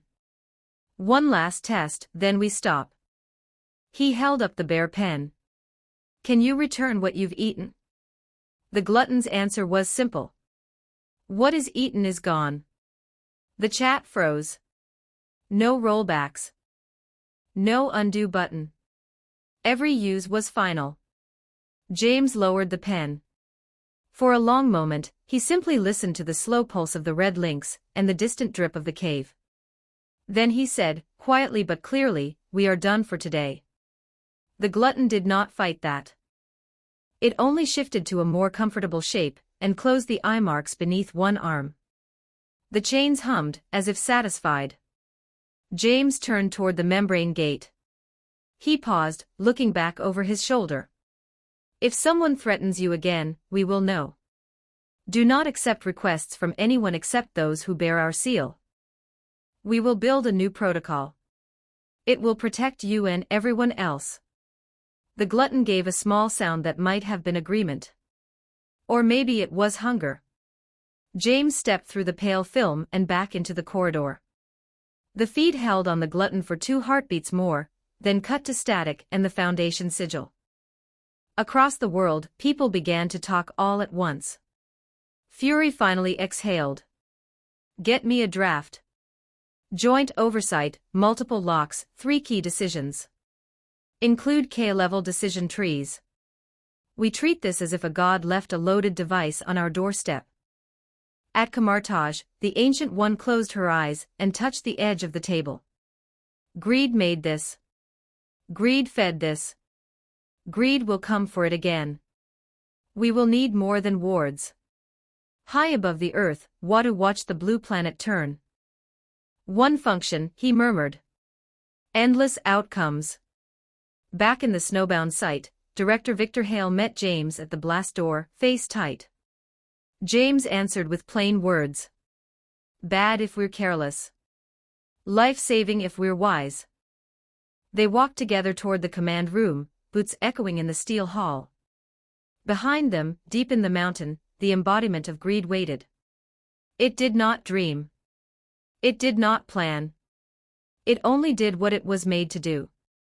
And somewhere far away, 3 separate alarms pinged red on Foundation consoles. 3 different cities reporting 3 different anomalies, each one with the same chilling signature: sudden, localized absence.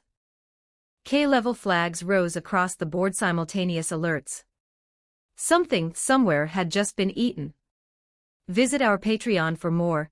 Get membership in Patreon to read more chapters. Extra chapters available in patreon.com/dragonscribe31.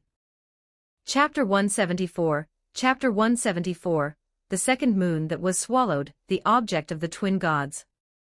1448 Words Headquarters, the atmosphere was tense.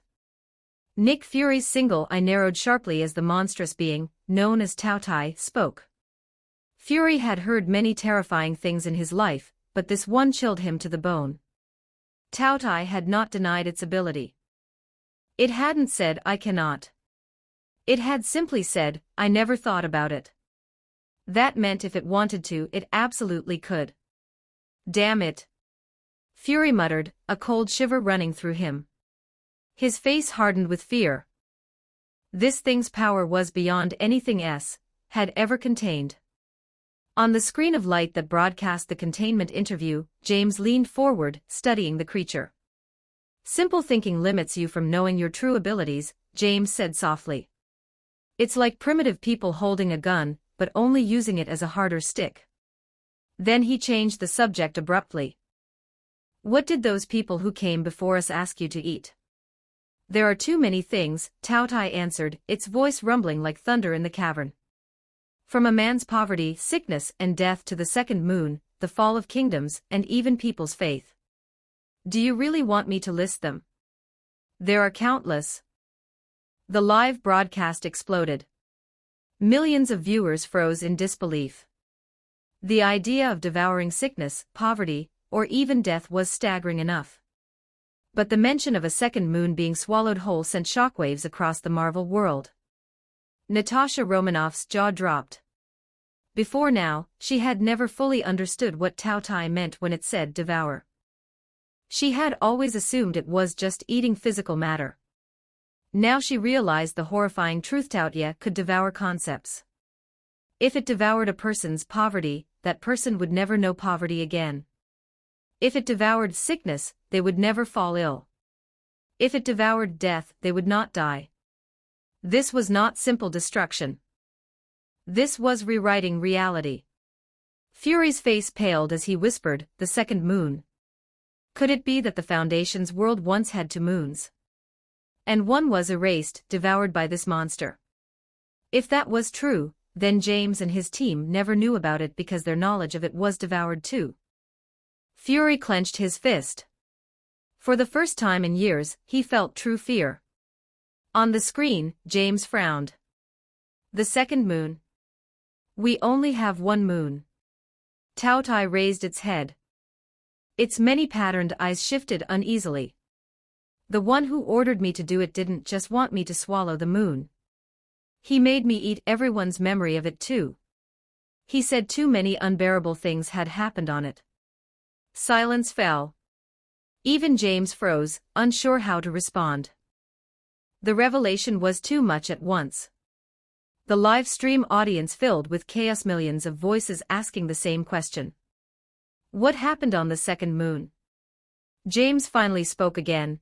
You must have done this more than once. Tao Tai answered without hesitation. If you're asking about the natural things you assume are normal but were actually caused by me. I devoured Datong, Qi, dragons, gods and ghosts, entire mountain ranges, rivers, islands, even vast stretches of sea. I've eaten time that flowed too slowly, lifespans that passed too quickly, countless things. The live stream erupted like a tsunami. Holy sh*t. Did it just say it devoured time? This is insane. This monster can rewrite reality itself. Oh my god, everything we think is normal could be a lie. Too terrifying. This isn't just a creature, it's the hand that reshaped history, Natasha whispered. Does this mean the Foundation world's current reality has been altered, again and again, by Tao Tai? Fury clenched his jaw.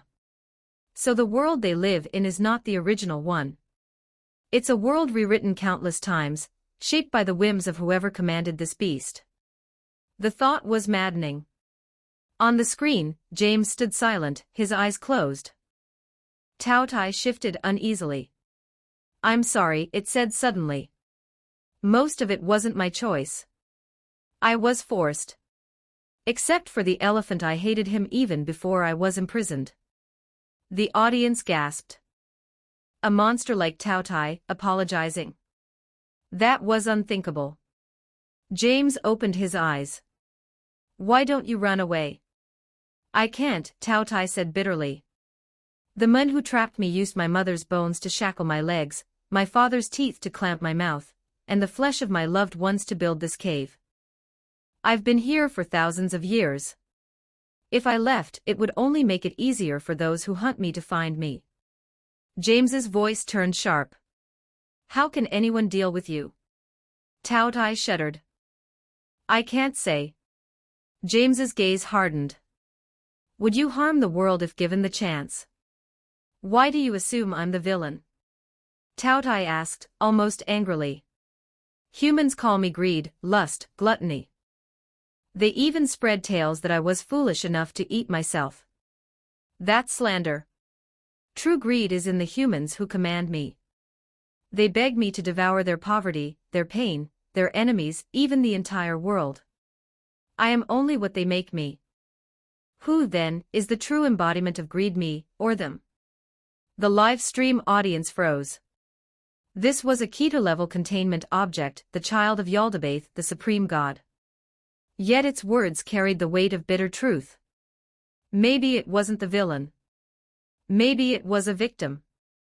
Fury whispered, greed.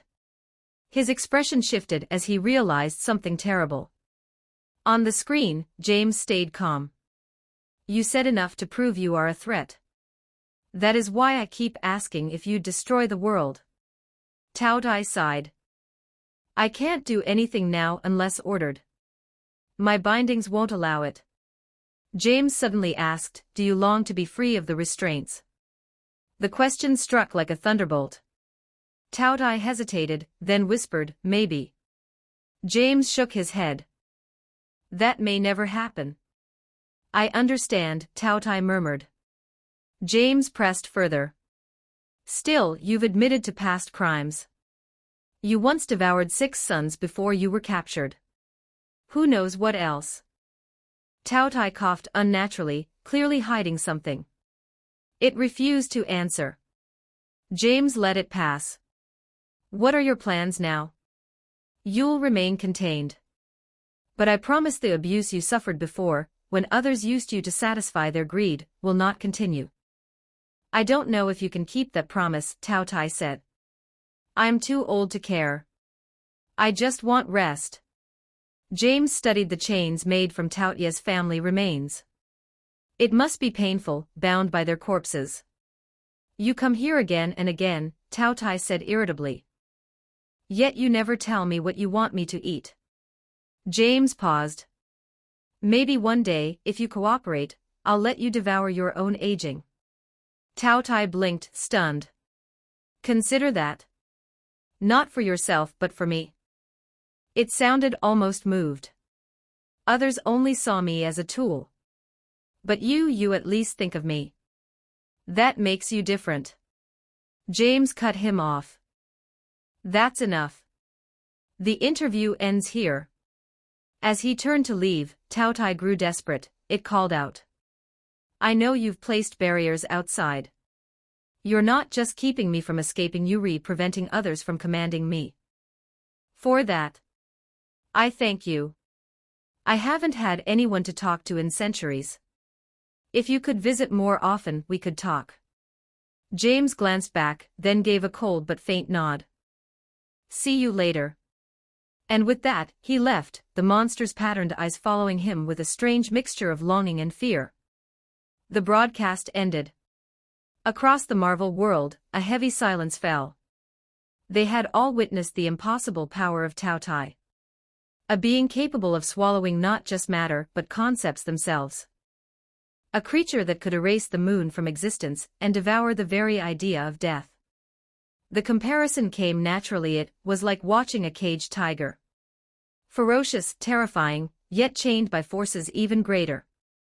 But when James walked out of the containment room, he immediately contacted Victor Hale, the Overseer 05-10. SCP-CN 500, James reported, was discovered to have had its restraints broken in the past. People used it for selfish desires. It cannot cause destruction on its own, but in the hands of greedy men, it reshaped reality over and over again. He paused, his eyes narrowing. Perhaps it is not the greedy beast. Perhaps it is humanity's greed, exposed through it. From the other end of the line, Victor Hale's cold voice responded, then it will be reclassified as a Thaumiel-level project. The second moon was gone. The truth was buried. And now, the twin gods had taken notice. Visit our Patreon for more. Get membership in Patreon to read more chapters. Extra chapters available in Patreon. com/Dragonscribe 31 Chapter 175. Chapter 175. The final battle between Fushi and Nuwa. The Supreme God rebuilds the universe. 1345 words. Thaumiel class. Twin gods. The terms themselves carried weight. For anyone familiar with the Foundation's classifications, Thaumiel-level SCPs were not ordinary anomalies. They were the crown jewels of containment, the kind of entities or tools so powerful that they could be used to neutralize or contain other anomalies. To put it simply, if the Foundation called something Thaumiel, it wasn't just dangerous, it was indispensable.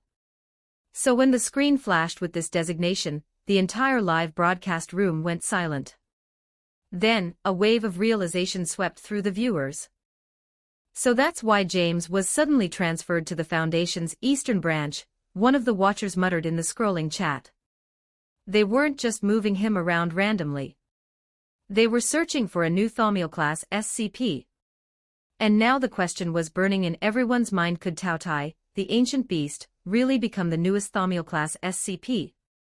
Headquarters inside the command room, agents gathered in tense clusters, whispering heatedly. Natasha Romanoff, leaning against a desk with arms crossed, tilted her head toward Nick Fury. Boss, do you think Tao Tai can actually be classified as Thaumiel? She asked, her sharp eyes narrowed in curiosity. Before Fury could answer, Natasha continued with her own reasoning. Think about it. Tao Tai has always been bound by that spell, a single trigger, and it can be subdued. That makes it controllable. And look at its abilities: it can devour entities in the air, even abstract concepts, and it once swallowed an entire moon. That's more than powerful, it's terrifying. But under control, that's exactly the kind of asset the Foundation craves. Her voice had a rare edge of excitement. But Nick Fury's reply was grim. Yes, it's powerful, he said, his voice low and deliberate. But raw power isn't always an asset. Guns and artillery became dominant weapons because their destruction is limited and manageable. Nuclear weapons are powerful too, but do they inspire confidence or fear? Natasha froze for a second, processing his point. You mean Tao Tai is more like a nuke than a rifle? That's right, Fury muttered. His one good eye drifted toward the feed on the screen, and his tone dropped even further. Unchecked power breeds ambition. Ambition spreads like cancer. Even the O5 Council, the supposed watchmen of the world, aren't immune. Who can guarantee they'll always remain rational? James' decision. As if on cue, James appeared on the broadcast. His expression was calm, but his words carried a weight that shook both the Foundation's supervisors and the watching Marvel world. I do not support reclassifying this entity as thaumiel, James said coldly. And I do not support using it to eliminate high-risk anomalies. The room erupted. The supervisor on the other end of the line looked stunned. The live stream viewers went wild with disbelief. He doesn't agree. That's insane. That thing could be our trump card. Why waste something this useful? Even if it doesn't eat planets, we could let it devour mimetic hazards or hostile anomalies. But others began to hesitate. The Foundation's motto is secure, contain, protect, not weaponize, unleash, destroy. James' explanation silenced the room. The last man who tried to use a containment object as a weapon ended up as nothing more than a puppet, a tool others used to rewrite the world. And even if this subject seems mild, its very existence can cause catastrophic damage. Do not be fooled by its gentle facade. The sighs, the complaints, the resignation, it could all be a disguise to make us lower our guard. The words landed like thunder.